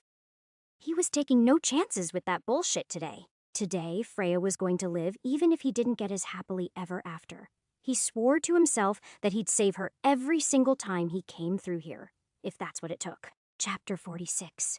Freya tried asking him questions several times as they navigated the small, slippery ledge through the vile sewers. But each time, Simon shushed her. He'd already done his best to explain to her that these corpses weren't zombies, but she obviously didn't entirely believe him. And he didn't have the time to explain it to her again. He couldn't even hold her hand because he was carrying his crossbow in his right hand and his sack in his left. It wasn't that he wanted to blow her off, of course, but this was exactly the wrong place to get distracted.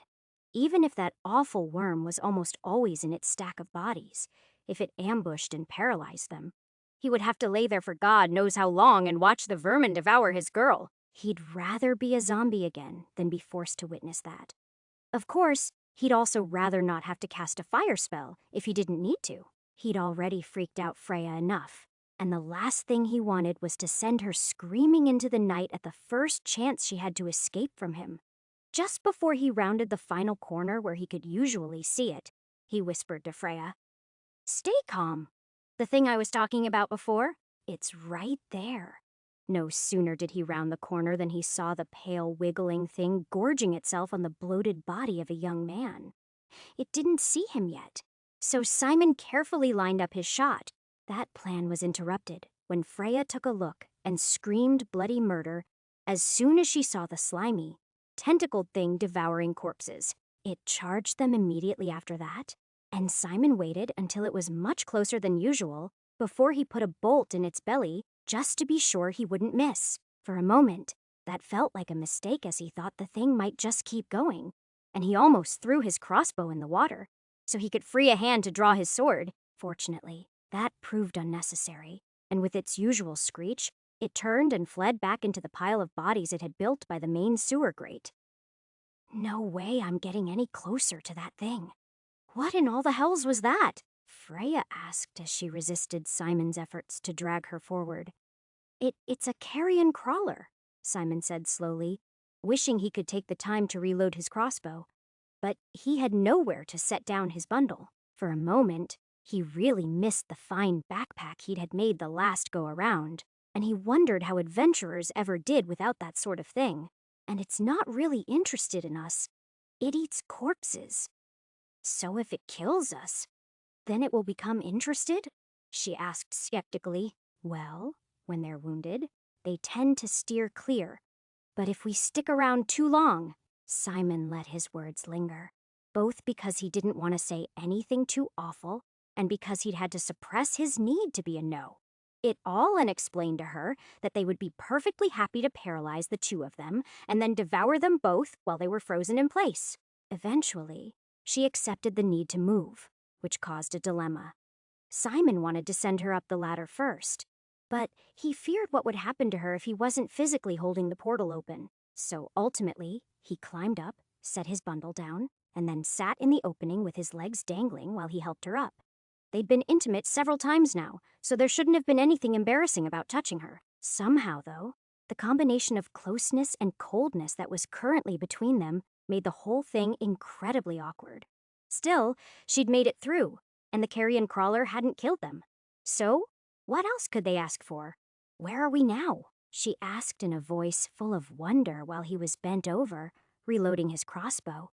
Her words reminded Simon she'd probably never seen someplace tropical or even heard the word jungle in her life, though her reaction to a desert might have been just as extreme. We're in a warmer sort of place that...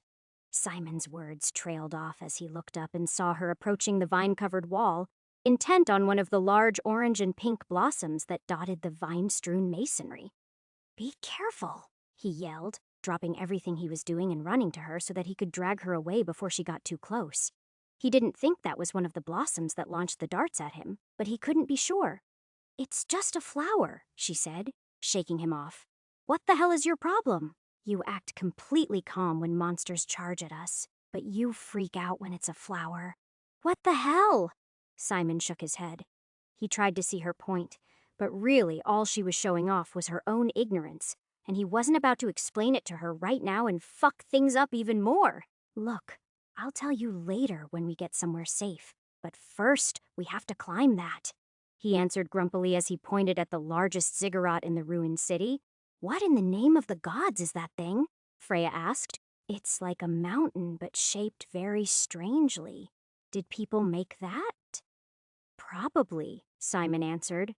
"I'm not really sure." They took a small break by the river so that they could both drink plenty of water before Simon filled his skin back up, and Simon's heart fluttered as he saw her lovely pale skin in the sunlight for the first time. That made him smile. They'd never actually been outside together before. Did that make this their first date, he wondered. The idle thought made him smile.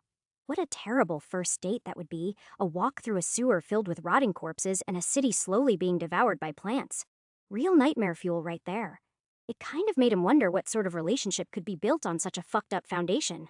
This time, when they set off again, he had her take the lead. He'd never seen anything dangerous in this place that wasn't plant-based, so he felt like she would be safest where he could keep an eye on her. After that, things went fast, and eventually, the icy distance between them thawed somewhat as he explained to her how some parts of the world were warmer than others, and that, in the warmest parts of all, were jungles. which were like forests but filled with far more life. This time, when she peppered him with questions about all the new sights, he didn't mind answering. He did his best, of course, interpolating what he remembered from history class about the Mesoamerican civilizations. But ultimately, he ended up telling her more about Teotihuacan than he did about wherever this place was. After all, he had some idea of where Schwarzenbrock was compared to a number of other cities and portals he had access to. He was even pretty sure that the Wyvern ruins weren't so far from that area just based on the way it looked.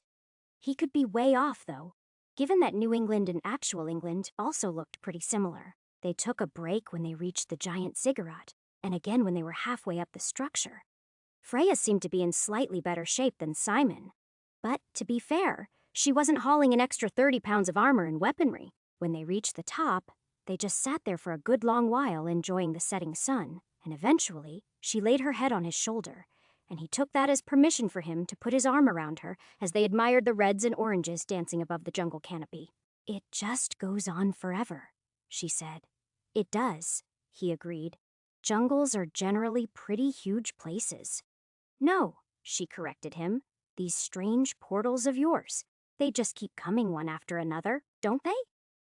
"I'll bet there's another one just past this one and another past that, right?" "There is," he agreed, unsure of where she was going in all this. "And somehow, you don't just summon these portals or know where they're going to go, but you already know what's on the other side, like you've been here before," she continued. "And if I have," Simon parried, answering her question with a question. I don't understand, and I'm not sure if I want to, but I'm not sure what that says about you, you know." This time she looked away from the sunset to look at him directly. "You can wield magic and walk through the same moments twice. So does that make you a god or a demon?" "Neither," he answered truthfully. "I'm just a man trying to be a hero." "Well, you're my hero at any rate," she said. He was about to thank her, but when he saw that she was moving in for a kiss, he decided that seemed like a better idea. So they shared a long, tender moment together. Afterward, there was more talk, and he told her what he could without confusing things further. But really all he could say was that he was on a quest to help a goddess fix a few things, which seemed to satisfy her. As long as Simon wasn't in league with dark forces, it seemed that she could tolerate the rest. Freya was quiet after that. Eventually, after they'd crossed into the next level and found a nice spot to make camp near the edge of ruins, she finally asked a question that had obviously been on her mind for the better part of the day. "Does that mean we've done this before?" she asked. "Is all this just a part of your secret quest? No, we've never done this before, Freya. I promise you that," he said, briefly choking on his words. "I've met you before this, but we didn't even escape from the inn together. This is all uncharted territory. As to if you're important to my mission, I honestly don't know, but I know that you're important to me."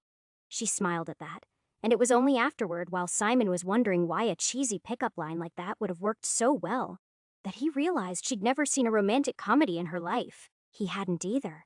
Of course, not all the way through, but he'd probably listened to 100 of them in the background while he played his Switch in the living room, and his mom watched some sappy show. That was a skill that he never thought would come in handy. But as he watched her suspicion melt away while she clung to him, he hoped this might work out yet.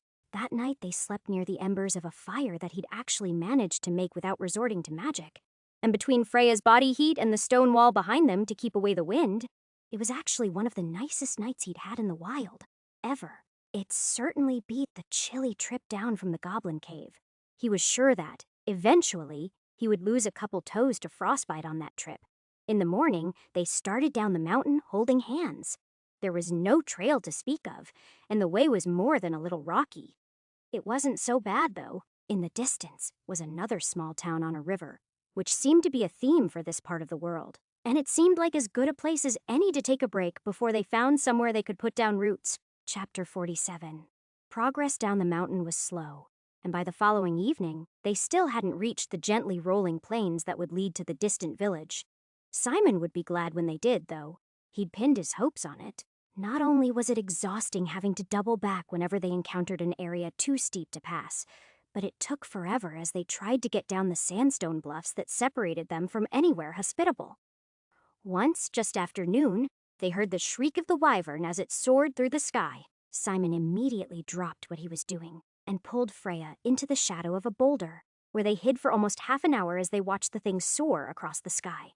In the end, it was only when Simon saw it flying back to its nest with a goat in its claws that they continued on their way, though Freya took the rest of the journey well enough. Even though her feet were bleeding by the end of the day, thanks to her poor excuse for shoes, Simon couldn't stop worrying, even after they stopped and the sun started to set.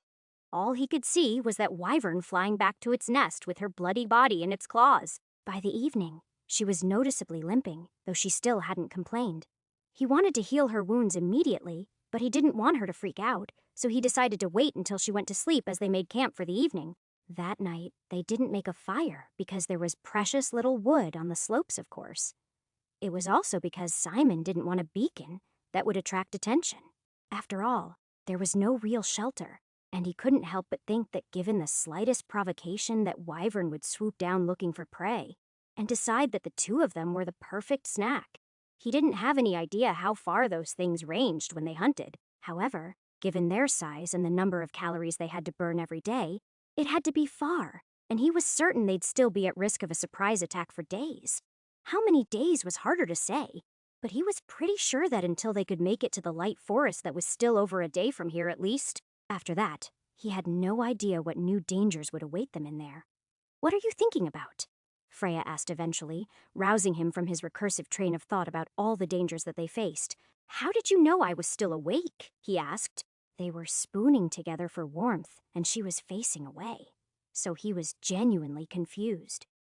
"If you were asleep, then you would have been snoring," she said playfully. "When you're this quiet, usually you're just worrying about things." "The wyvern," he said honestly, unwilling to tell her too much. "It's going to be okay," she reassured him. "We'll get somewhere safe soon.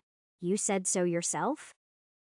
"I did," he agreed. They chatted for a while about what he thought would happen next and what they would eat first when they got back to civilization. But eventually, there was a lull in the conversation, and Simon thought that she'd drifted off to sleep until she said, "It's funny, you know. You spend all your time worrying about what's going to happen next, but all I can think about are all the terrible things that have already happened."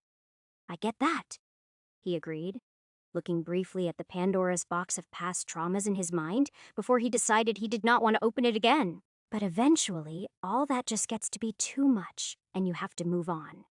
I don't think I'm ever going to be able to move on from Bree, from what happened in that inn," she said, in a voice filled with sadness. "You know, it helps if you talk about it," he said, not really believing the words. It was something his therapist had always told him, though, and somehow at this moment, it felt right. I can't believe that she would do something like that." Freya said, "Not really to him." "You mean Brenna?" he asked. "She seemed like a real piece of work to me." "But you didn't." She paused as she remembered. "Oh, was this before?" "Yeah, we met before. Another time." Simon agreed, not eager to tell his lover too much here. Other women were a sticky situation that he wasn't used to, and facing a cave full of goblins was less than treacherous in his mind than trying to thread this needle. "She almost got me killed once." "Oh," Freya said, letting the ominous word hang in the air for a long time. "What did she do to you?" Simon asked, unwilling to let the conversation die in such a precarious place. "She almost got me killed too," Freya said. At first, her words came out slowly, one at a time, like they were being dragged out of her. At some unseen critical point, though, that trickle became a waterfall, and she couldn't stop. No, worse. She almost made sure I was turned into one of those things. After the owner turned, she tried to use me as a human shield to save her skin, and we fought. And eventually, I had to. You understand, don't you? I had to. "It's okay," Simon said, stroking her hair. "I know you did what you had to. Only what you had to." Freya was crying now, and that made it hard for him to focus on much of anything else besides how uncomfortable that made him feel, and how he could somehow get her to stop. But at least the mystery finally made sense. Every time he journeyed to level 6 and the door opened, it was in the middle of some crucial moment. And so sometimes Freya won, sometimes Brenna won, and sometimes no one won at all. That explained the blood on Freya's hands and the weapon in Brenna's whenever he found one of them, at least. They both drifted off after the sobbing stopped. But it was only when he woke up that he realized he'd forgotten to do something about Freya's blistered, bleeding feet. "Vafum bound J kak kak," he whispered in the dawn light while she still slept softly. Under the blankets, he couldn't see the results of his magic, but he was certain that he was successful as he felt the tingle of magic flow through him. Fortunately, Freya didn't wake up from that, and even after he woke her up and they had the last of their stale biscuits for breakfast, she didn't say a word about the state of her feet, even though he was sure she knew something was different. Simon spent much of the next day thinking about the moment she described to him last night instead of the wyvern. Did the fact that either option was possible mean that the outcome wasn't important, or did it mean that one of them was the right answer? Why would Helites have started the level right at the moment? Why not before the fight, so he could save them all? Or after the fight when Freya had lived? He had no answers, but when they finally found a trail weaving through the rolling grasslands at the base of the mountains, they made better time and camped at the edge of the wood. They roasted some of the cured ham that night, which was delicious, but Simon spent half the night awake listening for the noise of predators as he realized that the delicious smell of roasting meat had been a terrible mistake in such a wild place. While Freya snored softly beside him, all he could think about was the razor-sharp beak of the owlbear, and that he hoped they didn't range in this wood like they did in the other one he'd traveled in so frequently. This time, when they finally reached a road, he went south instead of north. It was as good a direction as any. That meant 2 more days on the road before they reached the safety of the next village. As it turned out, this time, Simon was careful not to use gold when he paid this time. He struggled to introduce the two of them at the inn where they sought lodging, because he doubted that there were words like girlfriend in the world. But Freya quickly handled that. "I'm his cousin," she said quickly, making Simon wonder if she was intentionally choosing to downplay their situation or not. "And where are you folks traveling from?" the cranky old proprietor asked. "Not from the troubles up north, I hope." "No, definitely not," Simon answered too quickly. "We come from a village to the east beyond the mountains. Why? Has something happened? We got any number of problems right now to choose from, but none as bad as Schwarzenbruck," the older man said with a sigh. "If I were you, I'd think real hard about going back the way you came." "We might do that," Simon answered. "We just need to rest a few nights after such a long trip." Simon had planned to stay there for 3 nights, but they only stayed 2. In the end, it wasn't the lumpy bed or the mediocre food that the place served. It wasn't even that Freya was acting a little distant.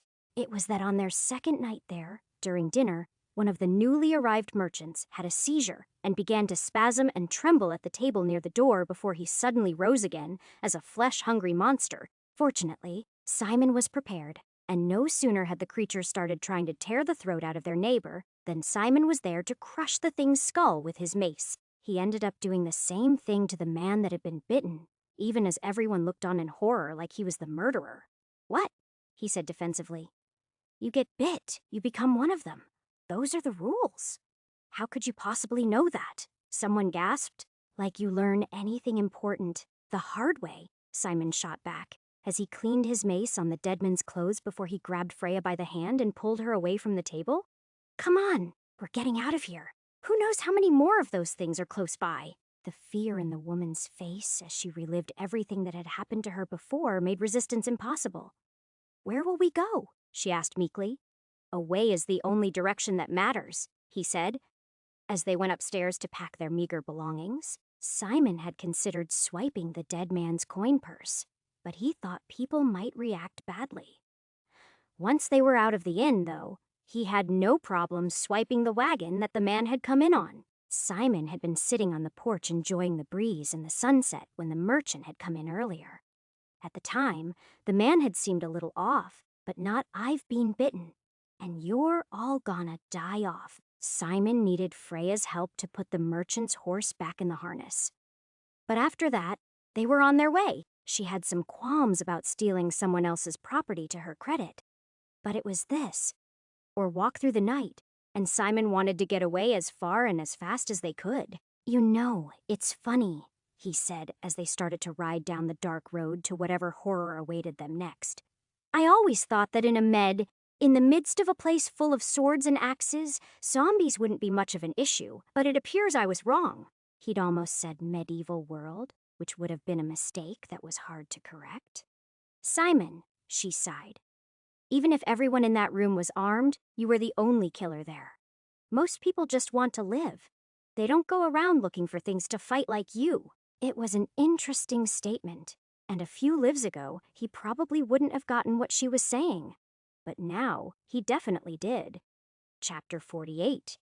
They went south for 3 days, though they didn't go particularly fast to avoid wearing out the horse, given that now they were sleeping on the hard bed of the wagon between a row of crates in the wall. Simon considered this a real improvement. In his mind, nothing was wrong with being pressed against a woman as lovely as Freya every night, but he knew it wasn't permanent. They couldn't just stay in the wagon forever. It was no way to live. The first 2 villages they stopped in seemed too small for strangers like them to fit in. Still, they were a fine place to settle for the night. Now they claimed to be peddlers to befit their wagon instead of adventurers, though Simon had no idea what he should charge for the random pots and cutlery the previous owner had been selling. And as Mr. and Mrs. Jacoby, sellers of odds and ends, they seemed to be treated much better than Simon the adventurer and his companion Freya. Simon spent a whole afternoon just searching the back of the thing, and it seemed like the previous owner had just stolen whatever wasn't nailed down and taken it on the road with him. There were copper kettles, cast iron cookware, knives of various quality, strings of garlic, a box of potatoes, and a half-full bag of flour. These were hardly the trade goods he'd have expected of a merchant in a fantasy world. There wasn't a scrap of dragon hide or a vial of fairy dust to be had. Still, they received a warm enough welcome thanks to his silver, and Simon and Freya put the inn's beds to good use most nights. He still couldn't understand her, though. Sometimes, she seemed like she was falling for him, and other times, he half expected to wake up and find her gone. This mystery was finally resolved when she said, "You know, I always thought that when someone proposed to me, it would be more romantic. But I don't think there's a single romantic bone in your body, Simon Jacoby." During one of their tiffs, "Married?" Simon asked dumbly, not connecting the dots. "What? You're keen enough to sleep with me and to introduce me as your wife, and now you're going to what? Say that it was all some big act just for show." He could hear the fury in her voice, getting ready to erupt if he made a misstep here. However, he wasn't quite sure what to do, so he tried to channel his inner rom-com again, even as his mind grappled with the fact that this might not be the random fling he thought it was. "I would be delighted for everyone to know you're my wife," he said finally as he pulled her down to sit on the bed beside him. "But I don't want you to be with me because you know. You have to." Danger and zombies aren't very romantic, but Freya eventually shut him up by kissing him before he could ruin the moment. "You stupid, stupid man," she said softly. How could I not love the man that saved my life? Simon really didn't know what to say after that. He'd only ever dated 2 women longer than 6 months, and both of those had ended poorly a decade ago. He was pretty sure that he'd proposed to Freya just now, or she'd proposed to him. He honestly wasn't sure which. So in the end, he just held her while he tried to sort out his feelings about what had happened and how he felt about it. Regardless, though, she was in better spirits after that. So on the 5th day of their journey away from the undead, they found another small village. And while Freya was busy at the inn restocking their supplies and trading them a little bit of this for a little bit of that, he took a trip over to the blacksmith and paid the man the scraps of gold that would be left over to turn one of his coins into a nice ring for his girl. In the end, it was an ugly thing, and he was sure he'd tragically overpaid for it. But she loved it just the same. They both agreed it was a strange relationship and an even stranger courtship. But what could they do with the world falling apart like this? "I always thought I'd save up a decent dowry and marry one of the men that work the riverboats, or maybe one of the city guards," she said one night, lying next to him. They'd managed to sell or trade almost half the crap in the back of the wagon now, so there was actually room to lay down. But a foreigner with a strange accent and a knack for killing monsters? Never. Simon didn't really know what to say either. He never expected to fall for, well, anyone, really. Anyone that wasn't a 2D waifu anyway. But here he was, holding a half-naked woman that might even stay with him once the danger passed. It seemed too good to be true, but he vowed to enjoy it for as long as he could. On day 8, they exited the woods they'd been riding through on a particularly dreary day and discovered Crovar. They'd known it was coming from the last couple of villages they'd gone through. Apparently, the little town that occupied a strategic hilltop location in the otherwise flat region they'd been traveling through wasn't considered the nicest place. The reputation of their lord, Baron Rythwaite, wasn't considered the best either. But he had something no one else had so far: walls. And that was enough for Simon to decide that this might be the place. The quaint little town with its tightly packed houses and their red-tiled roofs spilled out from behind its city wall and part way down the slope. And it wasn't a proper castle that protected it, but that was still good enough for Simon. A small and imposing keep beat life on the road indefinitely. He was tired of looking over his shoulder, and he would never know if what was growing between him and Freya was real until they could settle down and have a normal life together. Not that he really knew what normal was in all this. Once they reached the town, Simon saw the buildings weren't in the best shape, but the guard at the gate didn't give him many problems. The man just asked both of them for their names and their business before sending them on their way. Simon paid for a week at the inn, which definitely wasn't the worst place he'd been to. And then they did some exploring. The market was hardly thriving, but they discovered there were enough artisans and craftsmen.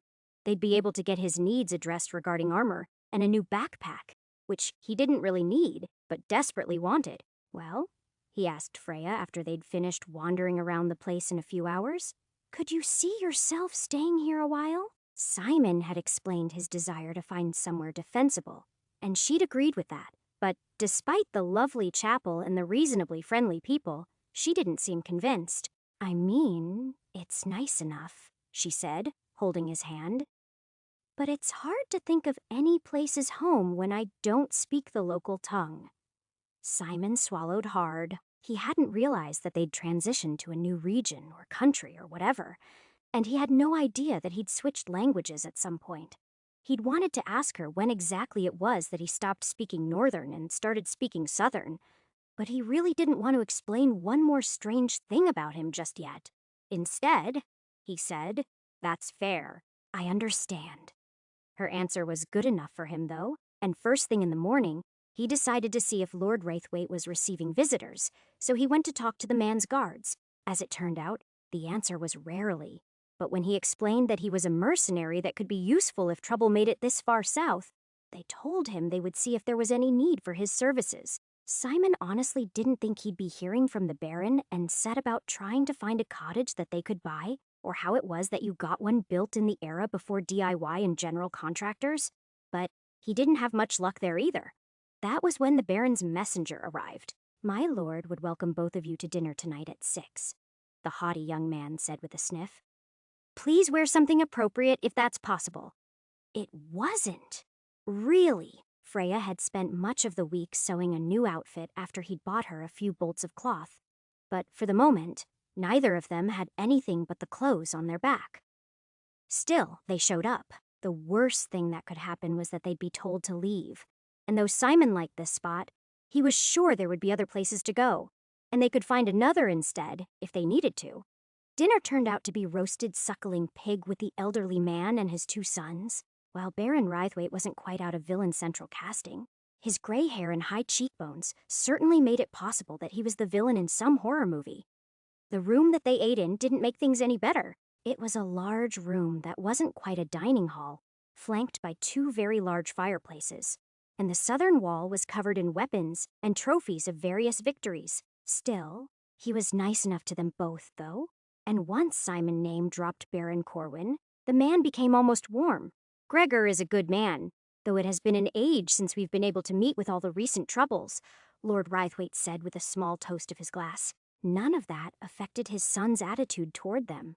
Even after the pumpkin soup and the lamb chops, the 2 younger Rythwaites still spent much of the night looking down their nose at them. When they found out that his wife was from near Schwarzenbrook, they asked no end of hurtful questions about the whole affair. Fortunately, she couldn't understand a word they said, and he could pad the jabs quite easily with a little tact here and a few omissions there. "How does it feel to know that everyone you knew is dead now?" became. What was it like to live through that? And so on. Simon had dealt with passive-aggressive bullies like this his whole life.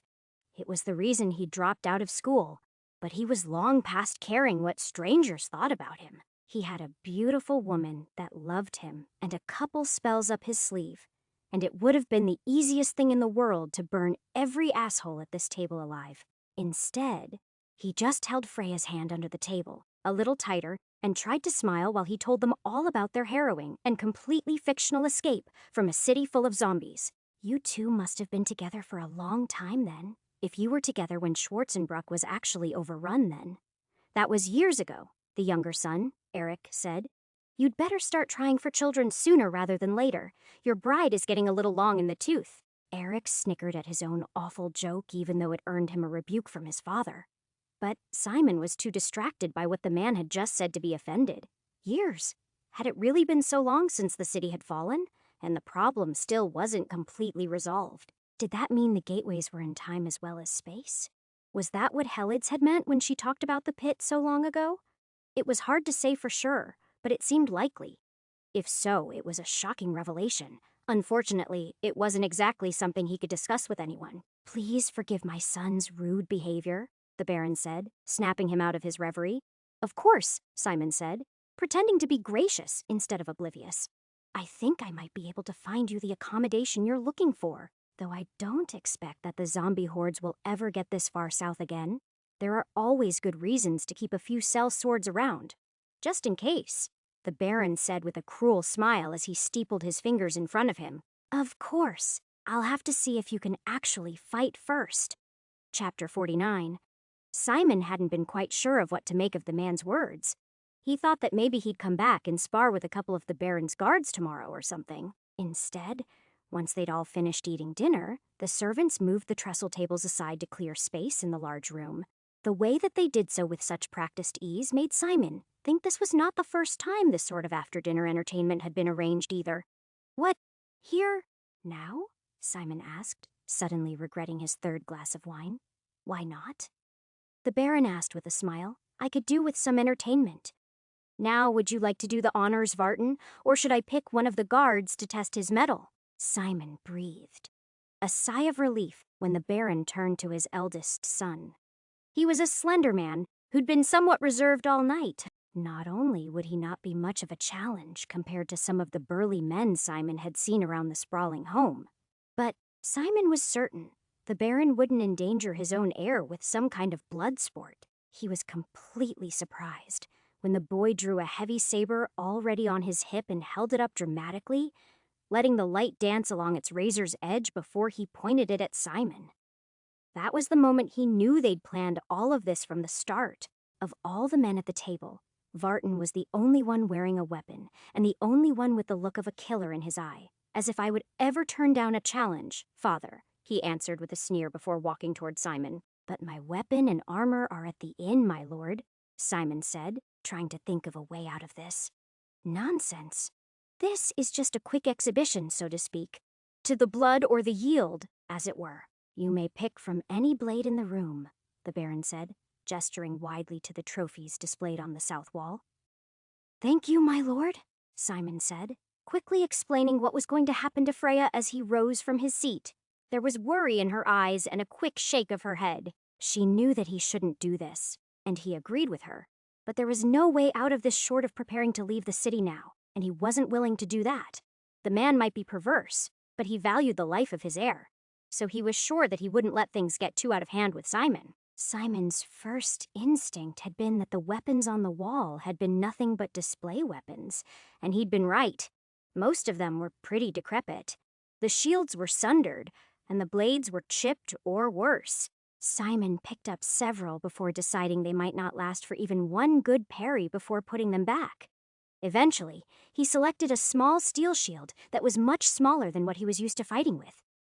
But he could find no weapon to pair with it. That's when he noticed that the long swords the guards carried were just about twins of his own.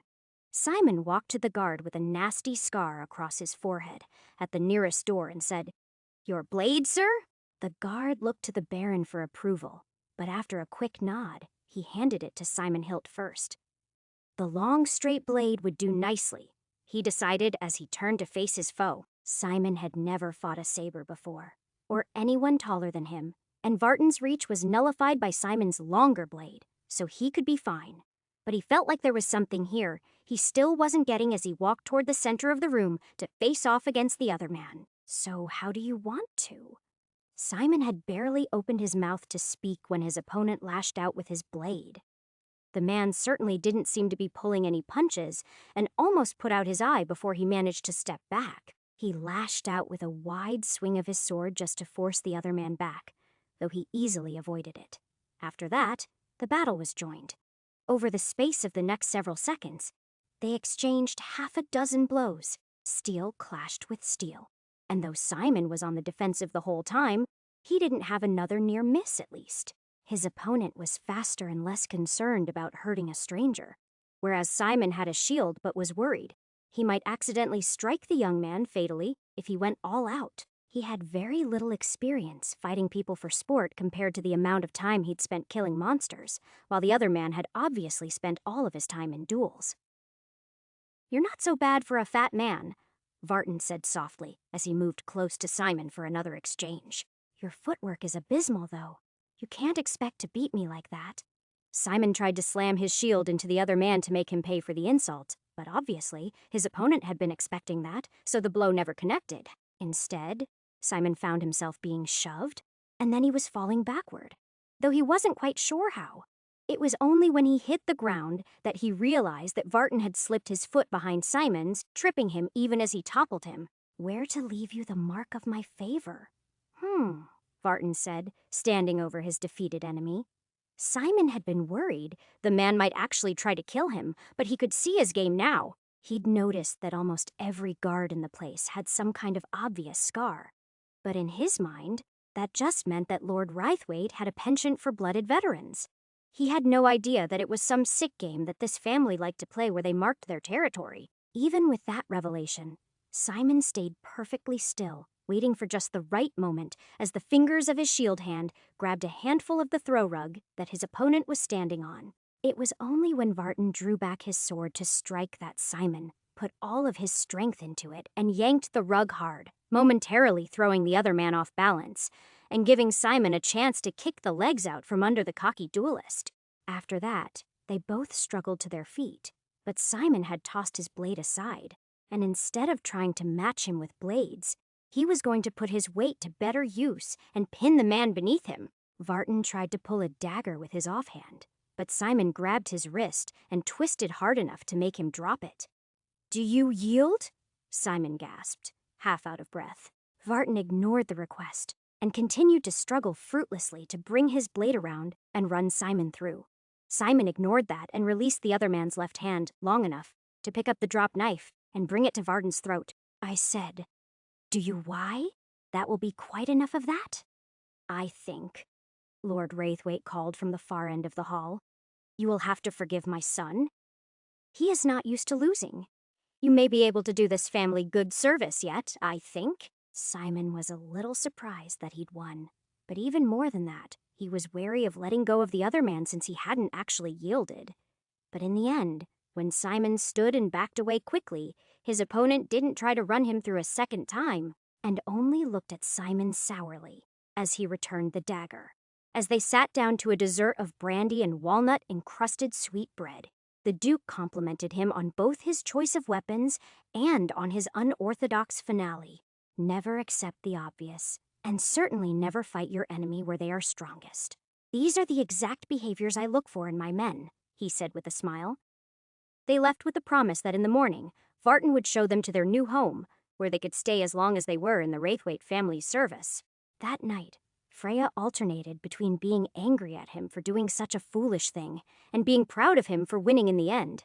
They got very little sleep as a result. In the morning, Vartan met them as promised, and though he congratulated Simon on his victory and suggested they should spar more often, he was sure that the noble still bore a grudge. The cottage he took them to was near the north wall, down a crowded, dingy street that stank of chamber pots. It had obviously been abandoned for some time, and part of the roof had given way completely. Simon wasn't sure if this was supposed to be an insult, but he thanked Vartan just the same. "It's not much," Simon said, holding Freya once they were alone. But it's home. It will be lovely, she said. It's the men that you've sworn yourself to serve that I'm less happy with. We can find people to fix the roof in a few days, but you can never fix that hole in that man's heart. Simon agreed with her, of course, but there was little he could do. Even the zombie threat wasn't as bad as he'd first feared. Apparently, the world was getting to be a dangerous place. Centaur attacks from the east and goblin raids in the south. Unlike the world he'd come from, this was a place of chaos. And Freya didn't understand why a cruel man like Baron Rythwaite was needed in places like this. Simon did, even if he didn't like it, once they were done. And he and his wife decided what needed to be done. Simon sought out some craftsmen to help him resolve the most pressing work. They'd need to replace several of the timbers, replace the rotten shutters, and redo the tile roof. But the walls were sturdy, the fireplace worked, and it would even have space for a small garden in time.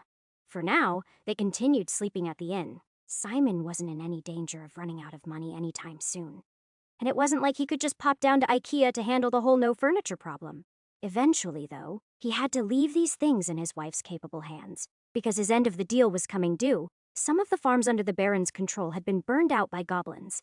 And since he was such an expert on these things, the man had decided to give him a few men, so he could go handle it for him. Freya was hardly happy about this, but it wasn't like he could do anything about the arrangement. First, you bring me into this strange town with these awful people, and then you just, what, leave me here? She demanded. You know I don't want to, but Mr. and Mrs. Stravson will take good care of you while I'm away, and by the time I get back, maybe we'll finally be able to move into our place together. I don't want our place, she said. I want you. There was a lot of hugging and crying after that, but nothing could change the fact that the next morning he still saddled up and took 5 men with him to go see how bad these goblins really were. Chapter 50. It turned out not to be goblins. The villagers seemed to know that too, of course, but Simon hadn't bothered to ask them. Instead, after a quiet ride to the source of the problem, he just tried the same trick he'd used last time. Suffocating them in their lair would be a fairly bloodless victory. Unfortunately, he found out the hard way that this wasn't going to be like last time, when 6 hobgoblins staggered out of the dank hole in the ground. Other than their dark olive skin, they had little in common with the goblins he'd fought so far, and they were definitely going to be a little tougher than their smaller cousins. They scattered the fire in all directions as they charged through the smoke looking for something to kill. Simon hadn't been ready for a counterattack, or the larger-than-expected opponents. None of them were. Still, he charged in before he remembered that this was the very last life he wanted to die in. He was just so used to fighting now that it was his first impulse. And he regretted it as he moved toward the opponents that were almost as large as he was. They were vicious, too. But his boldness surprised him as much as it did his opponent. And between their coughing from the smoke and their squinting from the sun, he was certain that he and his men could make short work of the bastards. He was mostly right. But partway through the fight, when there were only 3 of the greenskins left, Simon took a club to the back while he was gutting his second opponent that sent him sprawling. It hurt, but he didn't think that anything was broken. He would have almost certainly been stomped to death if 2 of his fellow warriors hadn't shot it with their crossbows, though. After that, Simon was about to order his men to start rebuilding the fire when he noticed that one of them was hurt pretty bad. The rest of you start the bonfire back up unless you want to go in and see if there are any of those big bastards left while I tend to Trav, he said. From the expression of the other men, he realized that they probably thought he meant he was going to end his suffering with the point of his sword. But Simon doubted it would come to that. The man had been raked across the belly with the foul claws of the hobgoblins, and he was bleeding badly enough that Simon was sure the abdominal wall had been ripped, which meant there might be all sorts of internal damage as well. Simon wasn't much for science, and he barely remembered his high school biology textbook. But still, he struggled to remember those crucial details as he soothed the wounded soldier. Easy there, man. The worst is over. You're going to be okay, Simon said, struggling to find something to say that wasn't so generic and coming up empty. He'd shared a campfire with these men for all of 2 nights, and he knew next to nothing about him. I'm dying, aren't I? The man gasped as he lay there in obvious pain. Nah, Simon lied. I've seen way worse than this. It's just a flesh wound. A flesh wound, he moaned in fear. What is that? Does that mean it's already diseased? Gods protect me. Simon realized the man would have no idea what he'd meant by the phrase flesh wound only after he said it. But he didn't bother to answer. Instead, he gathered up the image in his mind of the wound knitting shut, the intestines returning to normal, and the blood pooling in the man's abdominal cavity, slowly being reabsorbed by the body before he whispered, Favam spamanjanta kakakat, under his breath. Simon could see that it wasn't enough to fully heal such a large wound, but it did help, and he quickly reached for the bandages. The last thing he wanted to do was reveal his magical powers. He knew exactly what would happen once he'd done that. Instead, he just made Trav comfortable. After all, Simon could always heal him again that night or on the way back home if necessary. They stayed there the rest of the day, filling the lair with smoke. And when night came, they camped nearby and kept a watch on the entrance until morning. It was only then that Simon was completely satisfied that they'd done their job. They brought one of the heads back to the village on a spear and mounted it in the square to show everyone that they had nothing to worry about.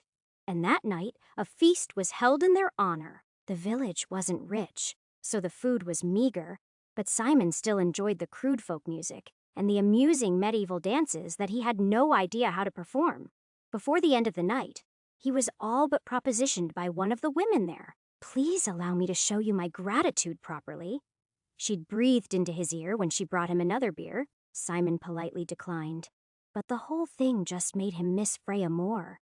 And so the next morning, they made haste back to the Baron to deliver the news of their success. The ride back gave him plenty of time to reflect on his strange little life. The life of a mercenary warrior certainly wasn't what he would have chosen if he'd gotten a say in it. Being the Baron and actually managing all the details of the kingdom could have been fun. Playing a wizard in a tower studying how to make this magic system slightly less broken could have also been cool too. But even if he could figure out a way to reach that spot in one of his lives, he couldn't imagine how he'd be able to do it without Freya by his side.